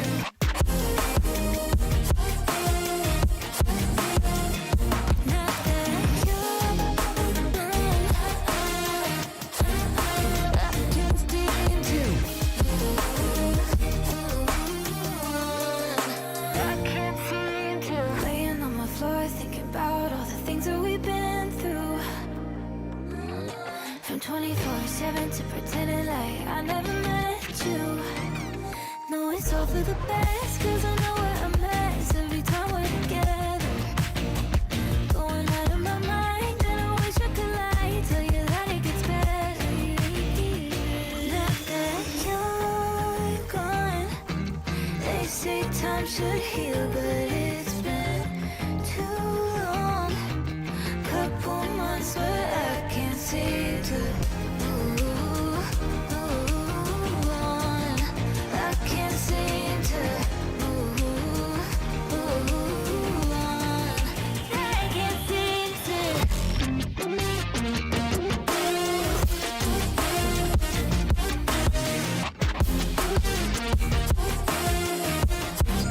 I can't seem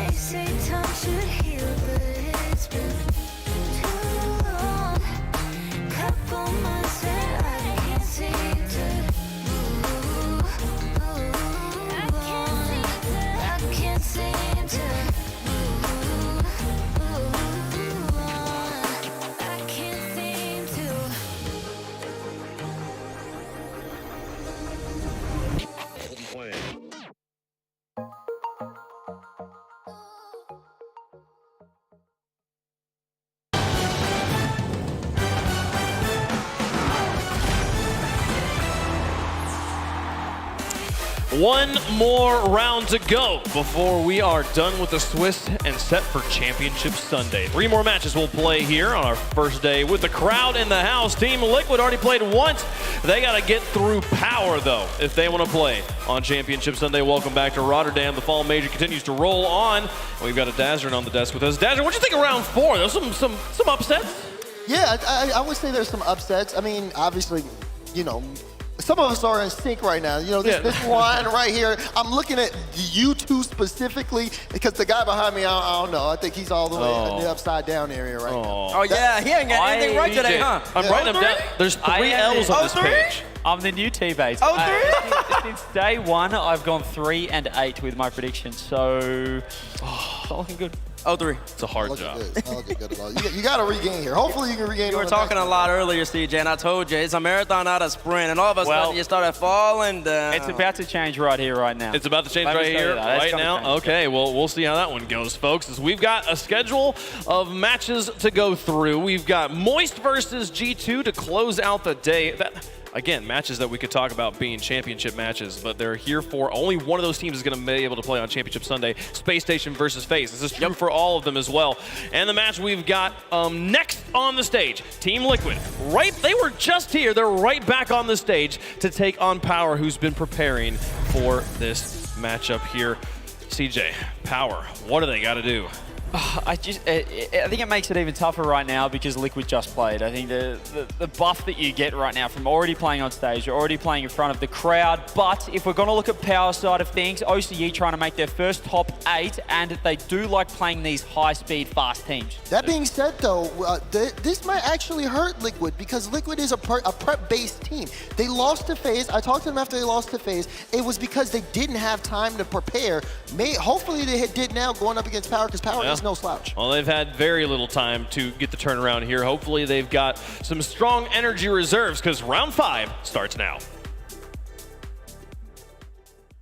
We kick off our last round of Swiss with a young European squad looking to wash away Oceania's last hope. It's Team Liquid and Power!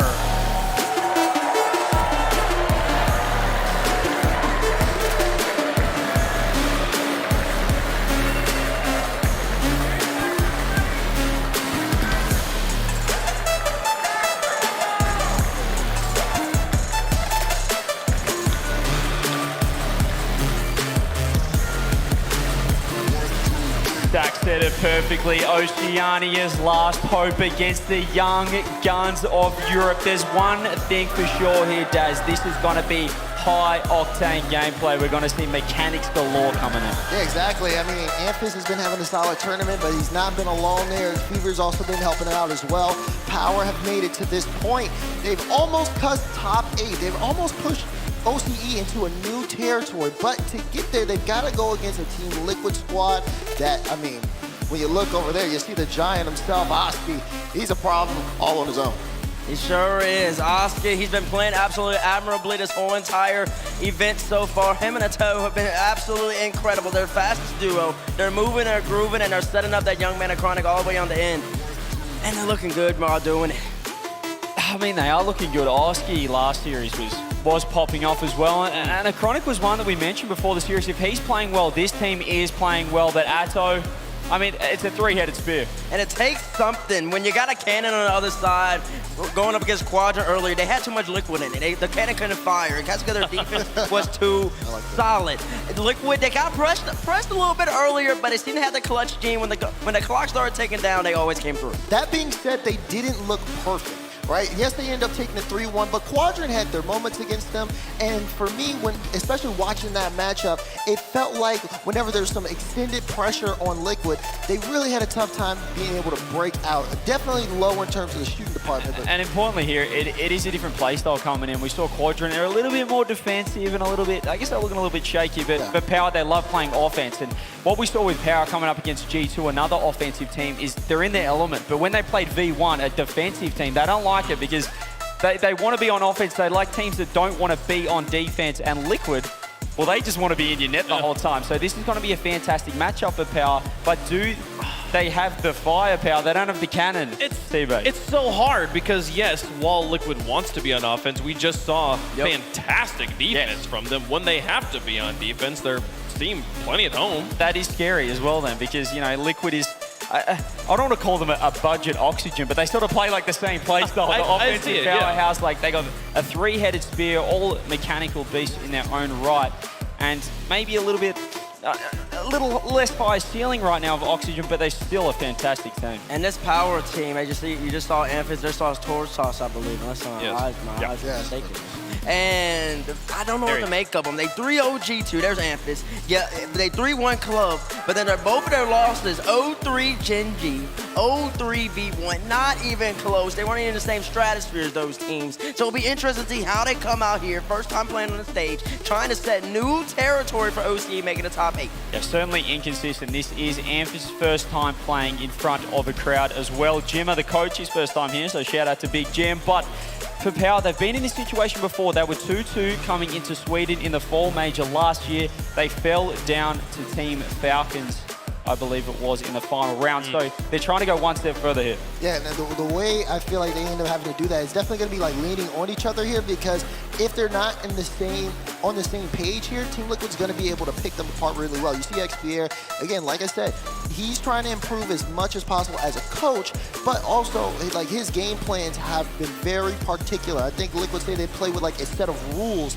that go with their play style. So it is going to be very interesting to see how they approach this particular game, but also how are Power going to be able to approach. It's either Power surge and do really well, or it's as if there's a power outage. I see what you did there. And I mean, the stats support that as well.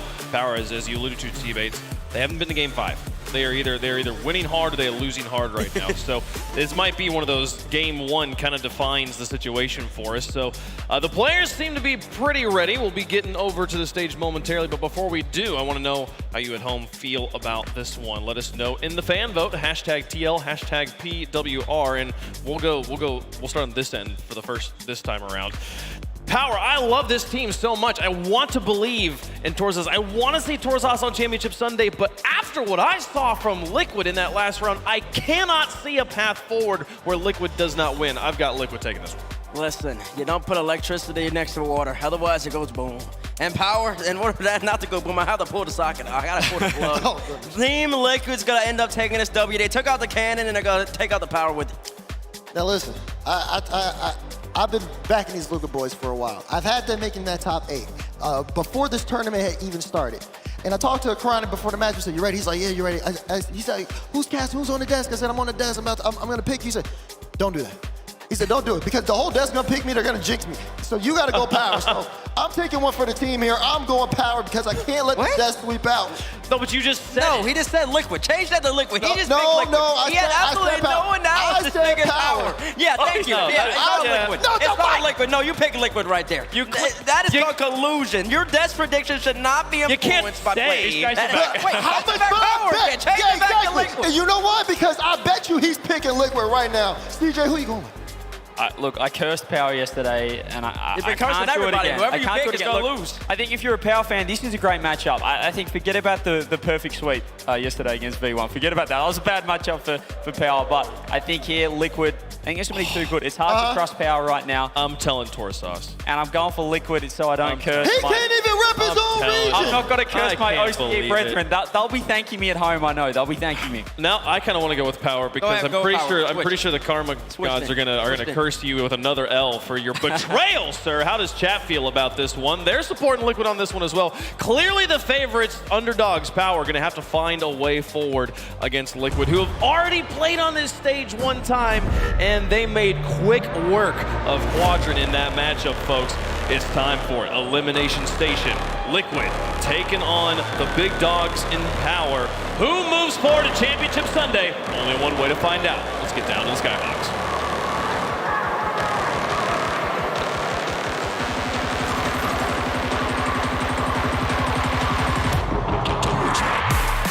Tomorrow's quarterfinal bracket is about to get just that little bit more full as we have Power coming up against an earlier successful Team Liquid. Team Liquid have the momentum, Johnny. What does Power have up against them? Well, I doubted Power earlier on in the event. I thought that coming into their second match against G2, they were just not going to be up to par, and they 3-0'd G2. Obviously, G2 have improved since then, but Power they've shown that they do have that level in them this event. It's just not been there every time, and it's not there off the go because Chronic has just flip reset on them in 6 seconds. If anything is going to set up a series for it being the sort that Team Liquid want it to be, it is a Chronic. The man who at times this split has been pinned back by his two teammates being just that little bit too aggressive. Him opening up, sprinting off the blocks is perfect for Liquid. I totally agree. I think that they need to all be on the same page here. If it's just Oski and Atto running riots up front with a Chronic just chilling at the back, that doesn't work these days. You have to have everybody involved in offense. You have to have everybody involved in defense. Of course, some players will just be a little bit more one or the other, but look at Team Liquid, they're just swarming at the moment. Like you mentioned, they've already had that one series on stage today. Took down Quadrant pretty convincingly. If they can do that, then I don't know if Power, at least in game 1, will be able to match them in terms of pace. Even 30 seconds in, it seems the Liquid creativity is in full effect. He's doubling down and he's got another. That's 2 flip resets for Chronic already. You've got to get up more quickly than that. Fever, during the earlier stages of the competition, was playing a lot faster than he did there. Hesitates on the goal line, jumps up way too late, unable to block the shot or stop the reset from landing in the first place. Well, Team Liquid haven't played Gen G at any point yet, but I would be looking forward to the Chronic versus Chronic battle. One for the casters to keep an eye out on if that is to happen. And here he is at the back, where he's been more often than not this split. The control he has. We were speaking to Oski just before the series started, and he was saying they just want to chuck themselves at the ball. It's not one for having a real game plan. It's about being creative, showing the style that's gotten to this point, and it's gotten to majors consistently since they came together. It could be a third goal. In comes the Chronic for an early hat-trick, but Amphis gets to save this time. That's such a key save. Chronic getting a hat-trick that early on would just put game 1 away, but Power just have to try and control the game at the moment. Just slow it down, just try to stop conceding. I don't think they need to worry about pressing for goals just yet. It would be nice, but there's so long left in the game. I'm just going to try and figure out what is it that Liquid are able to do to outplay us early on here. How can we stop that from happening? Key stage being called upon. Amphis just lobs it into a difficult enough location. Team Liquid are barely letting the ball go past halfway. Here's Atto. He's almost setting up something else for himself right now. All Power are able to do is just send the ball as far as they can, but they do get a second touch in the center. That allows them to come forwards and put a huge clearance. Just sends it all the way back again. It's Atto racing.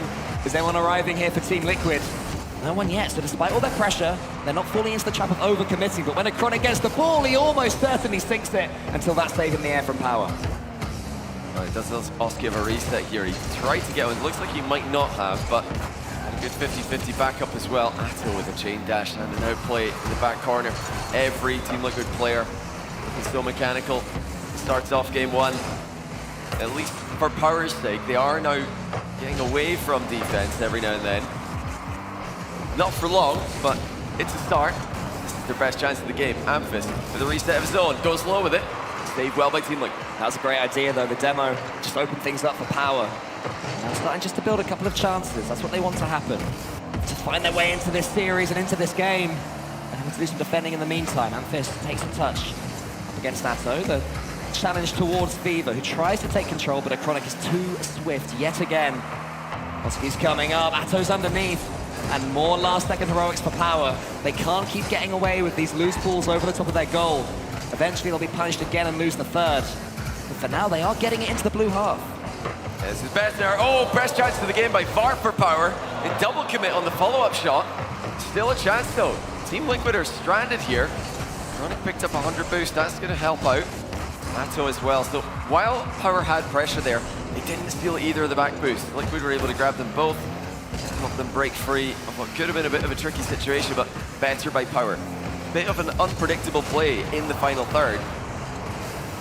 All that said and done, they are still down by 2, and I said earlier on, they don't need to panic. It's all about plugging the holes in defense, which are obviously there at the start of the series, at the start of the game. And now, if they are going to come back in this game, they have to just let loose a little bit. If you concede, so be it. At least give it a go.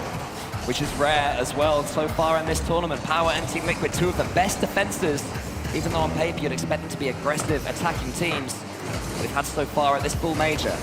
Power turn it around in the last 50 seconds. It's another good opportunity for them. Fever's got a clean touch. Is that one going in? Yes, it is. Power do get themselves back, and this game suddenly becomes close.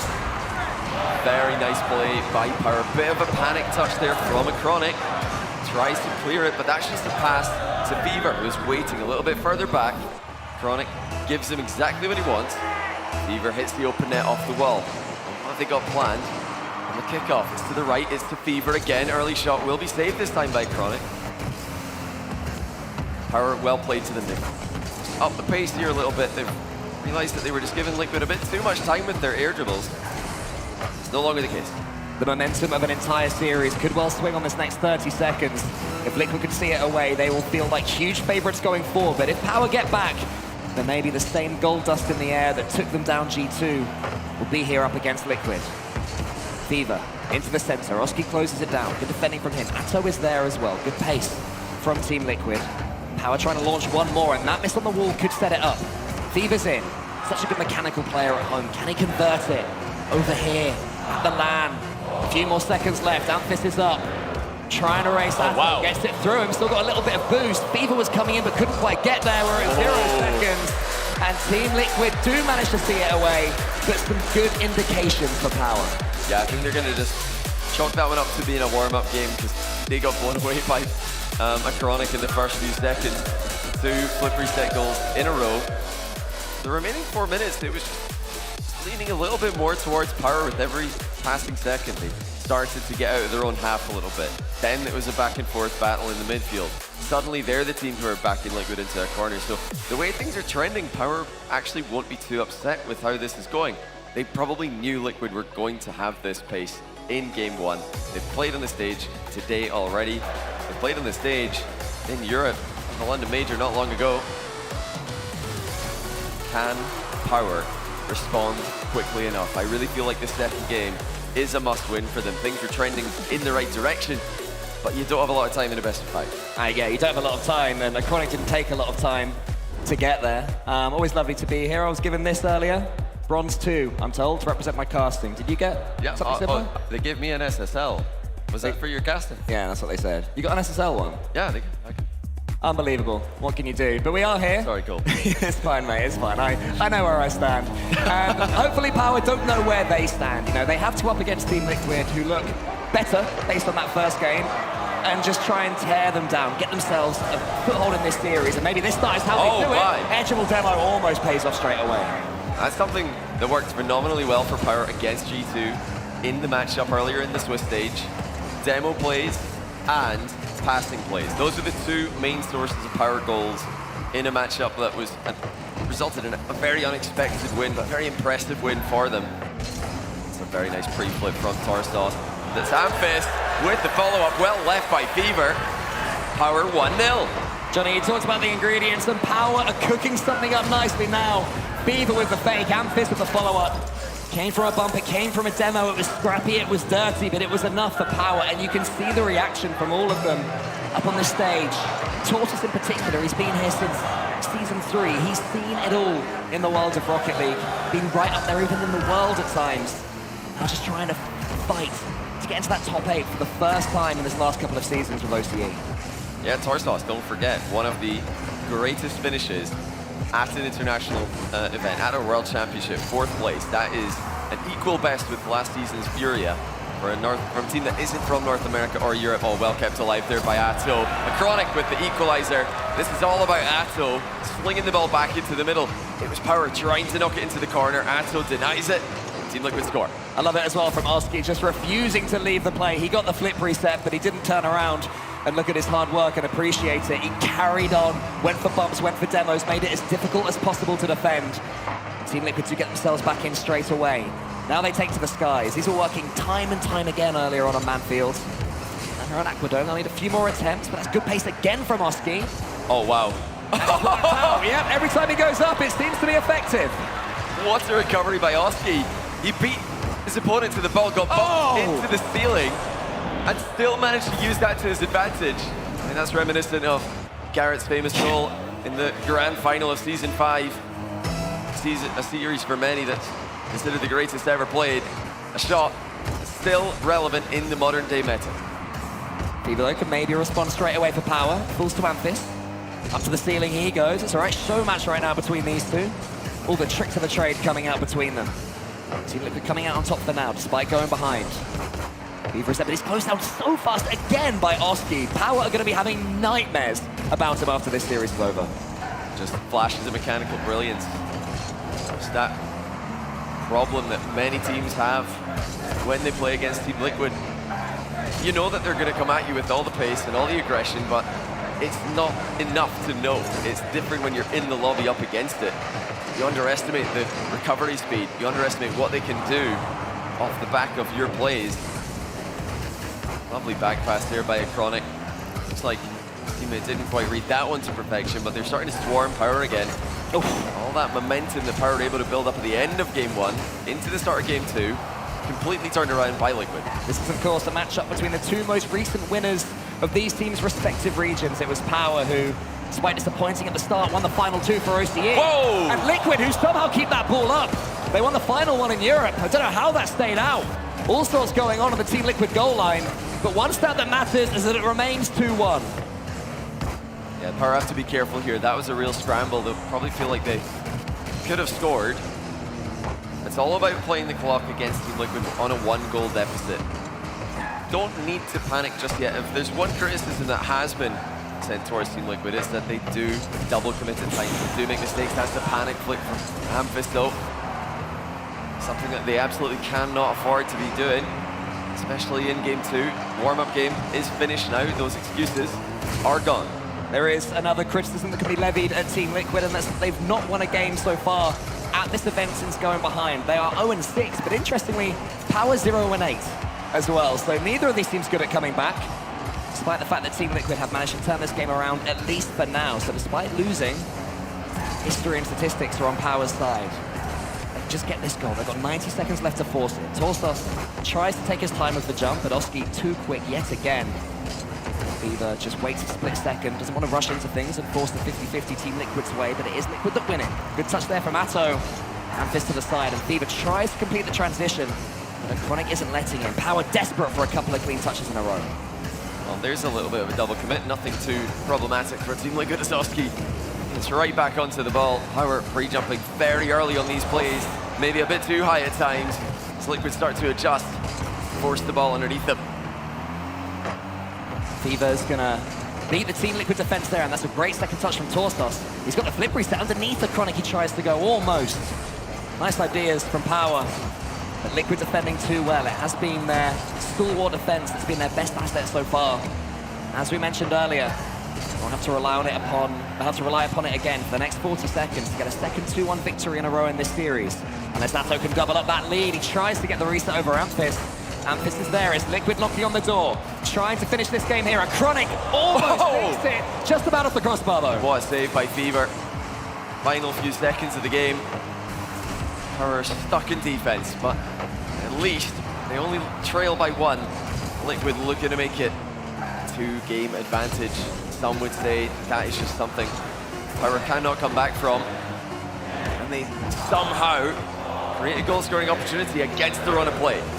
Oski is gonna do enough just to bundle his way in the way.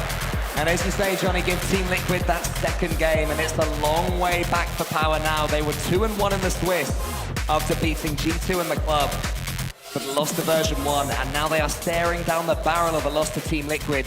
Is making it very, very tricky for them. What positives can they look for in Game 3 and beyond?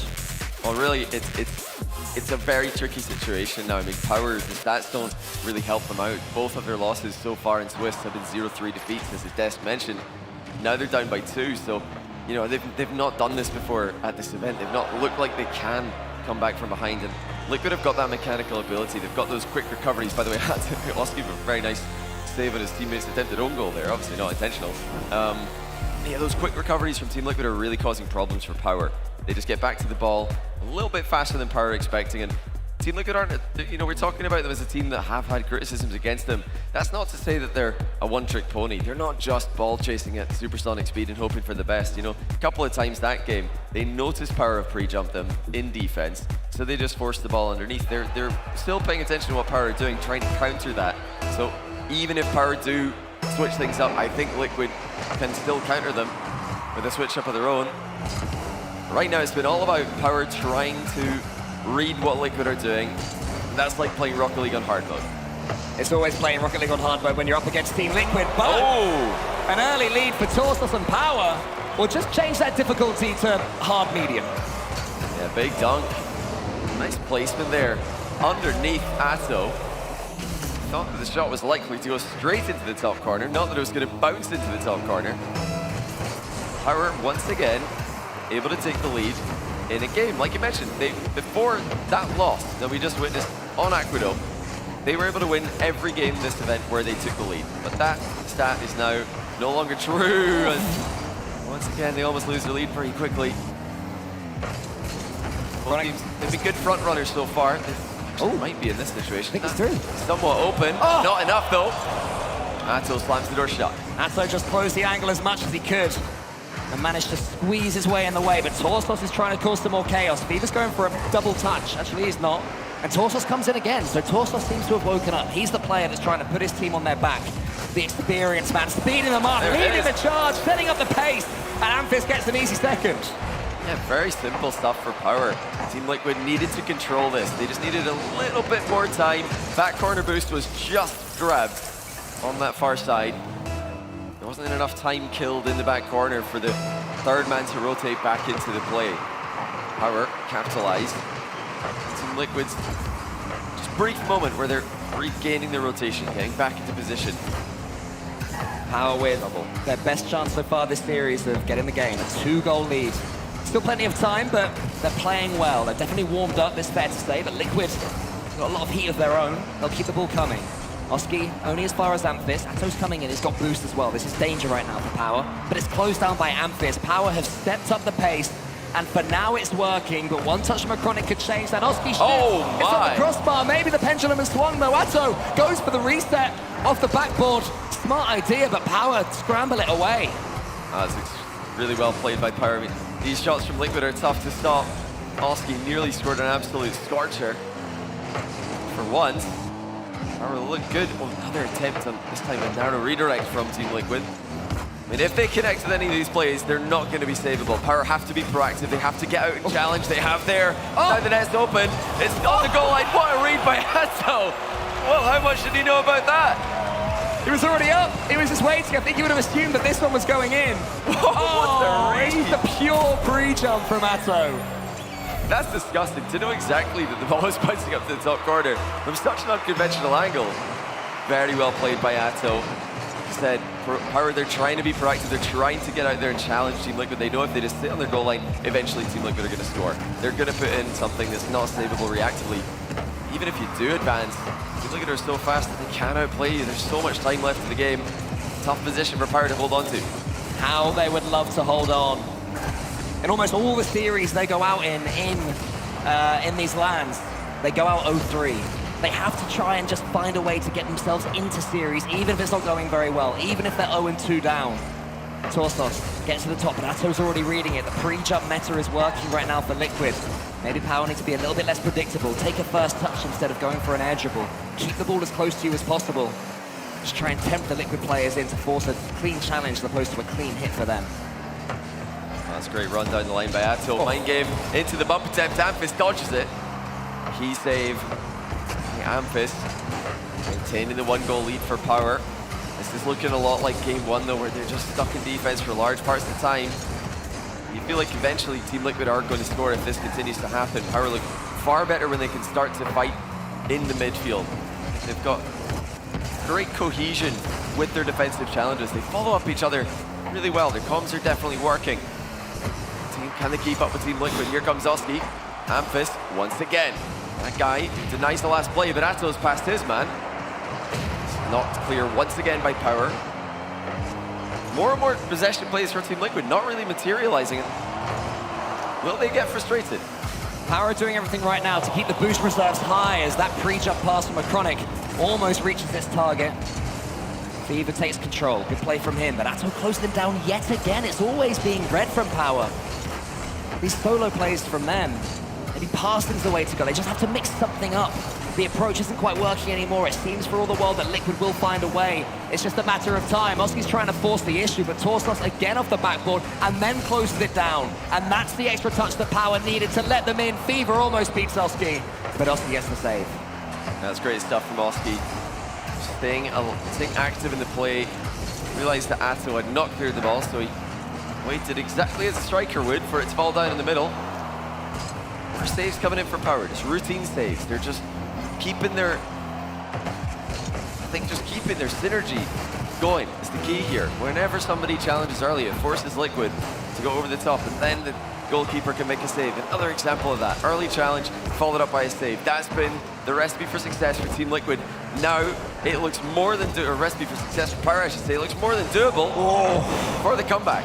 Shot number 13 for Team Liquid comes in with 10 seconds left. So many saves as well. Another one. That one more further away from the goal. A Chronic into the center. Maybe it all ends now. No, it's just missed. Power is 0 seconds. Hit this ball on the floor. And they take a game in this series, and it's well shepherded by them on the backboard. Power do get their game and a foothold in the series. Great stuff in defense from Power. They're doing so much work for each other. I mean, when you're sitting in goal and Team Liquid are air dribbling towards you, any of their players, you want somebody to go. You want somebody to get up. Even if your teammate jumps up and gets outplayed, that's fine, as long as you force something out of Team Liquid.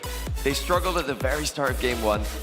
Didn't get any challenges going on the air dribbles. They were letting resets happen close to the net, and their goalkeepers are getting 1v1. But now they're defending in twos. Somebody goes early, there's always a goalie behind him. Challenge might miss, might get outplayed, but there's another challenge right behind it to follow up. And they're clinical in offense, scoring 2 from just 5 shots. It was Torsos who really pulled away as well for Power, sped their game up, forced the issue. The second goal was lovely play from him, keeping his momentum on that back wall. Not a simple mechanic to do, even though in the moment it may not look particularly tricky. And Power have a lot to build upon for that. I think that Team Liquid will still be full of confidence after the way that game ended. They finished it much in the ascendancy.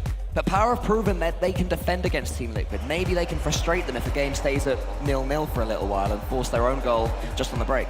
And, you know, don't underestimate how effective Torsos was in defense at times in that last game as well. 5 saves for Fever, 6 for Amphis. You might think, well, they're carrying defensively, but it really was a team effort.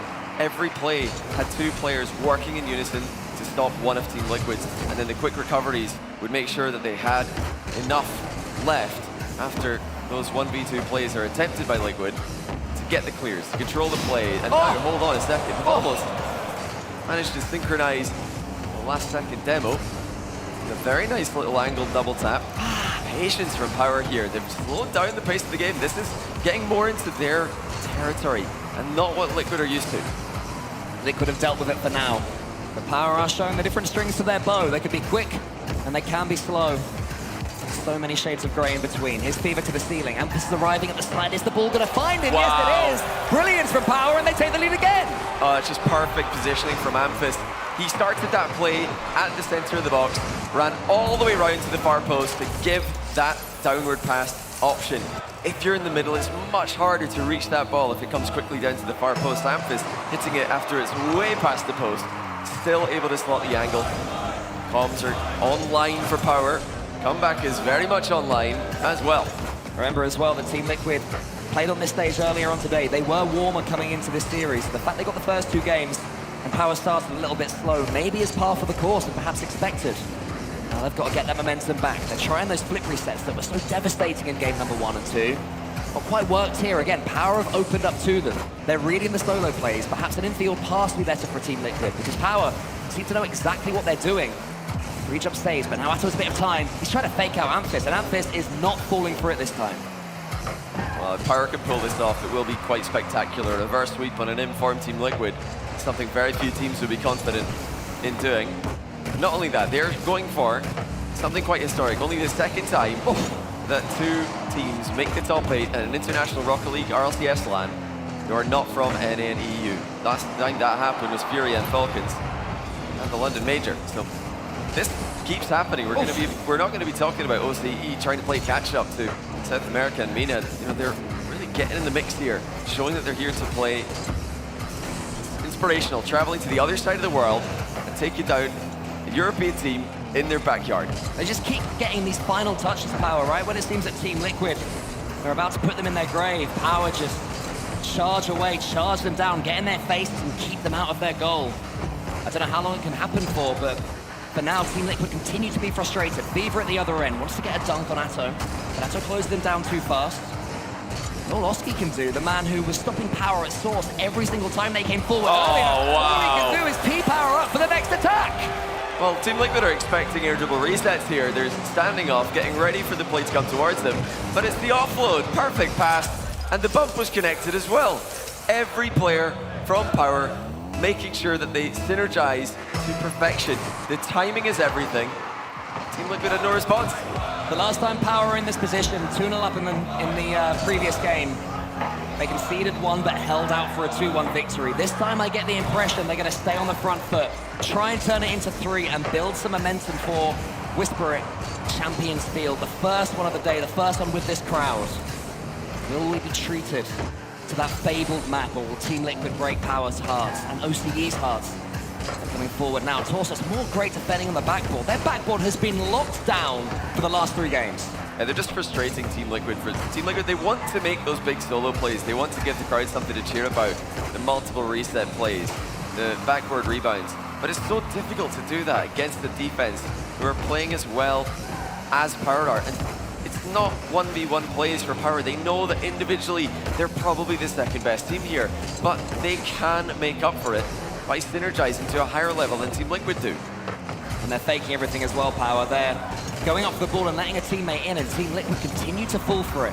But now they have some control. Oski can he be ahead and attack into the heart of Power. Atto up against Fever. Still not quite happening. They're just not connecting anymore, Johnny. Yeah, Team Liquid might start to doubt themselves. It seemed like they had everything going. Acronic showed up huge in game 1. We've all seen what Oski and Atto can do recently. Acronic's really been the only question mark. Oh, that's going as well. Solid contact by Fever. This is going more and more towards Power with every passing minute. I mean, Oski just got caught out by Power there. He's too far off his line. Team Liquid, who have gone to Series 5 in every single event so far in Europe this season. It looks like they're heading, well, they've already headed to Series 5 here, and it looks like we're heading to Game 5 as well. And so far in this tournament, just to say how the omens aren't looking good for Team Liquid, they've lost 2 Game 5s, the first to version 1, the second to FaZe Clan. So not had too much luck on Champions Field. Power will know that. They will be reveling in this opportunity to finally send an OCE team over there into the top 8, into the playoffs. Well above expectations for Power already. Can they see this one through? Can they set up on Game 5? Or does Team Liquid have one more chance to make something happen? And Chronic just starts to put doubts in those minds. Yeah, Power is trying to stack as many bodies in the way of this one as possible, but looks like Atto is able to find the angle through there. Chronic slots the finish as well. What have Team Liquid got planned? The very next kickoff. If Power can just get control of the ball here, they're going to waste a lot of time. It looks like that might happen. Amphasis forced to close the distance. Oh, he's done well there. 2 50-50 wins in a row for Amphasis.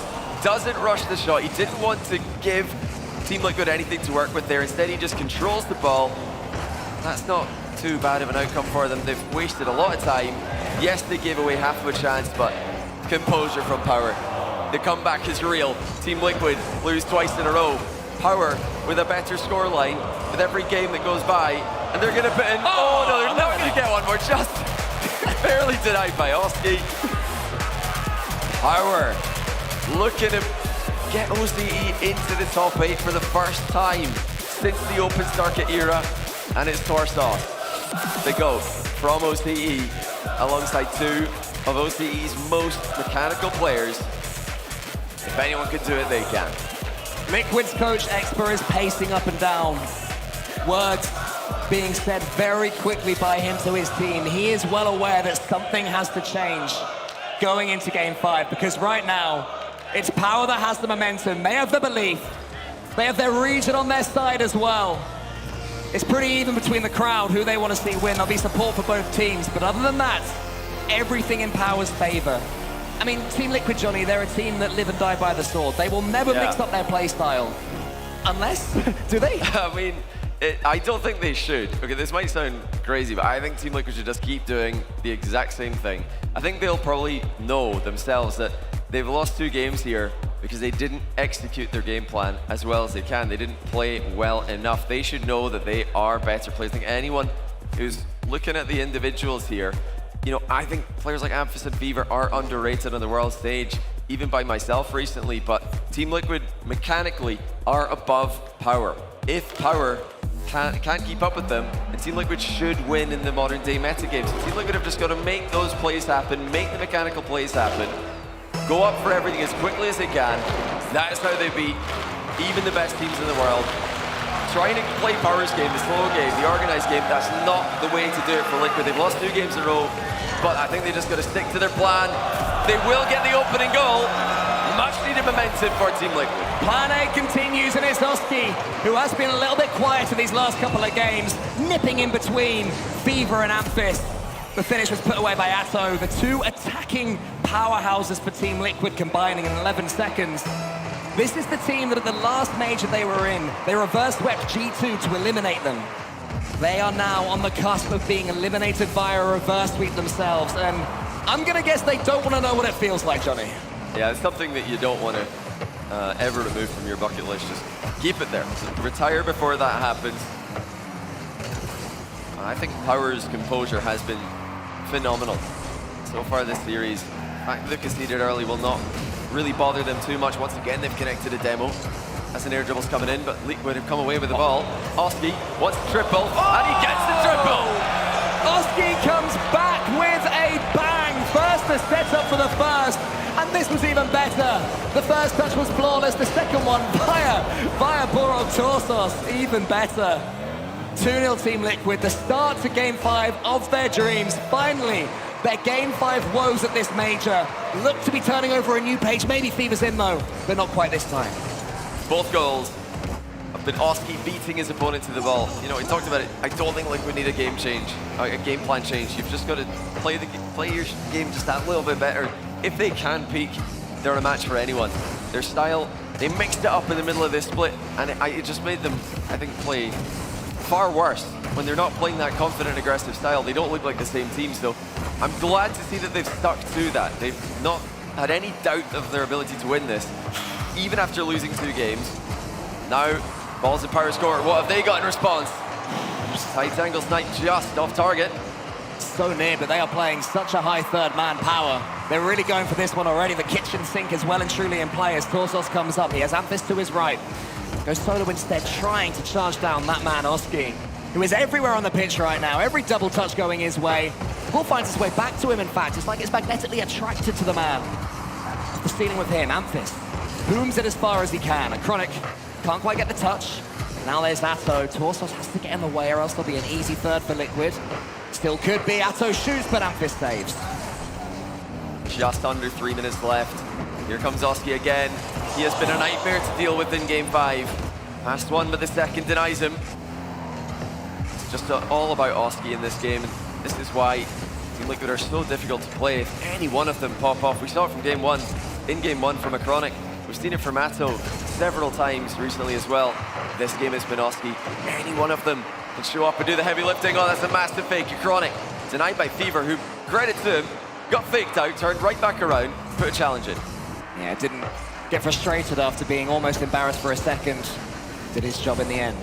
But it's still Liquid attack. Torsos has to get a touch and does. Atto is just buzzing about, making himself frustrating, causing Power never to have a clean touch out. Just want that ball, but they're never going to get it again. A 50-50 is the best they can hope for. Chronic's coming forward. Amphis has to stand up tall here, but he's just going to be shepherded away. That shot not quite on target. We're running out of time already. The disastrous start for Power and the brilliance from Team Liquid. Nearly ending this one before it gets a chance to start. Oski, the man of the match based on this Game 5, almost gets himself another one. It's so near. Every time Team Liquid come forward, it looks like they're going to score. But to their credit, Power are surviving. Well, Power came back into this series by playing so well as a unit. Now we're starting to see those double commits occur. I think they're entering panic stations.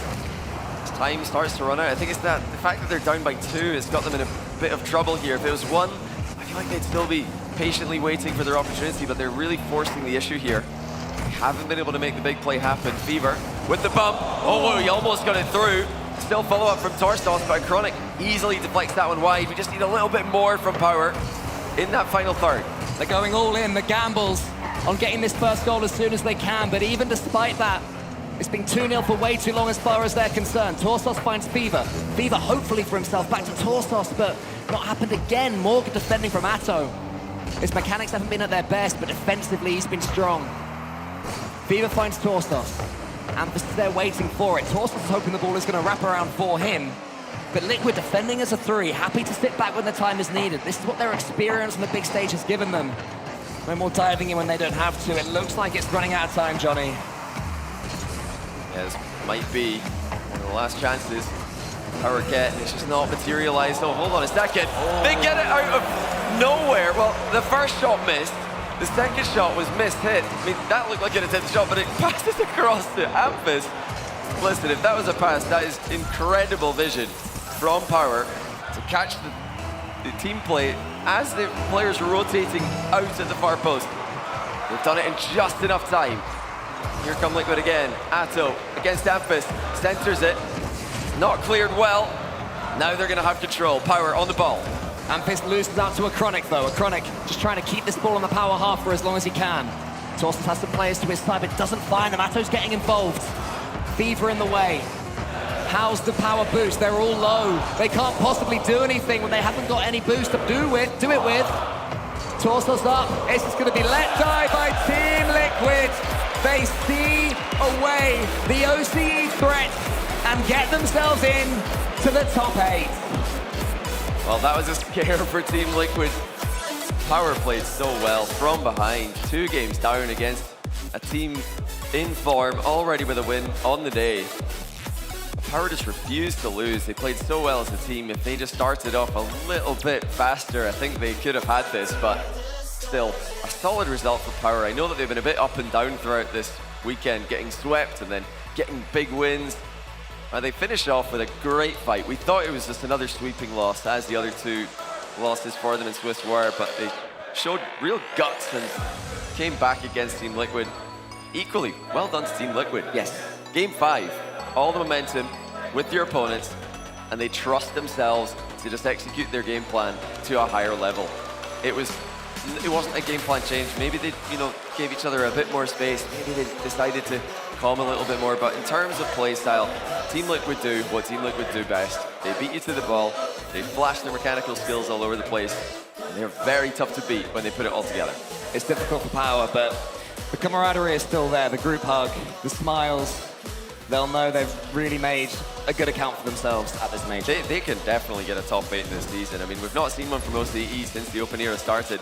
I think they can do it. I mean, Power, I think they've got the team play figured out. They've just got to get a little bit more with the final third mechanics, with those offensive mechanics. That's what we see from the teams who are really threatening to win these tournaments. And Team Liquid, they are just a team that, no matter how much they're struggling, all it takes is 1 split second of magic and suddenly they're back to their best. Yeah, that's the thing about Team Liquid is it can all be going wrong and then suddenly any one of them can make a big play. They've got such mechanical stars on their team.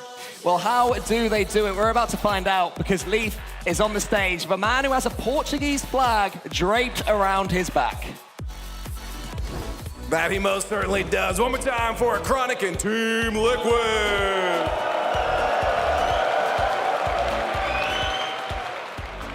Now I gotta ask you, it's been a while and we almost had an OCE team making it to top 8. It's been since like season 8. Do you feel bad for knocking them out? It's been a while, man. Of course I don't feel bad because I won, but I mean, I feel bad for my friend Amphis because as I said, he's my friend, so I mean, it's always bad to play against friends. But it also feels good to win. It was close though. I felt it was on edge there. What was going on? So the first 2 games we played like our way, our play style. Then like we got too confident and then we started not playing the play style and then we almost lost as we saw. But yeah, I think that was just overconfidence. I feel a lot of teams say that confidence helps them. So you think too much is, how do you bring yourself back down from that then? Say, let's stay level-headed. Like you need to have an ego when you play against certain teams. But if you get too ego, then you might start playing bad. Now, you were just saying you're of course sad about your friends getting knocked out. Were you surprised that they got to this point and were doing so well? I mean, we wanted to reach top 8, like for sure, so I'm not surprised. Even though our way was like 3-2 on Swiss, which is not bad. I mean, which is not good, I mean. But yeah, we're not surprised. Now, I'm just curious, do you feel a sense of relief now that you guys have made it to that top 8, or do you immediately start thinking about the matches coming and get anxious again? No, I think it's the relief because in single elimination we play always better, so. Now, I just have a question for you. Coming up next, we do have a minor region matchup. It's Space Station versus FaZe. Who do you think's gonna win? I'm gonna back up my SSG. Okay, I'll say You're iffy on that. Yeah, I mean, like I have friends in both teams, so I don't know who to root for, but I think SSG is gonna take it. All that matters is you keep getting dubs, and you're getting them so far. One more time for Chronic.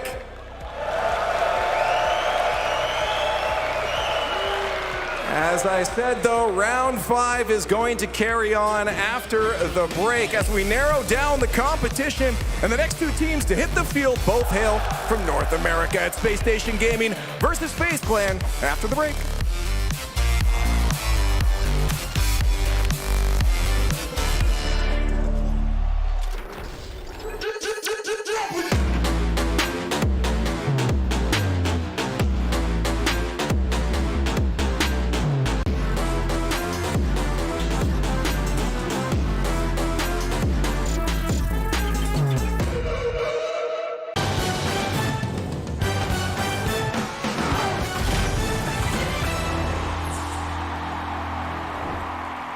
Teams in the world, including mine. Jack, come on. All right. Tune into the RLCS Major, where the best teams in the world, including mine, will compete for surprising and glory.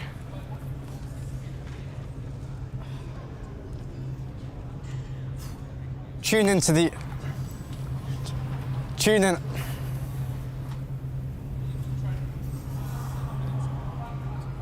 RLCS Full Major, where you won't want to miss it. Be there.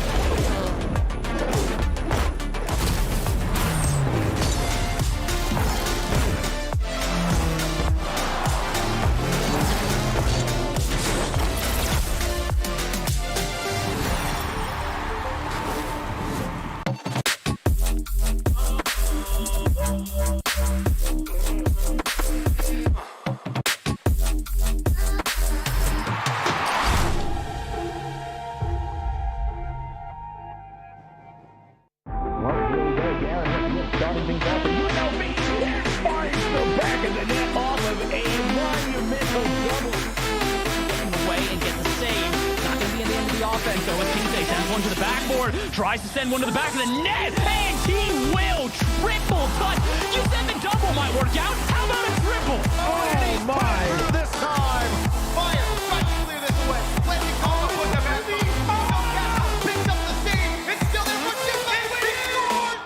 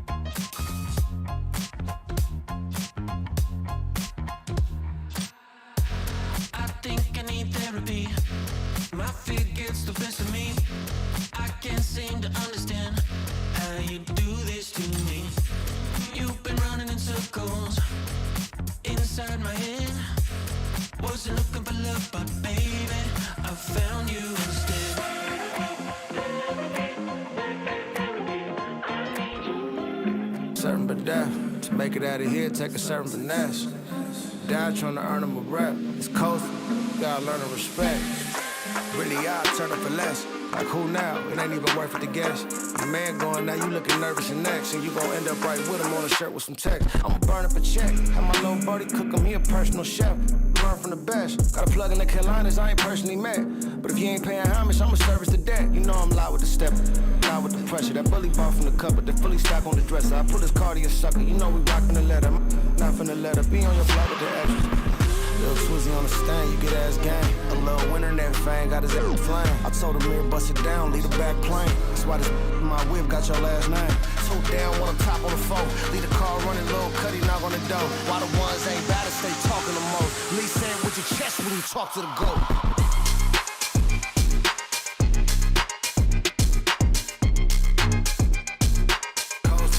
Gotta learn to respect.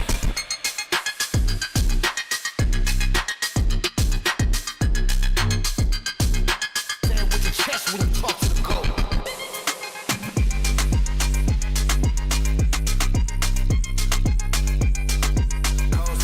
Gotta learn to respect.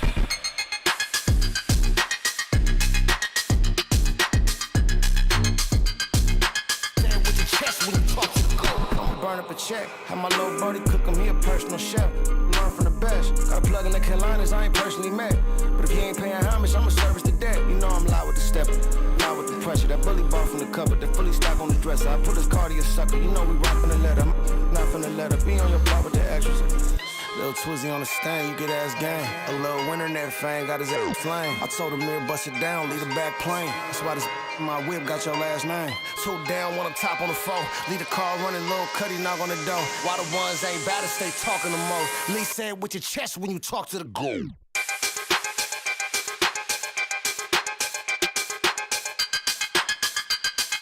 Coast to the shit, gotta learn to respect.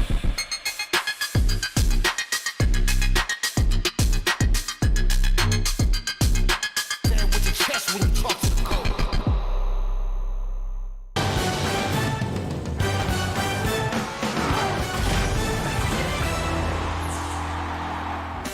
It was an exciting series, but the reverse sweep was staved off. Liquid advance out of the bracket. Meanwhile, Space Station and FaZe have been preparing behind the scenes for an epic showdown. Only one will advance to Championship Sunday, and the action continues to thicken here. The plot continues to develop in Rotterdam. Welcome back to the Fall Major, folks. And James, how you doing? You know, I'm doing pretty good, Wave. It's been so awesome to make it back here. At last Fall Major, obviously, we had no crowd. This time, the crowd has been out in force, and the games have been amazing. So it's so much better than I expected. I'm loving every moment. The crowd has been wonderful. I mean, the Blue Wall was in here earlier. I'm not sure where they got off to, but, I mean, K4's not playing today. So. They're buying merch out there in the lot. Yeah, they're buying a lot. There's just they buy it and they get back of the line and keep that. I don't know what they're doing, folks. CJ, it's so good to have the Rocket League family back together, though. No, I'm not happy. Power, reverse wave.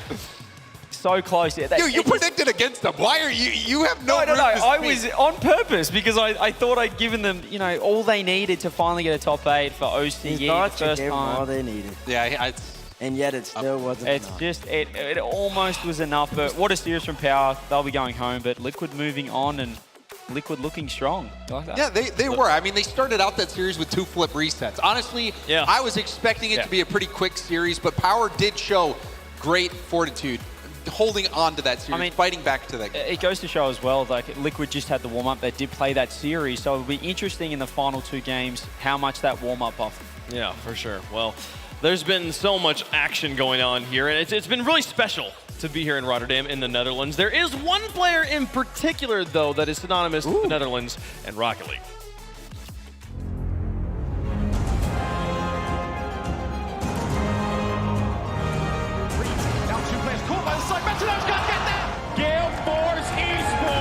I am Jos Violent Panda van Meurs, and I'm the 2-time world champion. The best moment of my career, as I would say, is my Season 5 World Championship win, because it was so historical. And this year's Rocket League phrase came from that event when Justine scored that crazy goal on us. Energy still around. Justin hit there, final shot. And a done! This is Rocket League! Turbo was stressing out a bit, I gave him a belly tap, and I was like, guys, just keep it calm. We still have this, and I felt like we all just locked in, played our game, and we scored our final goal. Turbo did, and that's how we won. Gets the flick. Turbo! Back-to-back world champions. Rocket League means a lot to me. It feels surreal that, once I was playing in my room for fun with my friends, that it grew out to be a career, and a good one for that. I grind a lot to get to the top. It's picked up my life a little bit, and it's sorted out which direction I wanted to go with my life. Yu-Gi-Oh! And it's another crucial block. The regional championship belongs to Dignitas. Starting season 10, I started having an injury in both my thumbs. I didn't retire because of my injury, but I feel like it played a big role in that I wasn't able to play up to par with the new guys coming in. I wasn't able to put the hours in, and I was happy to move on to a new part of my life as well. Considered being a legend is what some people call me. I mean, I'm grateful for my career. I'm grateful to have grown a fan base that I've loved, and it's been great. I think what I will miss the most is the thrill of competing, like the adrenaline you have on stage, and being able to perform on stage is amazing, and that's what I will miss. I would like to go into the business side of things in esports. I want to grow my career further, and I think I can make a difference. Well, I started my career in Amsterdam. That was my first ever LAN event I went to. And being able to end it, so to say, here in Rotterdam feels great. I mean, Netherlands is my home, and I'm happy that RLCS has happened twice here now. I feel proud. It's been a great ride.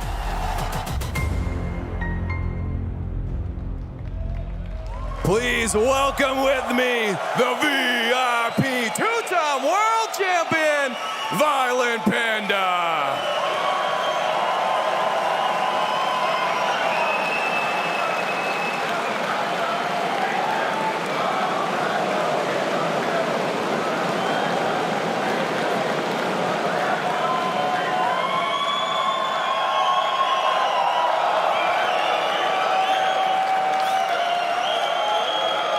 It's well-deserved, my friend. It is well-deserved. I gotta say, Ralph, you kind of covered it in the video, but I gotta ask, what's it like coming back here, celebrating Rocket League in your home country? Feels great. Trying to get not too emotional, but no, I started my career here in Amsterdam, like I said, and ending it here in Rotterdam feels great. Netherlands is an amazing country, great fans, so.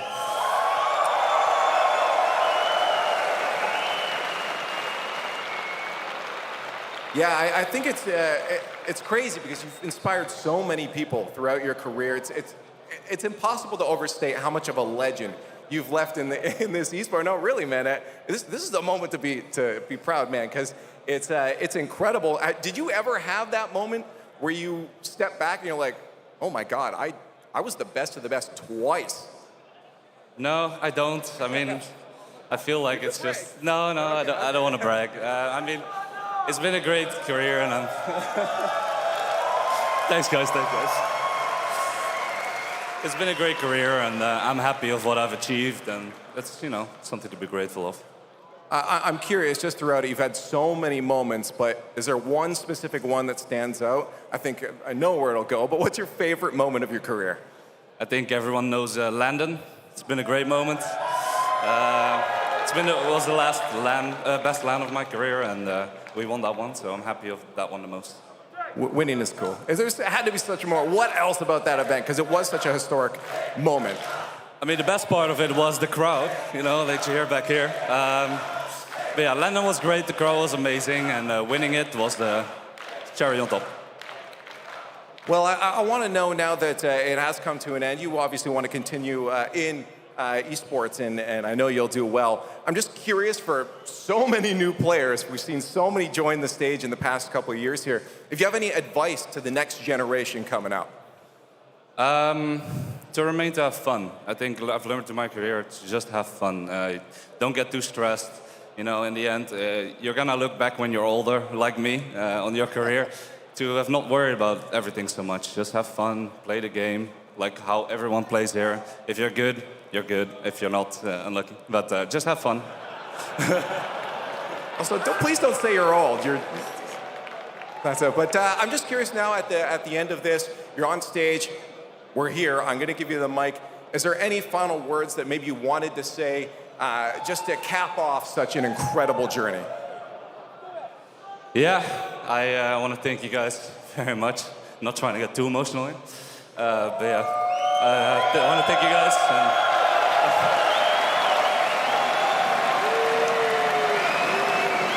thank you.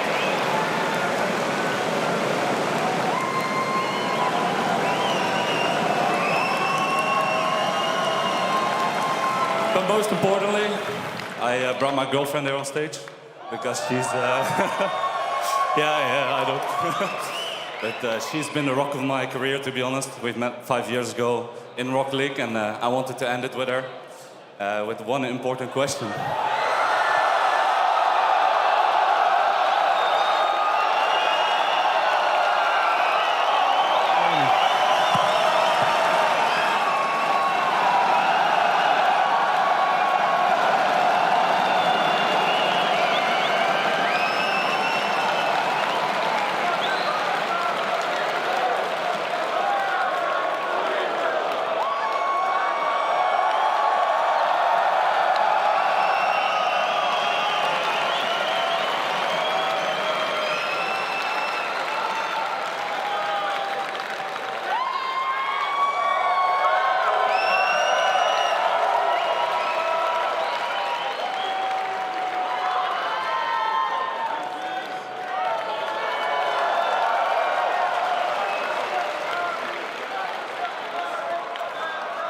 Well, that's the best.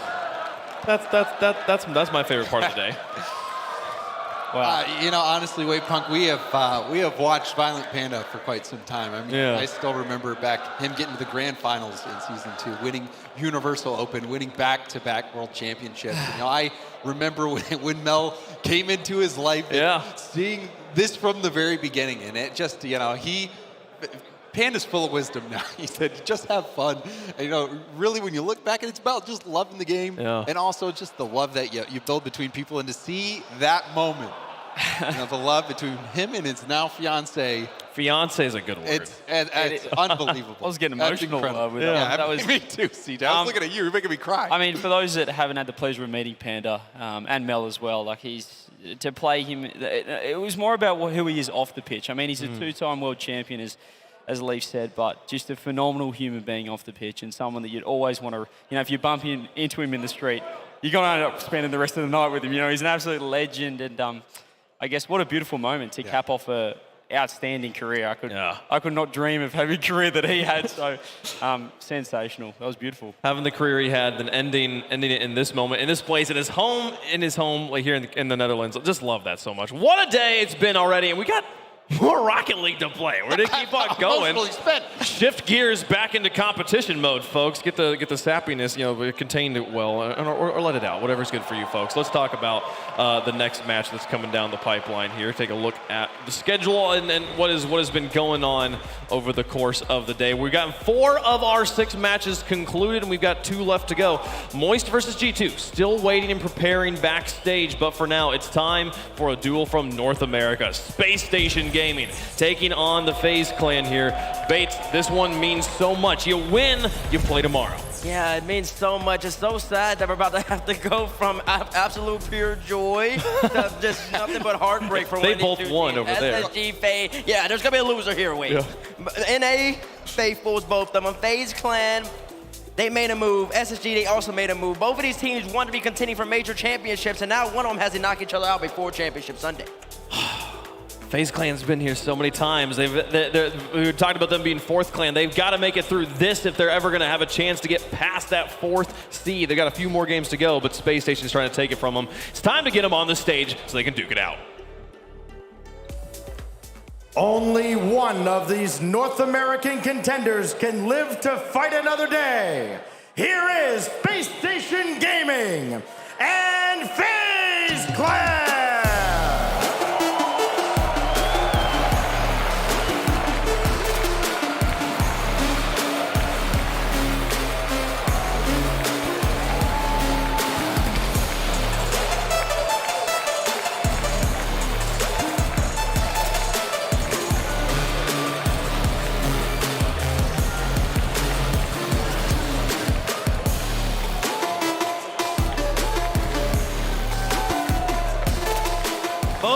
teams made roster changes in order to get to moments like these. FaZe Clan picking up Mist from Optic Gaming. They expect him to perform on the stage, and then SSG removing Riddles. Nothing but credentials from him. He brought the crowd, he brought the passion, he brought the confidence and leadership, but they felt like they had to go somewhere else. They had to go to this man, LJ, a young gun from North America. He has performed online so far, been a little quiet, but he expects to play now.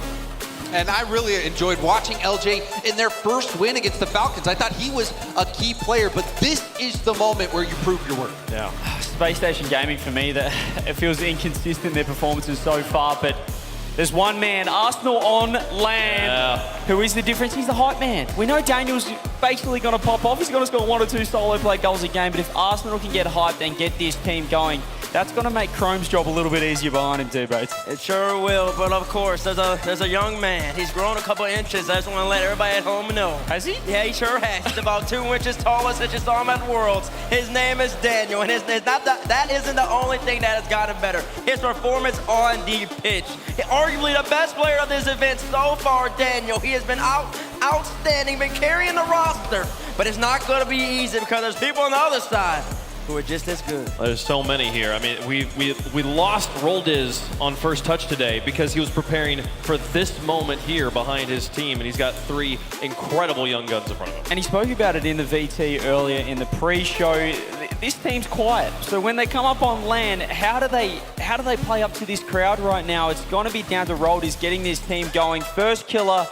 It's all about this man if he's coming up against Daniel. He was second in scoring, first in assists. When you talk about offense, this is offense embodied. First killer. He was incredible during the regular season, but now he's got to come into this major and perform on this stage when it's all on the line. And the spotlight's even more on him than it's ever been before, James, because now he's made constant roster changes. This FaZe Clan roster has been made just for him.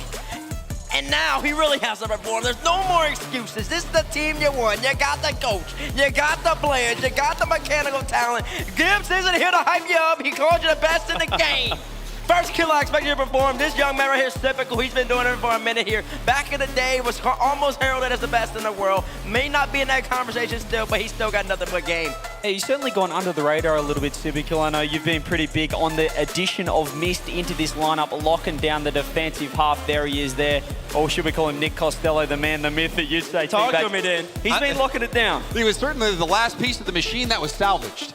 And now, I mean, for FaZe, he's got to fit right in, and they have to work. I feel like this is really not make or break for either one of these teams, but it is a make moment. If you get past it, this could make you for the rest of the year. You're not lying. This is a defining moment for both of these teams, but more so, I think, for FaZe. They had already made it to top 4 of the World Championship. They made a change. They thought if they picked up Mist, they were a top 2 team in the world, if not the best in the world. So many expectations were heaped upon them the moment Nick Costello, a.k.a. Mist, joined this team. And now, SSG, I think a lot of people might have thought they made the wrong moves. Maybe it's supposed to be Arsenal over Reynolds, and yet they're still here going up against FaZe. They are here going up against FaZe, but it's not in the top 8 match. We're not in the championship Sunday yet, so this is a matchup we didn't expect to be here, round 5 of the Swiss, but that just shows how competitive this tournament is. This is to make top 8 here. There are 2 players who are LAN rookies coming from North America. Chronic on Gen G has already qualified for the top 8. LJ, the only player remaining trying to get there. And here's the thing. Space Station's been on the stage. They've played one matchup here. They're familiar with this environment much more than FaZe is, specifically here in Rotterdam right now. But it was a one-man show, right? It was Daniel versus Lost. Daniel was able to be the better man in that duel. There's 3 strong players on the other side right now. And I really think the big problem for Daniel will be Mist and Sypical. If you remember back to when SSG was popping off with Sypical, it was when Sip was 3rd man, playing incredible defense and taking shots when it was popped up in the air for him. So now you've got Mist and Sypical, who are incredible on defense. I think they're going to shut down a lot of the attempts from Daniel, but you never know how these series go. And like Violent Panda said, you just got to have fun. And sometimes FaZe did not look like they were having fun. I mean, we saw how important the warm-up was for Liquid as well in the previous series. However, that was back-to-back. They played, they won, they went straight into the next series. Whereas Space Station, they've had a little bit of a break. They've had a little bit of a time to perhaps cool down, if you will. So I don't think that this warm-up buffer means that Space Station are going to be coming out of the gate swinging just like Liquid did in those first two. I do gotta wonder though. My X factor, the person I got my eyes on here, Bates, is Arsenal. The way he reacts in front of this crowd. If Arsenal elevates and joins Daniel on that ascended plane right now, we got a match on our hands. We sure do. Somebody's going to have to elevate on SSG. LJ, I'm expecting to see something out of you. And Wave, speaking of Arsenal, James brought up having missed and sip on the back line for FaZe. Those are 2 net campers. A lot of times they don't move. A lot of people call them the upgraded Hiroko. So we're going to be able to see if Arsenal can really disrupt their flow, which hasn't necessarily been at their peak so far this event. And SSG might come out on top. It's a close one. It's going to be hard to figure out who you think's going to win, but you're going to have to do it, chat. Let us know who you think's going to win in the fan vote. Hashtag SSG, hashtag FaZe. CJ, congratulations on finally getting a prediction correct. You want us to do the honors? Thank you. No, it was massive. I had to go against my own region to get a prediction. So, no, that was really great to be back on the board. Perhaps the curse is lifted. I'm going to kick it off here, and I'm going to go with FaZe Clan. I think FaZe are going to take this one out. We predicted them to win the entire event coming in. They haven't quite met expectations here in the Swiss, but how long can Daniel keep doing this? How long can he keep carrying this team? I think it ends here. FaZe Clan take the win. And now I get to go? Is that how this works? I mean, you got to remember, it's my first time on the test. That's true. It's been a while. But hey, I think, one, CJ, I really respect your picks because, I mean, watching, especially from the first day, you were the only one getting anything right. And I think you're right here. I'm going with FaZe as well. The defense from Typical and Mist, I think, will be the key to shutting Daniel down, and FaZe will get past him. Listen, y'all know exactly what FaZe Clan can do. They generate nothing but offense. Their stats, 2.44 goals per game, 9 shots per game. But let me tell you something, that was in the regionals. It's gone down since then. At this event, FaZe is averaging 1.67 goals per game and only 6.33 shots. Well, on the other side, the competition's they got a young man. He's a little stout, but he's a giant on the pitch. Daniel, he almost matched Matera against KC. Give me SSG in 5. Give me SSG as well here. I think Arsenal is going to be joining Daniel up there on that ascended plane, and we're going to see a crazy match of Rocket League here. Space Station, the fan favorite as well. Chat's been doing pretty well today. They've only gotten 1 wrong so far. We got 2 more matches to go today, and this one's a banger. We got Space Station in one side, FaZe on the other. The winner makes it to top 8. The loser goes home. Rotterdam, make some noise. Let's play some Rocket League.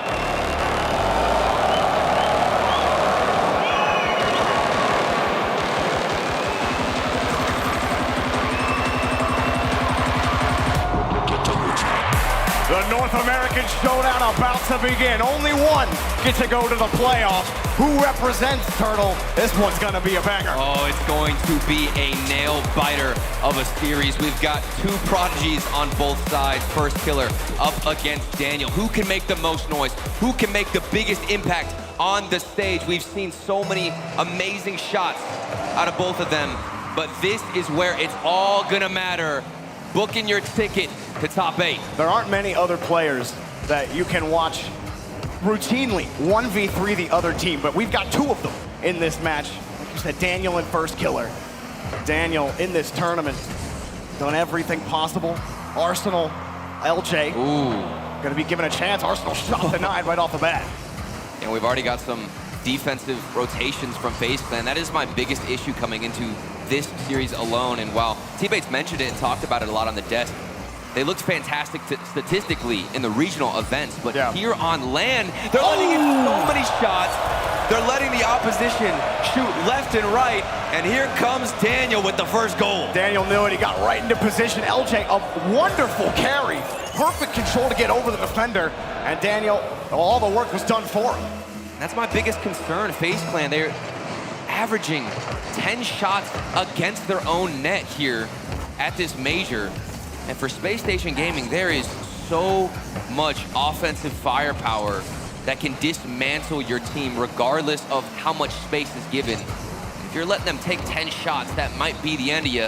And Daniel is putting on full display what he's capable of. Denied in the midfield.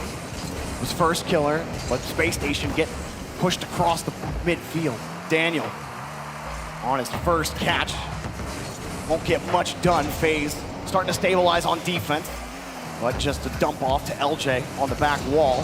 FaZe looking, the demo opens up a spot. Arsenal got the defense, but he got dumped! Mist goes up! Mist showing up early on. He was struggling a little bit in the first few series, but now coming alive. This is the best moment for him to pop off. And it's off of a great read. He knew exactly where that goalkeeper was trying to take that ball, carry it out, and a good capitalization. Mist has long been known for his consistency. It's part of the reason why FaZe picked him up. But he hasn't had the cleanest tournament. To start off with a goal will do wonders for the confidence. The bump does not work out. Mist ends up punting him right back into the ball. Space Station trying to push the issue here as LJ gets across. But FaZe hanging on the back wall as Space Station have to wait. Arsenal, not a lot of boost here. He only grabbed one pad. That one's gonna come off for first killer, but FaZe are having some trouble here getting out of their own corner. And within the first 2 minutes, we're seeing that immediate threat of what these lingering rotations can do from Space Station Gaming. If they don't win that first challenge, whoever that first man is will try and take you out, go for a demo, delete you from the pitch, and hopefully make an impact for your other teammates like Daniel to move into that space. Arsenal, he's already picked a couple of FaZe Clan's players off and gotten some physical demos. Let's see if it keeps going.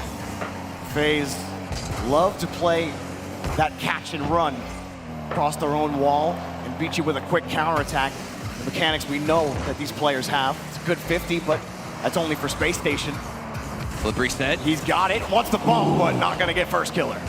And right now, Space Station have set up a great offense in the defense of FaZe Clan. And as I say that, there's a big clear down the other side, but easily responded from Space Station. We're back in the FaZe Clan half. And their boost is getting drained from them. Finally, some space open for Typical, but a quick rotation out of Arsenal. And we've got a quick 50-50 back towards the other side, but 1-2 passing back and forth. FaZe Clan punished. Good initial clear, and then 50 by Typical.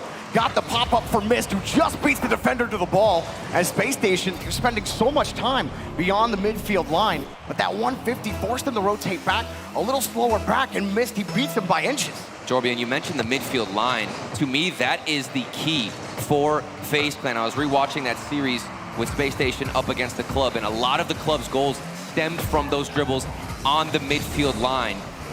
That one that we just saw from FaZe Clan was started in the midfield. Slow possession. They might not have too many opportunities or too many shots, but they're all high quality, and LJ is going to get a high quality shot. All starts from Arsenal.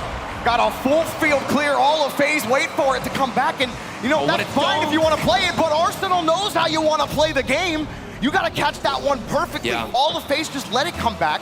Space Station get to move forward for free. I think that was just too optimistic from FaZe Clan. They thought they could get a chip clear or even a touch that would be to the corner over Arsenal. And it's again in front of the net from FaZe Clan, who look to be the most defensive team so far out of the two. This is what I'm talking about. They let the other team, the opposition, take so many shots against them.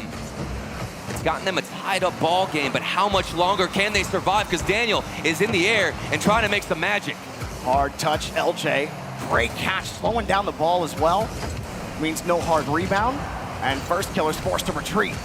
He comes across, grab the midfield boost, but that retreat tactic doesn't really work if Space Station keep grabbing the ball.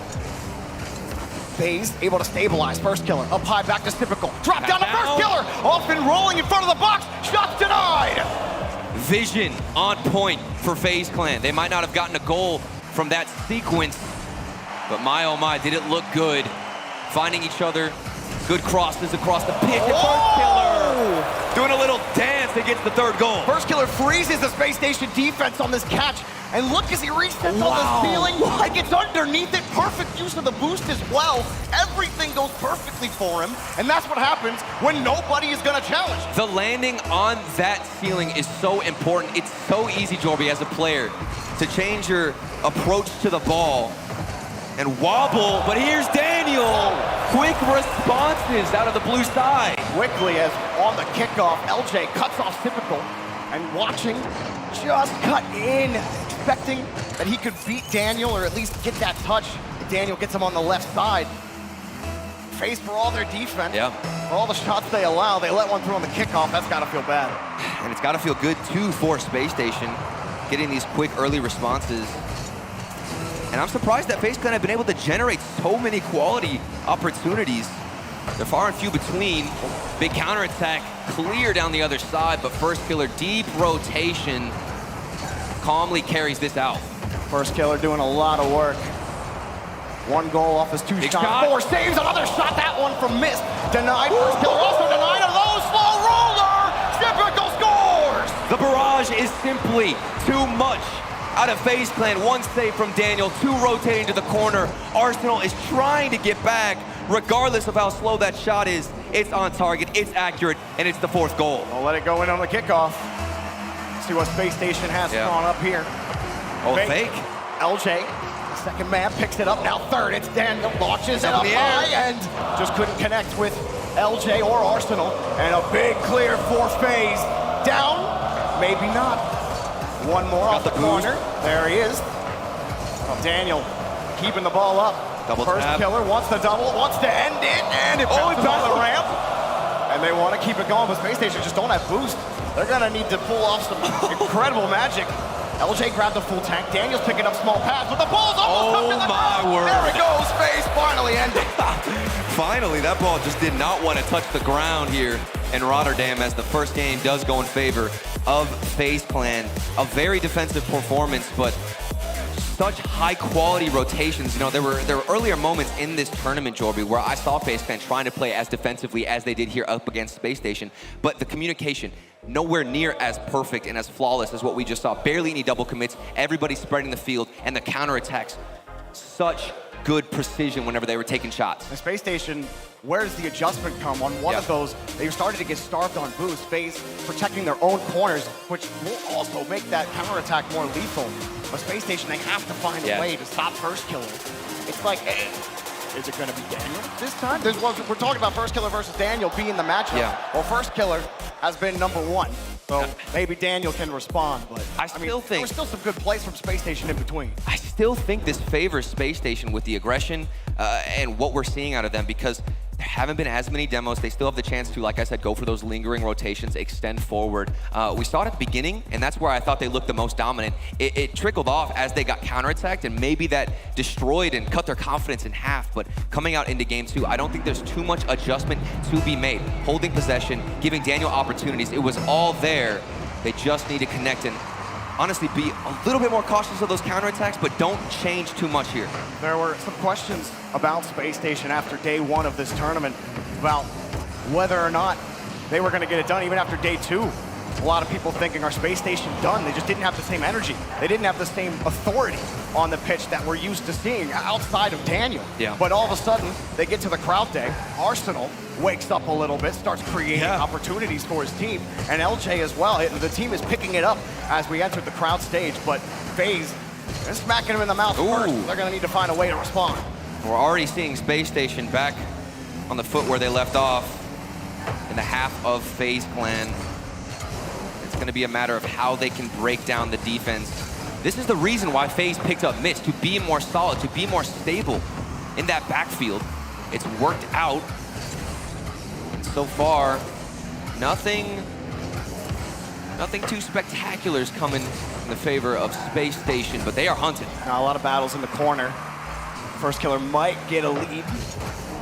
LJ takes him out. Space Station start to crowd the corner. Get the touch out. Great follow-up by Arsenal. But Daniel takes it from Arsenal, gets around it, but pushed off the corner by First Killer. Daniel still trying to push the limits of what might be possible on that stage here. Again, folks, loser goes home. And FaZe Clan, they know what's at stake, and they're striking first. FaZe started out the first game with a big dunk. First it was Mist, this time it's typical. Destroys Daniel in the corner. Wow, the challenge game in favor of FaZe Clan. Speed there. Barely any opportunities. One transition down the other side. So efficient when they're given those chances. Decent catch for First Killer. LJ trying to find the touch. Space Station past the midfield, flicked up for Arsenal. That Mist ain't gonna bite. First Killer's there. First Killer, low touch, taken away. And trying to buy time, it's typical. He does get the 50 to rotate back. First Killer takes it away. That was genius from First Killer. Playing man coverage, knowing to stay in that corner. And he sniffed out the pass. Absolutely killed all momentum from Space Station. He's been doing that pretty routinely. Then when he comes on offense, he's taking boosts, getting in your face, and going up for air dribbles. Messy in the corner. LJ couldn't find anything. And there, oh my goodness, blocked Daniel. You know, he can hit those doubles. He knows how to block them. First killer trying to slow it down. He's successful.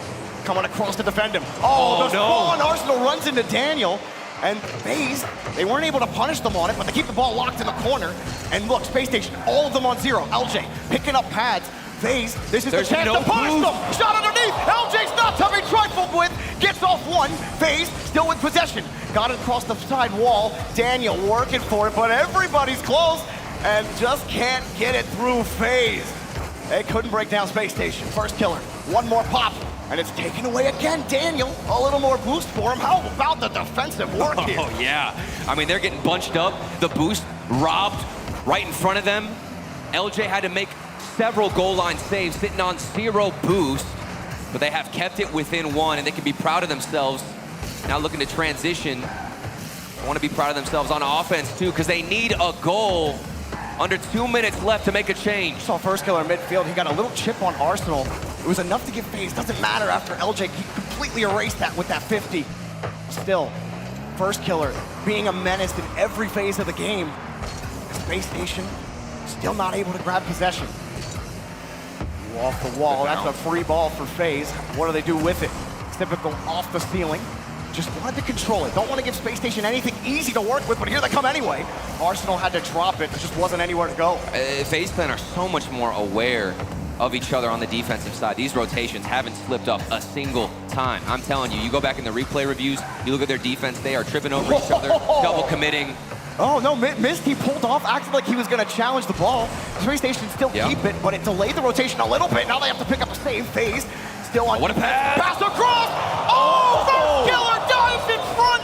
He stops 2 attackers! How does first killer keep getting away with this? He's ascending on offense, then holding it down on defense. LJ pops it high, but nobody's around. Arsenal and Daniel coming back around it. FaZe Clan, they're the ones playing a lot of defense again. Talking about all the shots they allow, but they're so lethal when they break through, and there they go! Simpical walks it in! Wide open. Space Station getting too desperate, and you understand the situation. Under 30 seconds left, you've got to send every single player you have. Every chance cannot go missed. And you have to throw one of these players. Ideally Daniel, but the space not given. Arsenal looking for demos, hasn't been able to find it because FaZe Clan have all the boost in the world to drive around you. Now they're doing circles in your own corner, and it looks to be like we get match point for FaZe Clan so long as these 10 seconds can go their way. Space Station shut out in regulation. FaZe full control in this game. Just not any kind of threat from Space Station. Yeah. And when they did get on offense, they were disjointed. Where you saw Arsenal, he'd have control. He'd get a good 50 in the first man position, but Daniel and LJ were off because they had to go get a pattern. They had to get boost. They're not commanding the pitch. And you can't do anything on offense if you're not commanding the pitch. It doesn't matter if you win that 150. If your teammates aren't there to help you out, they have to figure out a way to stitch this rotation back together on offense. It's going to be so hard because this is some of the best defense I think we have seen all tournament long. And this is from FaZe Clan, who looked to be one of the worst earlier on, struggling. Now here making it all the way to round 5 as well as Space Station. And interestingly enough, neither of these teams have even seen round 5 in Swiss from North America. So this is a new situation for both of them. But it seems as though FaZe Clan are stepping up in ways that Space Station don't know how. And they have them downloaded every step of the way. And I keep replaying the moment of first killer where he has the pass read out. Instead of cutting into challenge early, he knows where Space Station are trying to move the ball, trying to thread this ball, cuts off the pass, and that relieves so much pressure. So maybe the answer for Space Station here moving forward could be to hold that ball a little bit to yourself. If the passes are getting cut out, try to enforce more solo plays if possible. I think that could be the answer, given that there is slightly more space with that man coverage defense on FaZe. This is peak stress for Space Station. You're facing elimination. You're down 2. You need to win 3 straight. It doesn't get much harder, and it's got to be against FaZe Clan, a team that does not finish lower than 4th place. Daniel gonna start things off, or he'll just get the ball knocked away from him. seems to be happening a lot for Space Station. Arsenal will control the ball out. Again, the rotation. First killer takes it to the right side. LJ, thanks to first killer, taking some time. LJ buys a goal. Here comes the rookie on this RLCS stage. First killer, I like the idea to go for the dribble, keep it to himself, but LJ absolutely sniped that bottom left corner and took it right out of the hands of first. Yeah, I'm not sure first. I don't think that first touch was exactly what he wanted on that air dribble. He had to waste a lot of boost just to recover. LJ able to, he came from the other side of the field. That just tells you how much time it took first killer to get back to the ball, and now they got a breakaway! Arsenal scores! Early signs of life, Space Station Gaming. Finally get a counterattack to their name. They certainly know how that feels like with how this series has gone. One demo from Arsenal, he had the boost to catch him, and that ball is gonna simply roll in. A little bit over 30 seconds, but Space Station Gaming hold the lead. LJ blows through one defender on the kickoff. He wants another one. Arsenal setting up Daniel. Got another bump. Space Station getting chippy. Pass on the right side. Nothing gonna develop. Space Station sitting pretty low on the boost. Daniel just picked up his corner, or the midfield canister. Coming around. Good possession so far here from Space Station. Another demo, another goal! This is why they had the most demos as a team coming in here into this series. LJ, absolutely beautiful pass off the corner into Arsenal. They're both getting aggressive. And the third goal in favor of Space Station. This has been a stellar performance and a big bounce back. We just didn't see much of the physical game from Space Station in the first two games, and it's come in full force this time around. It's created multiple opportunities, and even if it's not a demo, it's a bump. LJ trying to get another one on the air dribble. Arsenal gonna keep it close. Good possession, good flip, but the 50's first killers. Let's see how FaZe Clan decide to carry this ball out, and now they're forced to deal with some pressure that they haven't felt all series long. That might ruin some of the mentality, which is definitely where Roldiz should come in as that coach to try and calm the nerves. They've got plenty of time, 3:18 on the clock. First killer hasn't been getting the touches he wants, keeping it close, but that touch indeed did find its way to Typical, and they can break out. It's where you might start getting a little worried for FaZe. You got plenty of time on this clock. You can stabilize for now. You get everybody on the same page on the comeback. Missed. That's a good catch. Slows it down on the brakes. But the 50 gonna be LJ's as he gets underneath it. Back to Daniel. Arsenal downfield and denied. Pushed off to the side, but that has been the threat every single time down the field. Arsenal's there waiting. Oh my goodness. Just take FaZe Clan out of the play. And even as LJ went in for that 50-50, after he didn't get a touch, he still tries to demo a player. Not only do you have Arsenal coming at you, hunting you down like you're his prey, but then LJ is getting physical, bullying you out of these corners. FaZe just can't get out. It's looking a little bit like most of game one did, but FaZe had a lot more offense in that game. This time they're scoreless. First killer, another air dribble. Gets by one, he's got support, he's got the shot, and FaZe have a goal! Another counterattack on the tally of FaZe Clan. Started from the corner, air dribbles over two, first killer behind the ball, and Typical to finish it. Quick counterattack. FaZe, they've reset the clock. 2:13, 2 to go. That's got to be a shot of adrenaline towards the side of FaZe Clan, knowing that they can get back into this game. Just go and launch that. It came for free off the back wall, off the post, off into the net, but it's barely saved by Arsenal. The shot comes in. Oh, first killer scores!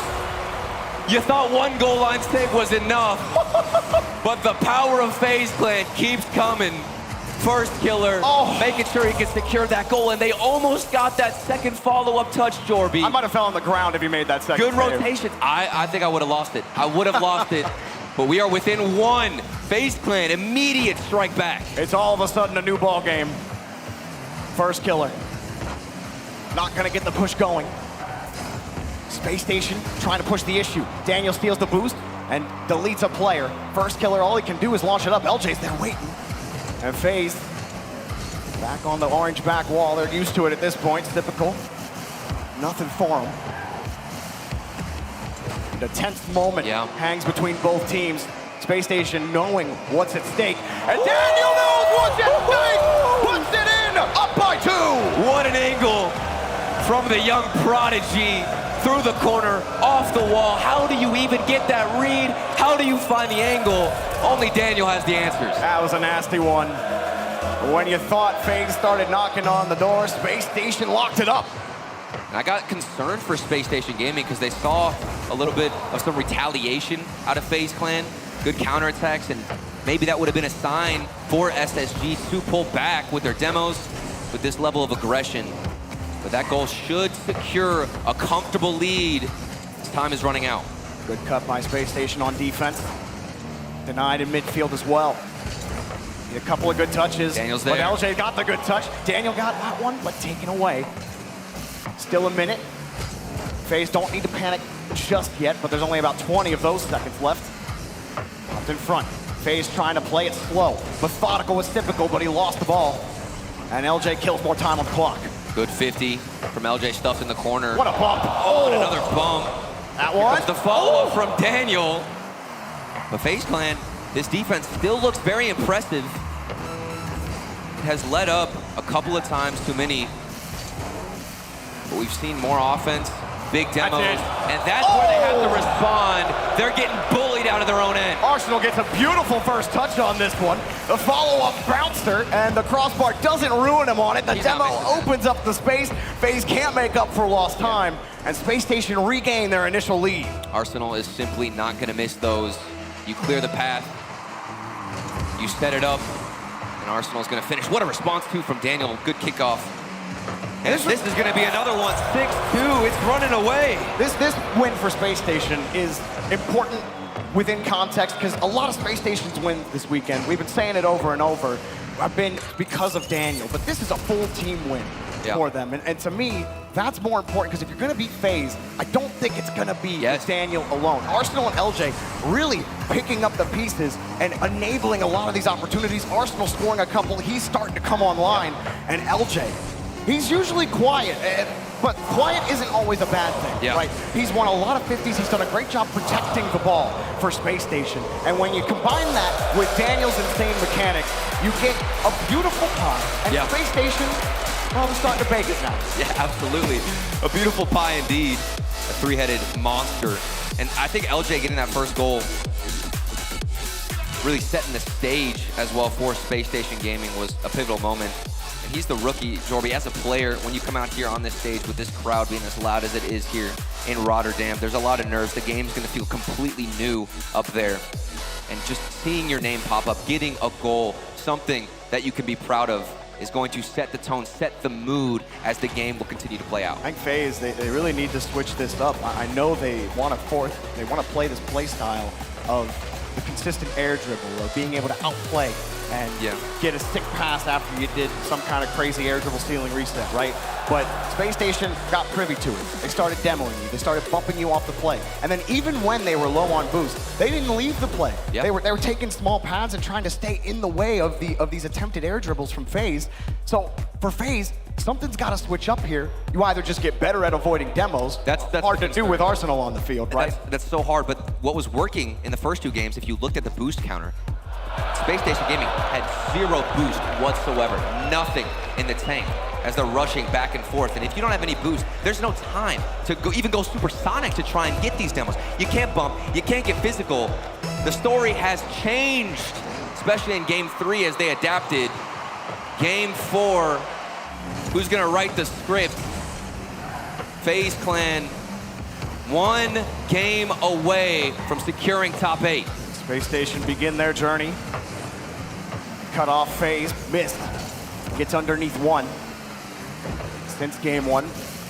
Missed also going a little quiet. See what they can get done. Arsenal. Open it up for Daniel and LJ.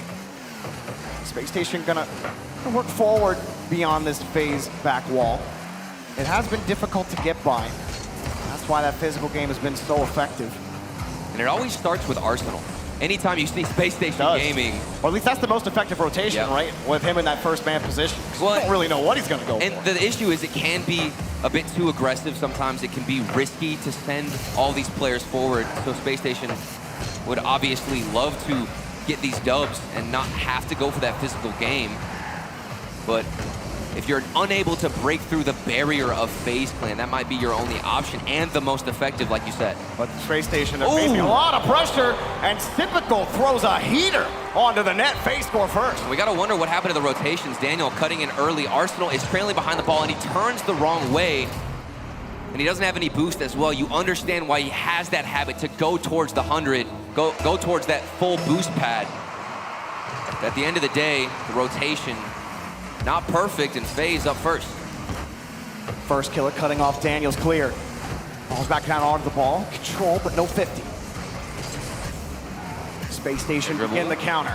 Arsenal doesn't get his 50. Miss puts it right over him. That puts Space Station back on their rotation. But Arsenal stays downfield. Got the pass. LJ's there, and he can't put it on target. It was too fast. Pass came through, shot slightly wide. But more and more opportunities flooding towards the FaZe Clan defense. You know, there might have been some criticism of Arsenal over the week, but the reality is, if he's awake, that is a scary thing for FaZe Clan. First killer, he got baited by Daniel, flipped into it early, but first killer, he doesn't care. He tried to barrel forward, and they just got possession back.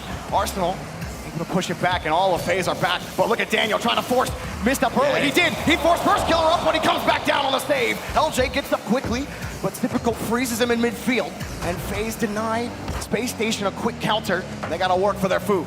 That's absolutely right when you talk about Daniel, what he's doing on the pitch. Here he comes, two for another shot. This time he's not the one hunting a player from FaZe Clan. He's taking the shot, which is the ideal striker.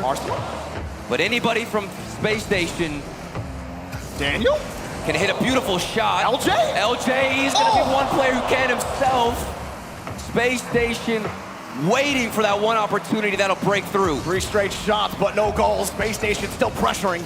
Bounces off the ramp. Arsenal. Good touch. High off the ceiling, but that's only for first killer. Daniel was sitting too wide, and he's dunked. LJ, loose ball, big shot! Costello puts FaZe up by 2! The defense from Space Station Gaming malfunctioning here against FaZe Clan. Off the backboard, 2 players in the same spot, rushing to get a touch. Just one touch to keep that ball out, keep them within 1. But their dreams might be ruined as FaZe Clan go up 2-0. It gets that much harder.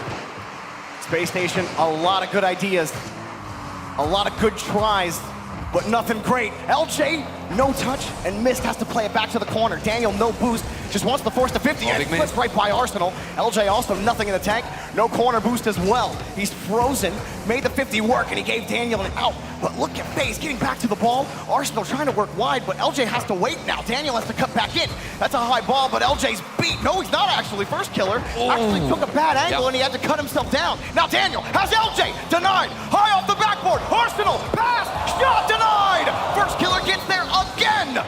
Selfless routes taken for Space Station Gaming, looking for this first goal. Arsenal was able to take so many boost pads. He's starving out FaZe Clan, draining them, taking the midfield boost. They have shots, they have opportunities. When will Daniel go in? Daniel off the ceiling, off the board. Down low, he couldn't get the shot. LJ, the last man back. He's got the boost to buy time. He's got the ceiling to reset his car, but he doesn't have teammates to help him out. Everyone reset to their own corners. You can't give FaZe that much time when you're down by 2 and there's only a minute left. Daniel, they want the high percentage opportunity. Arsenal bullies one player in the back of the net, but FaZe have teammates to recover. FaZe Clan, they handle business on defense. They've wasted so much time, Turtle. Time is fading away indeed. Space Station sitting on 9 shots compared to FaZe Clan's 2 shots with 2 goals. Might make it 3. Daniel does get the save, and on this drive, things have to change. It's gotta be Daniel. He's done it many times. Arsenal trying to help out. LJ playing it close, but first killer puts it away. Back around the corner, first killer time, and again, another pass. It's missed, it's open, it might be over. FaZe, 3 goals and 1 opportunity to go to the top 8. This has got to seal the deal for FaZe Clan. Top 8, so close. They can smell it. This is their chance. Hold on, 1 good kickoff, and this is surely over. That ball's hanging around, and it's on the wrong side of the field. That's too much time, Jordan. Nothing left. It's done, Turtle. FaZe Clan, they get another top 8, another playoff berth. Moving on, Space Station eliminated. A rocky start here for FaZe Clan in the Swiss bracket.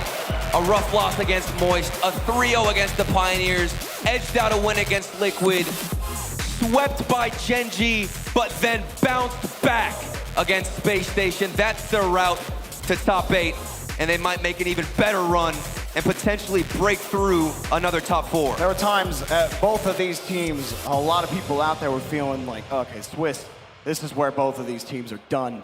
But FaZe, they battle the whole way to the 5th round of Swiss and eke out this win over Space. I can't believe it. I'm not gonna lie, I came into this game and I saw how many shots FaZe Clan were letting other teams take against them. And with what we know Daniel can do with Arsenal going for demos, LJ's consistency several times in this series, in this tournament, with his striking, I thought it was over. You can't allow these 3 players to take that many shots. It was just done. I saw that stat. I quite literally thought it was done. I remember even First Killer had Goomba stomped earlier on, I believe, against Moist.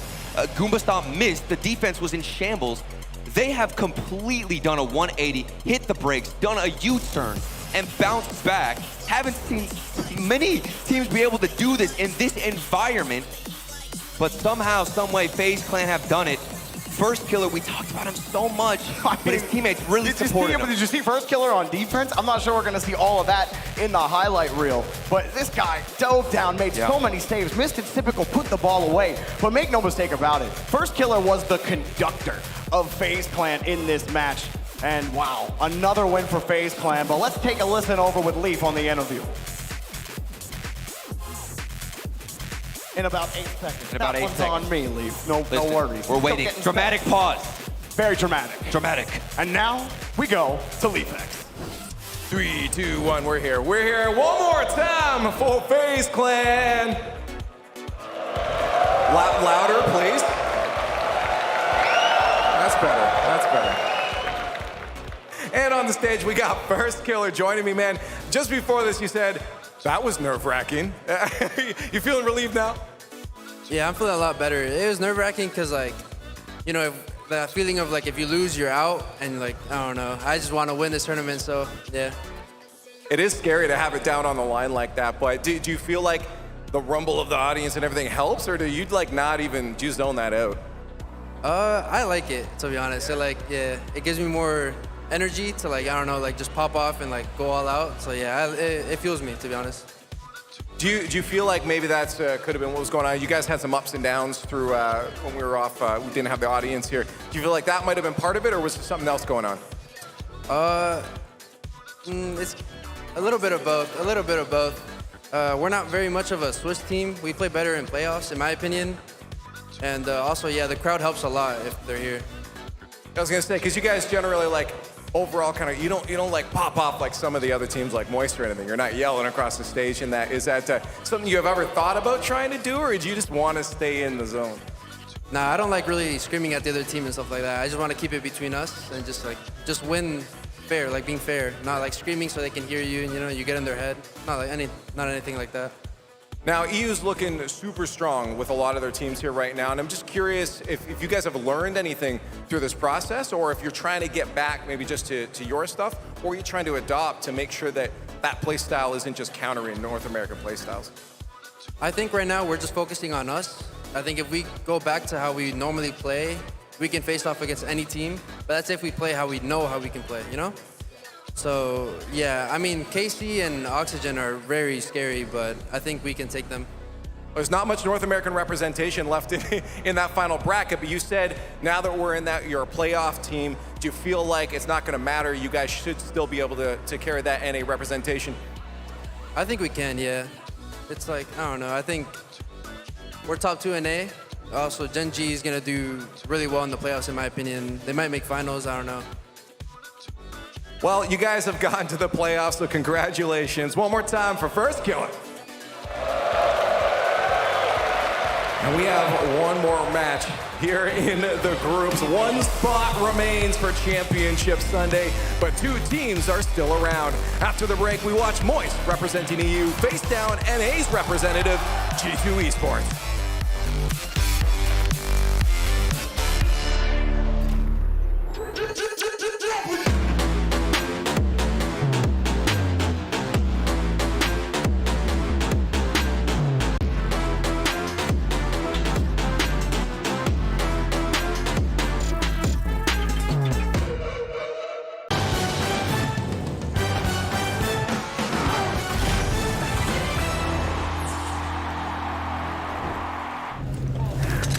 You go, man.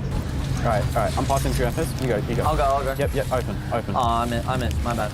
Dude. Okay. Next one. Yep. Middle now? Yep. It's open again. I faked it. It's all good. I'm middle. Yeah, you go. I lag. How did you miss that? You were in front of the net. It's fine. I got it.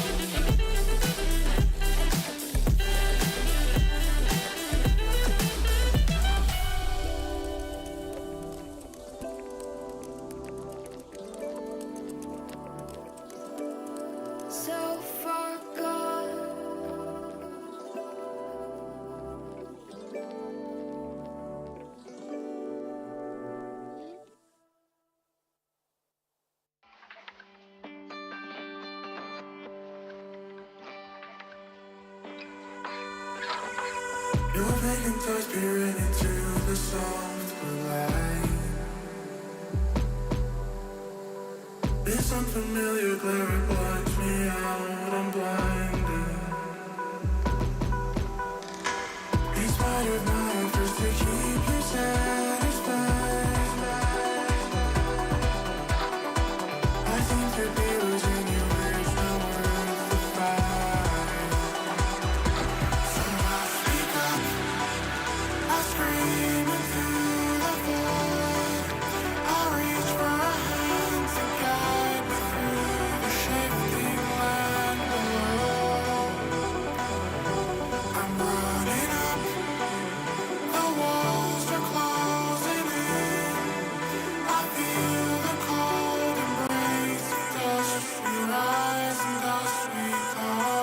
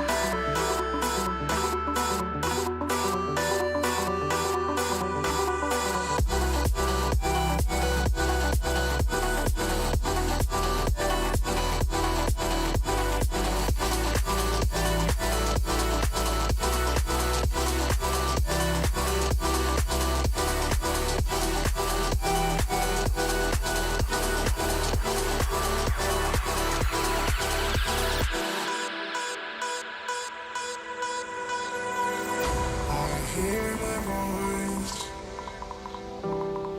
speak through the walls of stone. When I saw you leave, I felt you go. I saw a spotted line, blinding from a distance. No more resistance. So I speak up. I scream into the void. I reach for a hand to guide me through the shifting land below. I'm running up, the walls are closing in. I feel the cold embrace of dust we rise and dust we fall.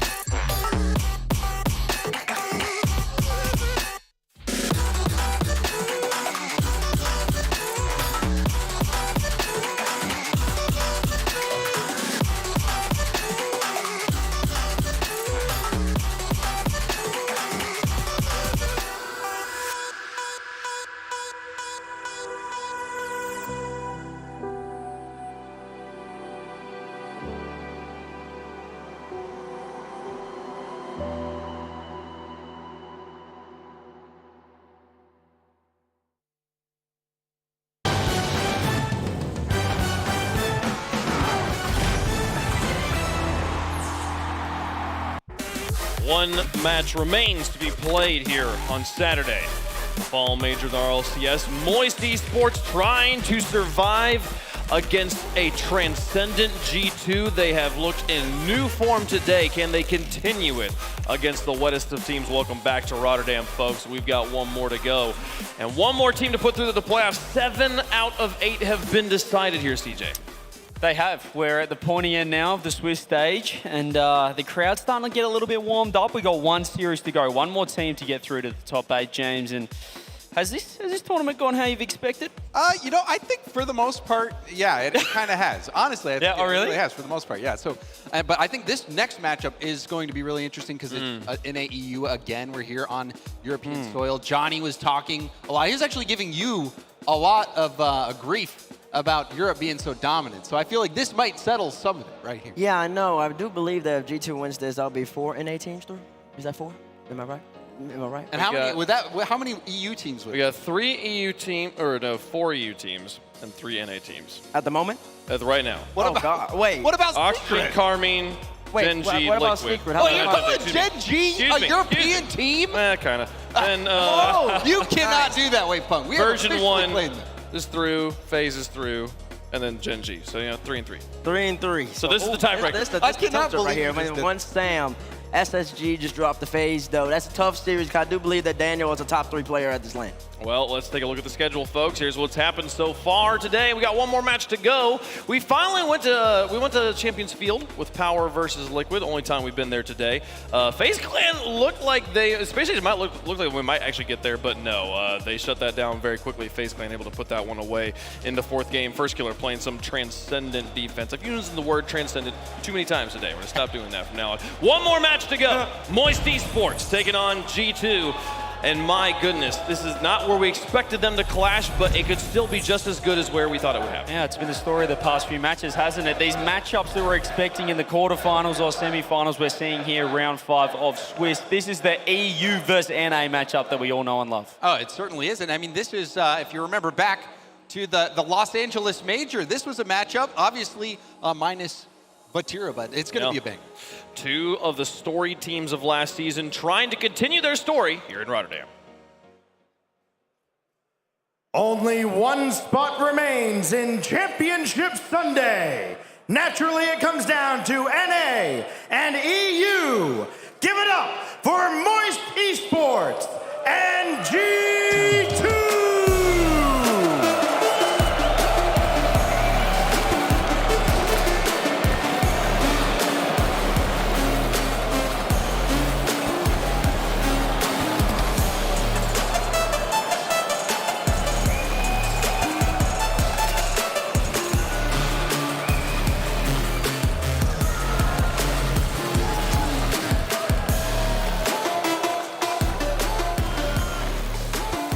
A story matchup indeed. If you asked us in the World Championship, these 2 teams probably would have been favored to make the grand finals. But of course, it's a different Moist lineup. They're missing Batira. They've added Astro, but it's the same OG2.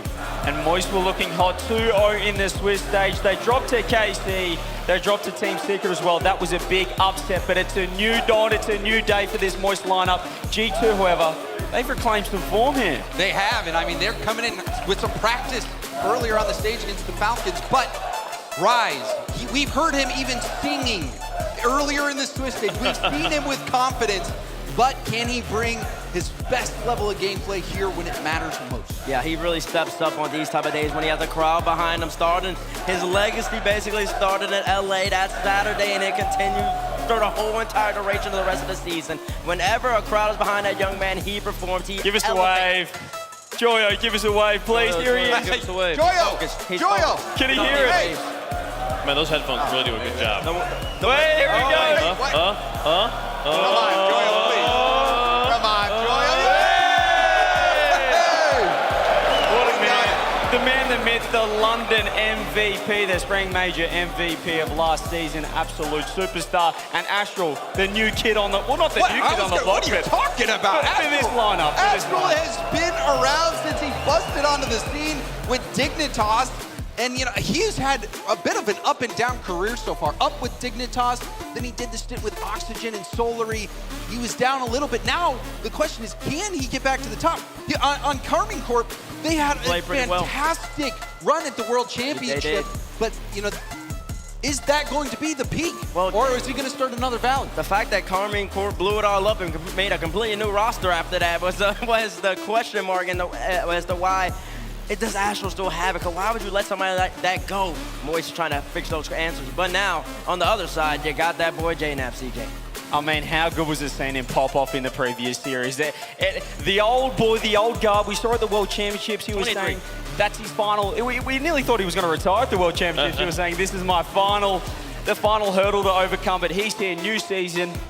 New faces on the other side of things, but the same old G2 from last season. And finally, as we said, James, they found some form in that last series, and it feels like the old G2 is back. It really does. Chicago, the heart of the team, you know, offensively at the midfield. Chicago, such a presence. And when G2 is firing on all cylinders, they are a tough team to beat. They are major champions for a reason. This exact squad, Chicago, he needs to bring his A game, but he also needs some support from the relatively new ad, the King, Atomic. That's right, Atomic leading the event right now. He's at a record-setting pace for assists. I mean, he's at 1.43 per game. Are you serious? There's a reason I call him the best midfielder in the game. I don't think anybody will ever match his cerebralness in the midfield in Rocket League history. Importantly, we're seeing JNAP starting to slot those shots. We talk about JNAP being one of the best shooters in the world. And if Tommy's getting those assists and JNAP is putting them away, this team is one of the best and a reason why they were the runners-up at the World Championships. So who's the differentiator in this matchup? Who's going to be the player versus player head-to-head that's going to define Moist versus G2? Well, I think it's got to be Astro. I mean, we saw Team Queso when they had Vatira just before they became Moist. It was a back-and-forth series. G2 almost got bracket reset on, but G2 was able to overcome. And so nothing really has changed except for Astral. And I think this really is the moment, the opportunity for Astral to show that the success that he had on Carmine Corp was due to him. It was due to his ability and the fact that he makes the teams he's on better.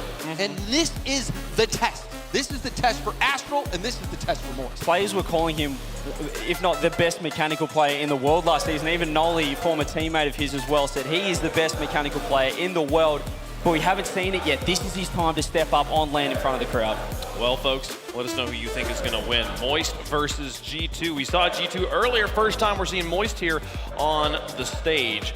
Let us know in the fan vote there. Get your hashtags out and get that poll rolling, folks. You'll be able to tell us what you're feeling. Hashtag MST, hashtag G2.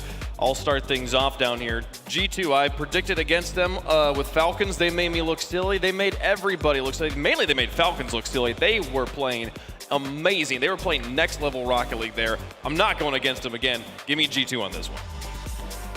I mean, I do love Moist. They're very wet, and I'm sure that they'll have a great time at home after this because G2 will be sending them there.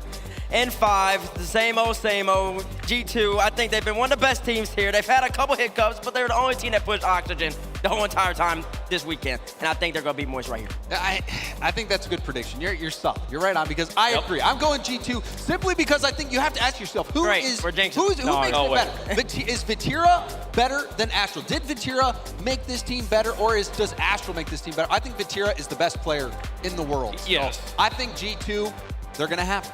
Okay, don't make me listen, do this the last time we went all G2, they lost, DJ, so you need to be we have the desk predicting all one direction has only been wrong. We're over 0% chance. If I didn't see the previous series, this was Moist all day.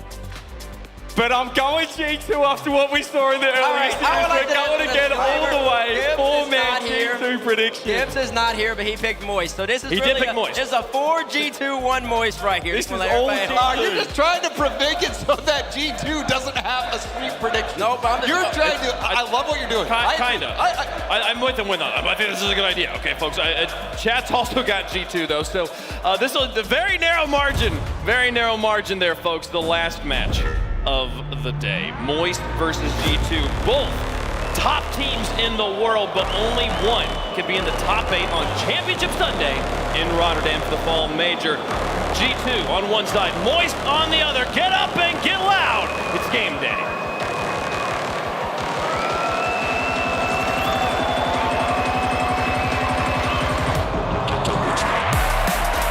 Your last match of the day. G2 Esports, with the entire desk behind them, versus Moist Esports. And Johnny, it has been the question of the season. You lose Vatira, are you still that team? Moist Esports looking to prove that they are. Yeah, all the pressure's on Moist right now. G2 on a 2-series win streak in Swiss. Moist on a 2-series loss streak in Swiss. Both of Astral's former Carmine Corp teammates, Nolly and Itachi, have made it into the playoffs already. Astral, the last one to make it. And G2 are on a good roll right now. They've really hit their stride today. Taking down Falcons 3-0. That was not a match that many people expected to go G2's way in the venue. I was talking to a lot of pros today about that one. You know, despite the fact that G2 are such a well-respected team, no one thought that they were going to put it together after the disaster they've had earlier in the week. Today, they're playing well. For those of you joining us for your first attempt at this major, G2 Esports coming in today. It is to reverse sweep the Swiss bracket. We've got 2 steps of the way through. 1 more to go, and it has been a stage today, Johnny, where some teams have struggled under the bright lights. Moist Esports taking to the field for the first time. They will want to try and get that first goal as quickly as they possibly can. It's one of the men to do it. Rise flicks the ball up. Atomic's already around Astro. Early challenge. Moist going to want to keep that up, and now a mistake. Rise, backboard follows. Crossbar denies. Joyo's going to keep the play alive. And G2 Esports survived the first scare. G2 Esports have got to try and keep that clean sheet. Moist lacked goals in their previous matchup against Team Secret. They were just consistently defended against. Really started to cause some problems. Can G2 produce the defense, the likes of which we saw from Team Secret? I don't think they're going to do it the same way stylistically. Team Secret really just waited in goal. I think G2 are going to fight more from the midfield. If anything we've seen from this matchup in the past is a clue to what to expect from this one. So far, a calculated approach from G2 Esports. I think Moist will find it very hard not to doubt themselves if this series starts off badly for them. It'll almost seem like an inevitability at that point. The 3 straight losses are coming their way. And it's unlike the World Championship where we had a lot of best of 7s. You're up against that best of 3. It's 15 minutes of bad Rocket League and you're out. One of the most cutthroat and brutal esports out there. And we would have it absolutely no other way. You have to perform when the bright lights are on you. And so far we are yet to find our first goal. Most esports, despite dominating the possession to start off with, they've had a spell of defense, like to get rid of it off the backboard. Well read by JNaps. JNaps having a phenomenal day, finishing off so many shots for G2, making so many key touches in defense. So many times recently it's just been Atomic who's shown up. He needs help. He needs someone else to show up with him in a setting like this. In a 2-2 round, you cannot 1v3. JNaps has been showing up huge for G2 on this same day, earlier on against Falcons. What have Moist got? You know, it's been an equally disciplined performance from them as well. You know, yesterday, maybe a bit careless, maybe not showing Team Secret the respect they deserve. I don't think Moist are under any illusions as to how talented G2 are. They know they're up against a beastly team here. JNaps to the key demo. He's able to air dribble the ball off the back of this one. Reset is his. Shot on target. Rise denies him. Moist hang on, hold that 0-0 tie. That was Rise off the demo. Had to come in with a lower amount of boost than he would like to play with. Atomic. Oh, he's been done! Joyo underneath. Moist 1, G2 0. Joyo with the breakaway. Past Chicago like he's not there. And through Atomic on the goal line. It's a bit worrying for G2. Chicago will be pretty disappointed that he didn't get a touch on the ball there or a touch on Joyo's car. Pretty much any impact there is going to slow him down enough that Atomic can get a follow-up. Oh, that might be the second. Followed from Astro. Has to come from a weird angle. But prefer not to give G2 speed on the ball. Moist Esports, that'll feel great because that opening 4 minutes felt very similar to the Secret game, but now they're in a tough spot! And they can't keep the ball from going in. That's a pretty good initial save by Astro, but he wouldn't have had to make that save if he managed to pinch that ball into the defensive corner like he was trying to. He didn't want that to bounce out towards G2 Esports. He wanted to get it into the corner, stall a little bit longer. Acrobatics to keep the ball out of the net, but the position Moist trying to put themselves in. G2's pressure breaking through. G2's bump game has been out of this world today. It's not mindless chasing when they do it. They love to pick that ball. Well, I'm fairly certain Moist would have liked if that ball was picked out a little bit better towards the top corner. And now one's stuck in their own side of the field, but for not too long. Astro, one of the best transition players that Rocket League has ever seen. You know when he's got the ball, it's not staying in his side of the field for all that much longer. And now the mistake. Rise with a little bit of time. And JNaps heads up. I'm sure he got over to it. Plenty of time on the clock, although Joyo, I don't know if Chicago can get to this just about. It's a race to the ball. And JNaps decides to go for the shoot it so that no one else can. Well, it's not over just yet. Moist gonna play with this one. Going with the reset. Needs a bit of help here. It will drop down. G2 make it to overtime. Moist Esports still without aura around them when it comes to those 0-second plays. And Rise comes up in the clutch. Rise makes the forward run, collects the boost, and nails the angle shot at the exact same time. G2 Esports defender is simply not reading the corner bounce as quickly as Rise did. You know, they might have missed that 0-second opportunity, and they did not take long to win an OT. And that is so big for Moist Esports. They're on the board now, they're up and rolling. There will no longer be that fear that they just won't turn up today. Although if there was ever a team, we've gone for this a few times today, Johnny, but if there was ever a team that was going to see a crowd around them and think, you know what, this is our time, it was going to be Moist Esports, but G2 gave them a little bit to be afraid of. Oh, definitely. I mean, G2 had their chances here. Moist had the majority of the opportunities, but I think it was pretty much even for large parts of that game, despite the large shot differential here. G2 didn't look stuck by any means. Yeah, the fact that Rise has scored key goal there, that does not bode well for G2. Rise had a great day one. I think I might even say he was top 3, definitely top 5, maybe top 3 players of day one of this event. It's only yesterday that things completely went wrong for Moist. And that guy on the screen right there, Rise, one of the greatest LAN players in the short time that he's been able to show people what he can do on LAN. Just a step-up performer, put him under more pressure, he continues to thrive, while other players around him are falling apart. The Moist Esports lost is one where they were stifled in offense, one where they felt like everyone seems to at the moment, to KC. This, you get the feeling, is the true test for them. And this will be a lot of the storylines written around them as we head into the break. Get a good performance here and just settle all of the questions surrounding you from the off-season and then focus on the rest of the season coming your way. As for G2, they want to right that wrong. Another World Championship Grand Final. Another World Championship Grand Final lost. And the long road to redemption starts with a goal from Atomic. Well, JNaps just managed to bounce that one into the center to get it off the back wall. That's the key there. Get it to bounce off the back wall. Don't leave it rolling around the back wall there. Much easier for the defense to deal with. Perfect little snipe there for JNaps, who might have a second here. Indeed, he does. When Moist play the close cheat kickoff, they managed to demo the close cheating player of G2. Look at Astro here, snipes Chicago, but JNaps gets back to the ball himself and manages to score before Moist third can get to it.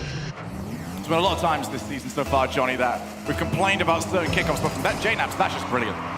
He had full awareness and didn't go autopilot. Yeah, better read. He knew that he could get there. And mistake from Moist third, thought they could as well. Look at this, G2 are up by 3 here. We don't even have time to give them credit for the last kickoff goal. They've done it again, a failed pinch clear by Joyo. And it's another successful passing play from G2 as Atomic offloads to Chicago. They've made the most of the chaos that can often happen after kickoffs occur. 3-0 inside minute 1. And now Moist are going to have to lean into it even more. They won a couple of freebies. Not going to happen off this kickoff. Good news for Moist is that they've got time to work with across the face of goal. 4 minutes left. Rise on the turn. Just tripped up by Atomic.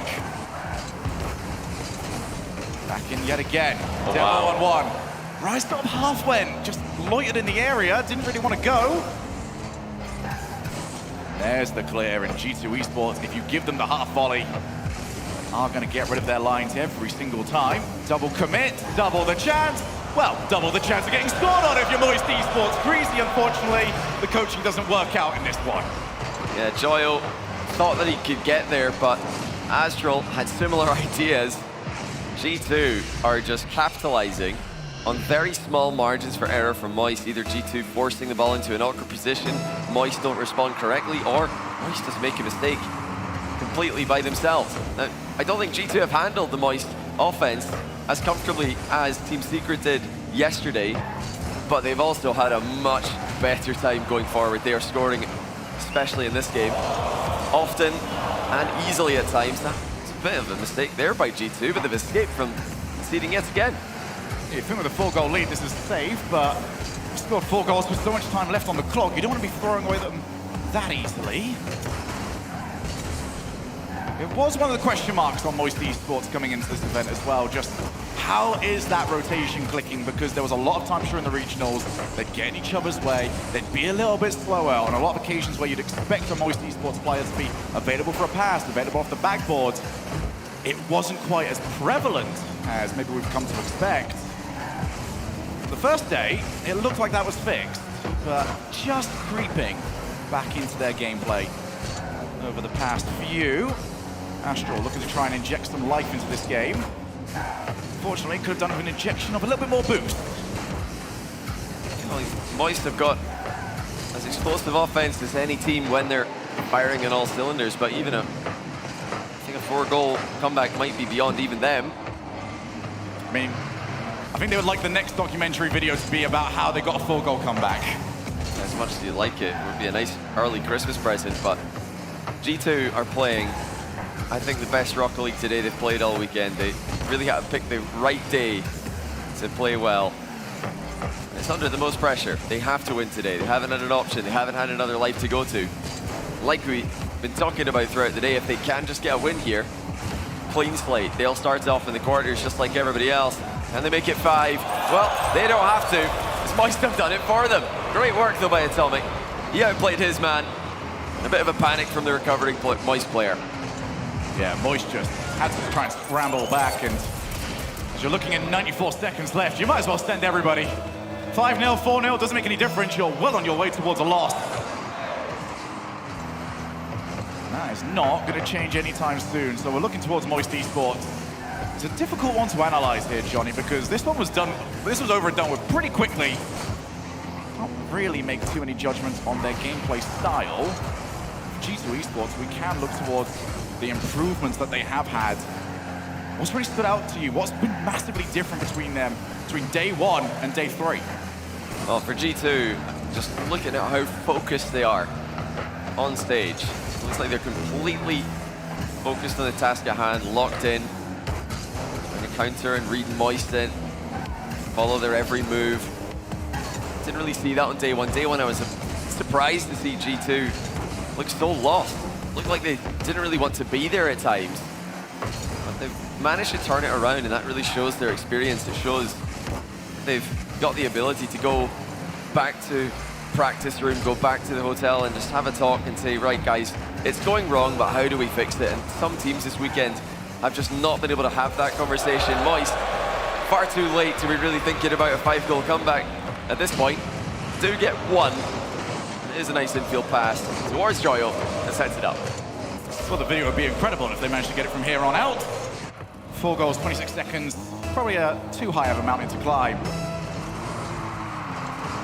We talk about experience an awful lot here, Johnny. Necessarily, sometimes I don't feel like we go too far into what that means, because it's always about how do you perform in front of a crowd. But one of the big things that you've got to get experienced at is taking the defeats on board and bouncing back, because ever since you switched to this format, you've got to be able to take 2 losses and still think to yourself, we can win this tournament.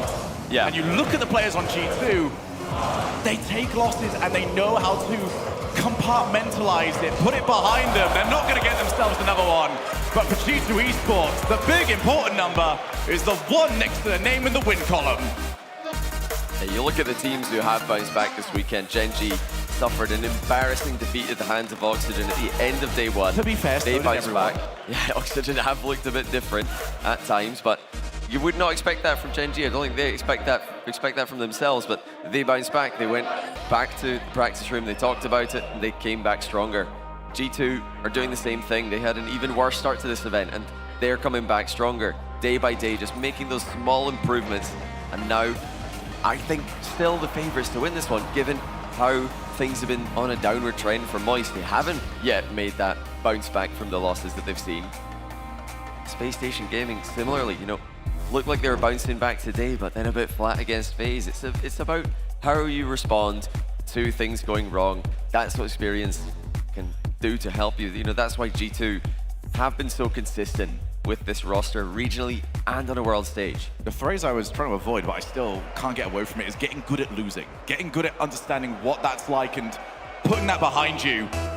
But for now, it's a skill that you would like to stay very far away from. Game number 3, Moist Esports. Can they put game 2 behind them? It was worth the same amount as the one that they got the win in. The last one was over very quickly. 3 goals within the opening minute.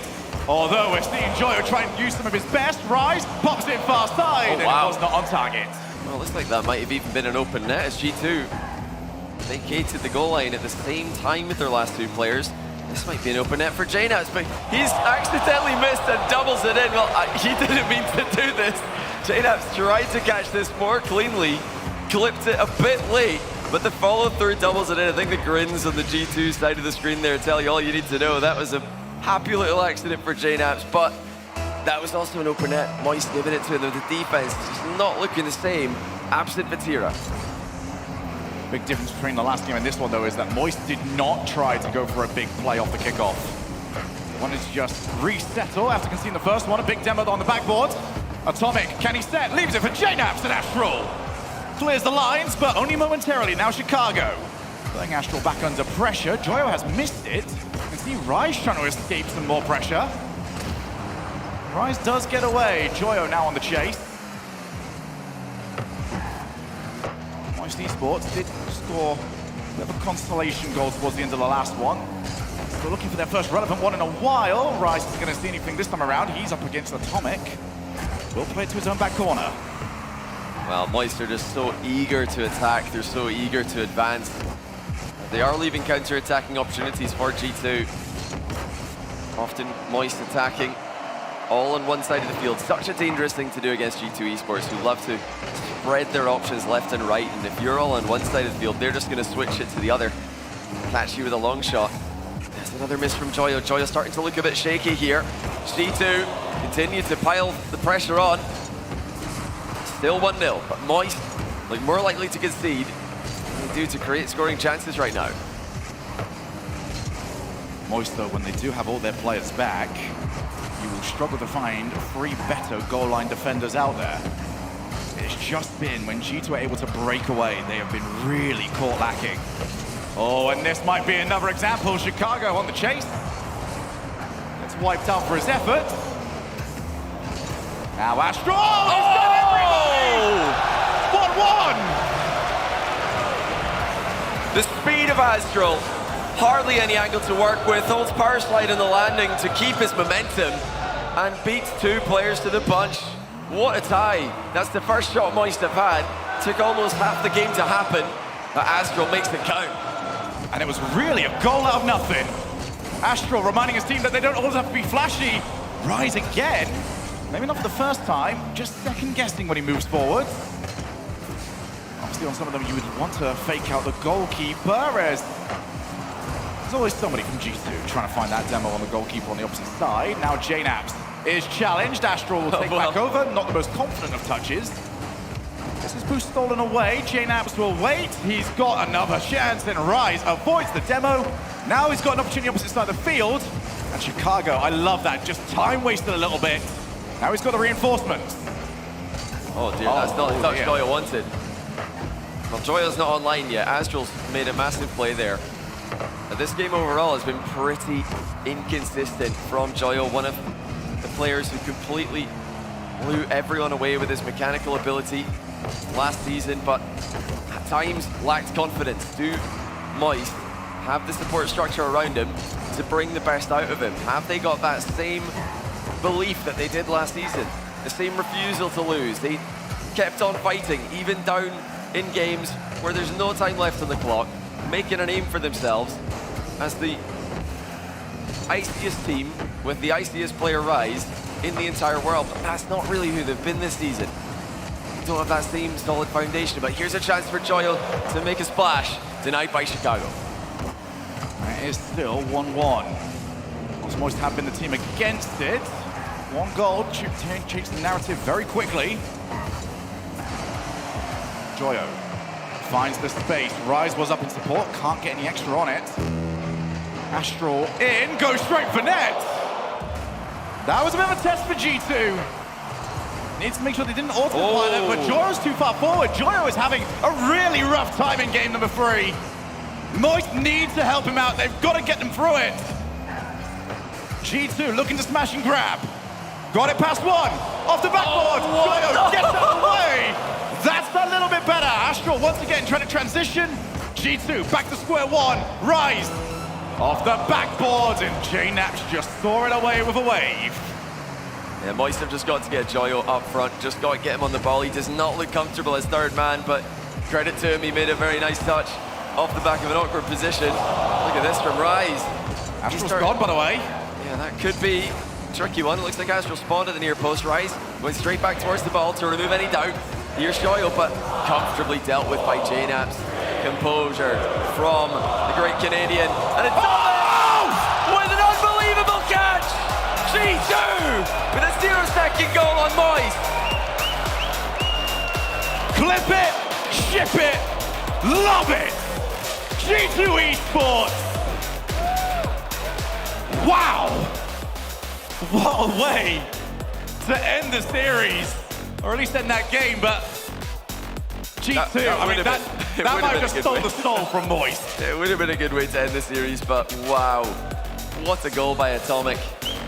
J-Naps did so well. They've got plenty to cheer about right now. I hope they were able to see that goal from underneath that flag. That was a beauty. Atomic. Imagine trying to be the person describing it to the one that didn't. Yeah, still, that's our job, Sugar. Well, let's try our best. He somehow... Hopefully we were loud enough, because I know this arena was. I don't know how he did it. I mean, Astro scored an absolute banger in this game as well, but this absolutely stole the show from Atomic. How on earth has he managed to keep the ball off the ground? Look at Staffy! He's got J-Nap standing up. I don't think Chicago wanted to stand up and reveal his socks to everybody again. He's gone sock meta again today, just to spoil it for you guys. But, wow. Atomic just pulls out an unbelievable goal. And it was after Moist seemed to be pulling themselves back into it. Astral started to pop off. Rise had a late opportunity. And oh man, you know, Joyo might have had a bit of a shaky game, but there is nobody in the world stopping that one. Atomic snipes it with no time left. He sold it so well. I'm gonna hit it, I'm gonna hit it, I'm gonna hit it. I'm gonna hit it a lot later than you ever expected me to. Moist Esports, we were talking about the bounce back. They need to do it now. A 5-1 loss, a 0-second loss. If you ever wanted to prove that you've got the resolve to play at this high level, this is the time to do it to send us to Champions Field. Rise pre-jumping. Okay. I don't really mind that at the moment. They need a talisman to step up. Yeah, I don't hate it. I mean, that's been the meta that's succeeded for teams like Oxygen who are dominating everybody. We need to rename what Oxygen have been doing. That's way earlier than a pre-jump. You know, they need something here. Moist have to step it up. You know, 5-1 loss. Just looking a bit confused defensively, and in game 3, Joyo just lacked so much confidence. It's been a consistent problem for so many teams this weekend. His confidence at levels far lower than we're used to seeing. And he settled himself. No, not with Atomic getting in the way of him, just charging back towards the ball, giving his goalie a little bit of help. Atomic making plays at both sides of the field. Oh, that's going to drop dangerously unless Joyo can do exactly what he did. Called back into action to get a second touch. Now needs Rise to take over. Rise did have Astro just below him. G2 have done a very good job as well of only playing what Moist are actually up to. Get a few teams that like to try and cover multiple options. You end up losing 2 players for 1 if you do that. Oh, what a redirect. Can Astro get there? No, he cannot. And G2 well on their way to the playoffs. The positioning from Atomic, just able to beat Joyo to the ball, but if you notice when Joyo was flying into the screen there, he was quite a bit side onto that one. That means he's flown off in the wrong direction, and he's having to use a lot of boost to correct the angle that he's flying towards, and that slows you down. So Atomic just faster, flying straight and through. Joyo a bit sideways. I mean, he's actually calmed himself down quite well here. Hasn't made any defensive misses, but he has been beaten to the ball there. Atomic continuing to dominate. Joyo back down. Boosted the challenge. Chicago boostless. Doesn't matter. Where's the follow? Joyo. First player to it. G2 don't need to take the risks anymore. That is going to be up to Moist Esports. Now Rise with Astral midfield. It's going to be a rough ball to play with. Couldn't make anything of it. Atomic does clear. Astro back to himself. That's a brilliant first touch. Press take on another one, but the second one did kind of let him down. Now looking for the goalkeeper. In field, and Joyo chooses not to head after that one. Yeah, Atomic had his eye on that infield pass. You can see it coming a mile away. And Joyo's actually trying to hit Atomic with a taste of his own medicine. Beats him to the ball in a similar position that Atomic scored the first goal, but the difference is G2 had a man back, and that's something Moist have not been able to say on a lot of the hard players today. They just haven't had that defensive ability. It really does look like they're missing that third man a lot of the time. Joyo's been trying to do it, doesn't look comfortable. Astro trying to make more of an impact up front. Rise as well, trying to make offensive plays happen. I really think it should be just Joyo in that spot. That's where he's able to shine. He's never been known as a defensive player. He does make plays. You have to make plays in every position in Rocket League, but Joyo's an attacking player at heart. That's who he wants to be. That's when he's always going to play at his best. But Rise and Astro are so eager to make plays happen that I don't think Joyo's been comfortable in this matchup. Astro's got a bit of time this time as JNAP comfortably sees it away. Just shut down the angles from him, although a good challenge win. Moist just have not been able to get the midfield battle to go their way. Whenever there's a 50-50, G2 tend to be the ones not only coming out on top, they do have the follow-up as well. Joyo now against Atomic, that's a little bit better. Can he keep it going? Chicago waits off. Look at the recoveries from Chicago. There was no way past him. Minute left. Oh! Underneath! Ice cold. Astro fakes out both Atomic and JNAPs. And that was pretty convincing. You know, in these positions, you've always got to say, why didn't one of you go to the ball? G2, you had two players. Somebody's got to ignore Astro and hit the ball, but that was a pretty good fake. Astro once again with the tie. You have to make them panic, but the communication can't be done in time. And Moist, for the first time, made G2 panic.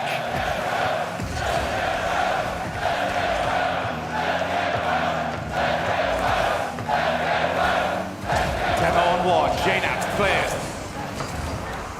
Wants to go to net, Joyo takes over, immediately sees Chicago. Where Moist have struggled the most, getting out of these positions. Look towards the boost amounts. They have got enough to work with for now. G2 will pick away at them.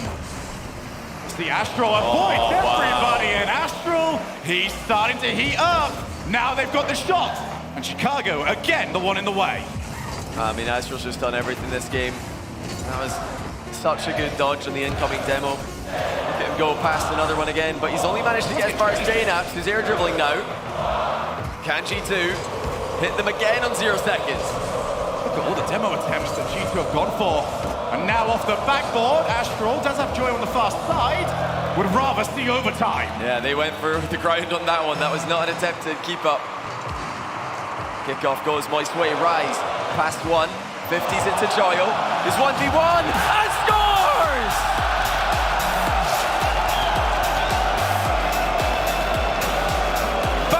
Game for Joyo.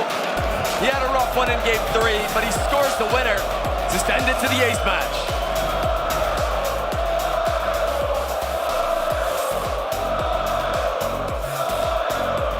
What does teammates say? There are levels. G2 showed theirs earlier on. Moist proving that they can match them. And Moist Esports do not like how people have been talking about them. You want to change it? You go to Champions Field. You eliminate the World Championship Grand Finalist. And with Astro playing the way he is, there is no doubt that they can possibly do it. But for G2, they have been so consistent, despite the fact that they've got 2 losses to their name. I genuinely have no complaints. Yeah, well, I mean, at that time, you just got to say, well played. But there's your complaint right there. You're playing against Astro. Astro just completely outplayed them for the equalizer of the second game in a row, and this time Rise was able to masterfully control a 50-50. He knew Joyo was behind him, and he completely nullified G2's attempt to clear the ball to the corner, brought Joyo the ball, and Joyo nailed the 1v1. Welcome to Champions Field. 1 spot in our playoffs remaining. 1 team from South America, 3 teams from North America and Europe. Which of the regions will add the 4th? About to find out, and again, G2, they are unrelenting. They are adamant that they will get rid of your car by any means necessary. Astro off the backboard, Atomic happy to see it off. Oh, look at Joyo now. There's a lot more spring to his step. He looks confident. I think Astro's confident. Yeah, Astro certainly, you know, it's the ability to bounce back from games like Game 3, where Joyo just whiffed about 3 balls in a row and didn't look himself, and now he does. It's been the story of the tournament for many teams, G2 included. Joyo, even doing it in the middle of a series, on stage, that shows championship quality. Infield, Chicago! Oh! 1-0! I think Moisture attempted to clear this across their own box. Rise was the first one to it, but he hits it out into the middle. He was trying to get that much closer to the goal, but of course, afraid to hit it too close to the goal. Understandably, you've got to go a bit closer than that. G2, known for their interceptions, obviously going to cover an angle like that one. They do lead again. Rise leaves it for Joyo. Challenge and Rise just arrived a little bit too early. Put it with the wrong side of his car. Rise yet again moving on in. Starting to feed off the energy that Astro has given them on the field. Now Astro moves for it, passes it for Joyo!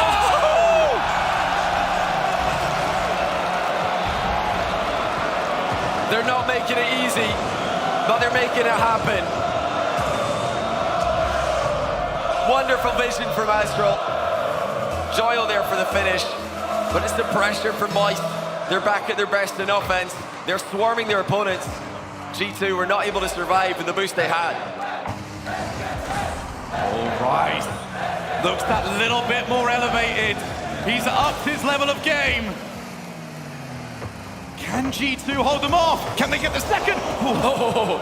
Well, just for a moment, looked like they were going to go ahead yet again, and now they still might. Off the backboard, crucial touch from Joyo.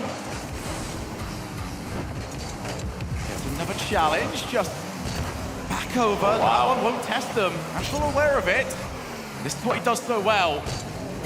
G2 positioned immaculately though, makes sure somebody gets rid of him, and now Astro again has to avoid being hit. Oh, Getting a little bit used to that tactic. Well, a couple of mistakes from both teams. Chicago missing the net with an uncontested shot. Now a missed clear attempt, but hold that thought. Astro might be through here. Indeed he is! Well, Moist might not look bulletproof in defense, but Astro cannot be stopped. Just delays his shot enough for Chicago to miss his touch and puts Moist in front.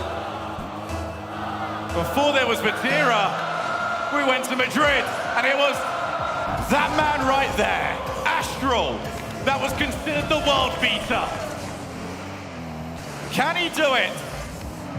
He's had a star-making performance, reminding everybody of who he is, but now his team is on the counter-attack. They're up against a good play. There's the pass, block, and that's gonna go wide. Astro recovers the ball. Yeah, great work from Rise there, deflecting the ball safely to the back corner. That's the key for Moist, just controlling in defense, because they've not looked comfortable in defense pretty much at any point in this series, making mistakes in every game, but their offense has been out of this world. And G2 are still just waiting for that opportunity, waiting for that mistake. They've got some time to work with here. Moist have definitely leveled up. G2 struggling to keep up with the pace. Here's a chance for Atomic. Drops down well for them, and it's in! J-Nabs, first to it. Just too strong. Atomic sets up the challenge. And G2 have had that belief. If there's any way you can describe the way they played it, there has been belief. Happy to leave one player back, go for demos. Now Joyo does get possession of the ball. Gonna be difficult. He was on low boost, but he still has set up his team well. Now the breakaway will be Astro against J-Naps. Reinforcements on their way in, and Astro, does he need reinforcements? Takes on Atomic! What? Beaston! Moist 3, G2 2, 90 seconds on the clock! How? just how Astro bulldozed Atomic on that play. I mean, what on earth is this car made of? Read the nameplate, and you'll figure out how. Astro has been that guy. Now Rise to try and add to it. Decided to try and dunk on top of Atomic. That's who. Didn't get set up for it. Oh, there's no way he tried to set up for the dunk. Not going to happen. Well, G2 played this one out pretty well, but it's getting desperate now. That's a great pass. The shot's there, but Astral's there to block it. A minute to go. G2, minefield, and the shot is wide. JNaps does not answer the call. We saw these two teams playing slightly different names at the time. Over at the LA Major. Oh my! It's the difference! This is the one that was not at the LA Major. Question the move now. Too good. Just too much firepower. They'll definitely be thinking about how to shore up their defensive weaknesses, but this offense works wonders. What have G2 got left? 35 seconds. Mind game from JNaps. That's another good 50 in front of net. It's how they scored their second goal this time. Moist clear. And G2, for long stretches, the better team of this series. But it's been Astral, the talisman. Now Joyo looks to try and add another one to it. He'd love to get the brace.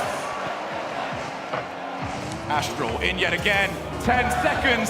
G2 might be out of ideas. And this is it now. Anything but a miracle for G2. It's not going to happen. Astral is simply different. We wondered, could they do it without Matira? Astral says yes. Matira called the best in the world by many. But listen, Astral might have been the best player today. That was unreal. He did everything. 921 points in regulation in that last game. 4 saves, 3 goals. Absolutely stole the show. G2 can't even be mad about that one. They didn't play a bad series at all. I think their shooting in the last game was questionable. Chicago and JNaps both missed the net with key shots. Apart from that, I think they've just got to stay well played, Moist. Astral too good today. And Joyo waves G2 goodbye. For everybody, this was the performance that made Moist a powerhouse again. For Astral, it was Saturday. He's been doing this for a while. Astral had to wait in the shadows for a bit. Start of last season, he didn't make the fall major, he didn't make the winter major either, but he's made 3 consecutive lands in RLCS now. Spring last season, Worlds, and now the fall major. First land of the new season, and he's performed admirably at all 3. This is when it looked at its worst. G2 Esports run rampant on Aquadome. And right there and then, especially after this goal right here, you would have been forgiven for thinking that this was all over. I did. I've got to say, I've got to believe with you, but that's the moment. Astral's double mind game. Unbelievable. There's only one person the world wants to hear from. Leaf is with Astral. Let's get wet!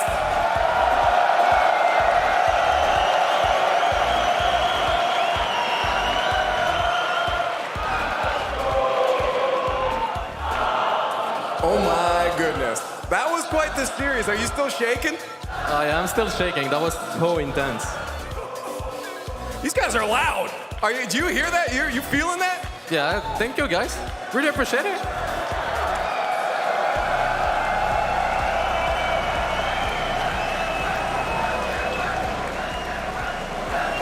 Feels good to be back up here on the stage, making some noise, yeah? Yeah, it feels so good. That's why we're players. That's why we're pro players. Put you on stage with this crowd. You guys are amazing. Now, I gotta talk about it because it did feel like something shifted. G2 started to take over that series. It was a massacre kind of in game 2 there. They started just rolling away with goals. What was the shift, do you feel? Was that on G2 or was that on you guys? I don't know about G2, but it's more about us, because after first game, I'm not gonna lie, I got too confident. I was pre-jumping, stealing it the second game, and we were getting scored on. So I started to calm down a little bit, and I think that was the key to the success. Did you have to tell yourself to calm down, or did someone else be like, all right, let's chill for a moment? All the team, but especially myself, in my mind, I close my eyes and just say, okay, just chill out. You're feeling good, so it means that you can do some things. Hey, well, whatever it was, it definitely worked for you guys. And that's what I was going to say. It's always hard to just in that to get yourself back in the moment. Have you learned any tricks or anything that you tell us? It's just close your eyes and breathe. Well, you can't close your eyes while you're playing. How do you do it in the game to calm yourself down? Just deep breath. Like, for example, if you get scored on, you just deep breath and go back in, because a goal can be, like, you can score 10 goals in 10 minutes, in 4 minutes, I mean. So just take a deep breath and go back in.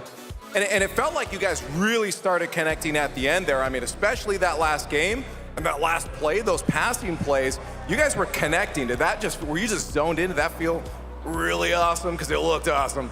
Yeah, it was good because it could have been our last game of the split, and we just full send it. And no matter what happened, we just can be proud of ourselves with how we played. So we just went full confidence, and I think it worked. Hey, well, it definitely worked. You guys made it to top 8. Congratulations. We're going to go back to the desk, but please, one more time, let's get wet!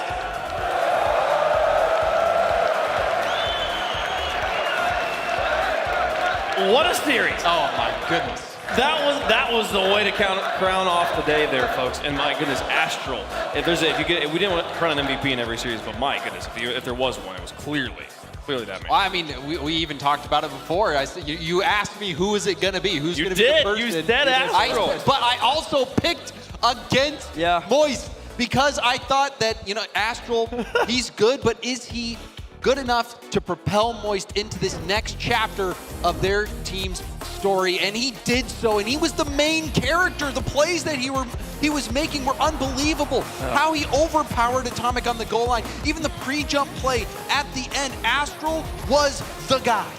We haven't seen that Astro yet. That's why we predicted G2. We saw G2 earlier on today put into performance that looked like a World Championship contending team, but it was Astro that felt like T-Base. G2 were the better team for that series, but Astro was the best player on the pitch. He was the best player in Game 5, I'll tell you that much. That's all it takes. Oh, man. Yes, that's all it takes. G2, it doesn't matter how much you look better for a majority of the series. When you lose off a kickoff, there's nothing else you can do. Congratulations to Moist. Earlier in this, we saw Team Liquid Power. Earlier in the round, we saw Team Liquid play Power. And that series is pretty good, CJ.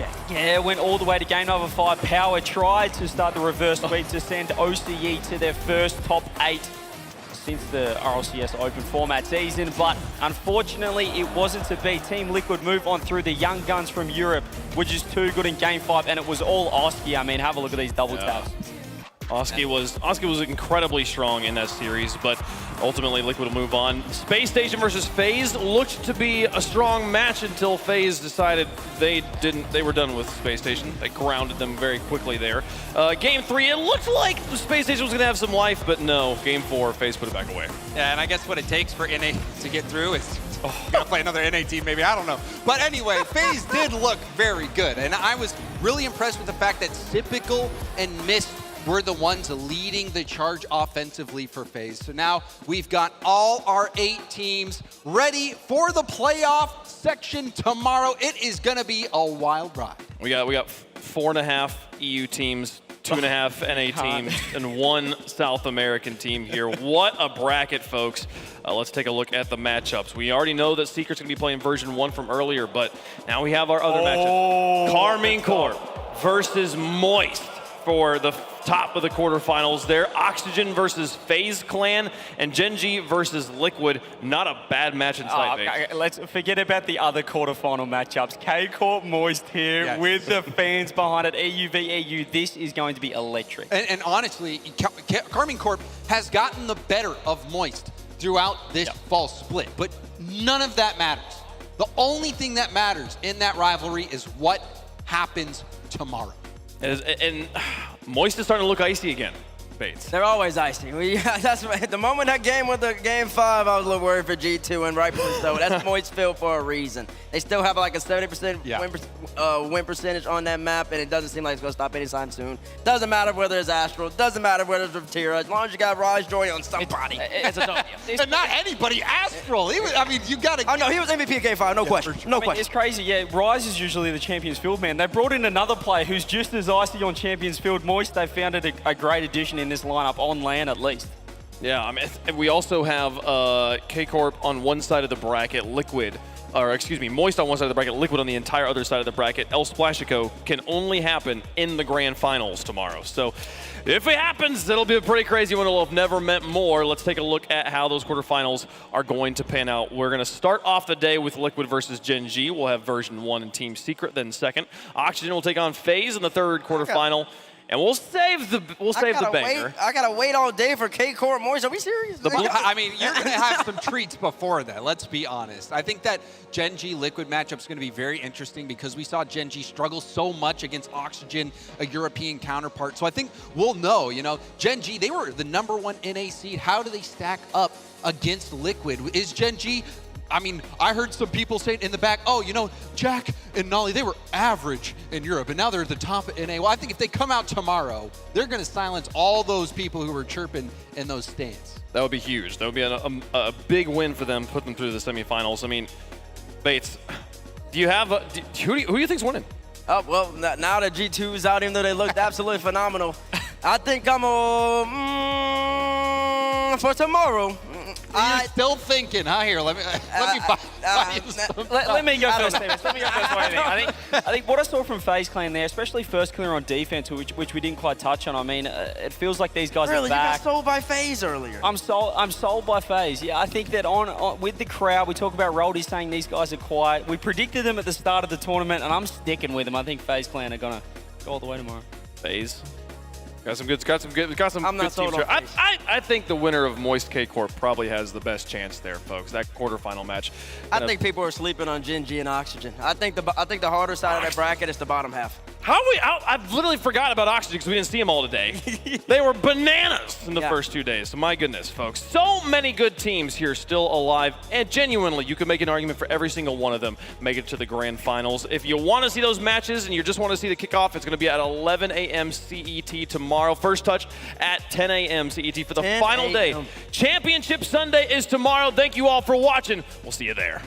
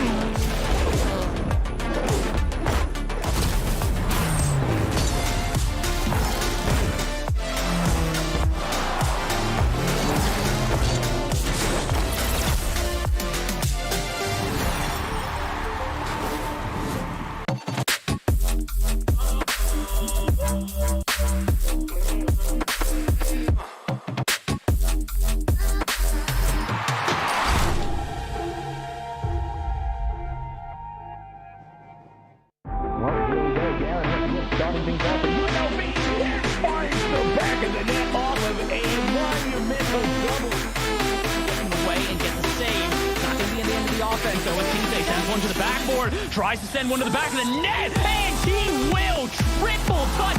You said the double might work out. How about a triple? Oh my! This time, fire, tries to clear this away. Landing on the foot of Andy. Picks up the steam. It's still there for Jimmy. He scored!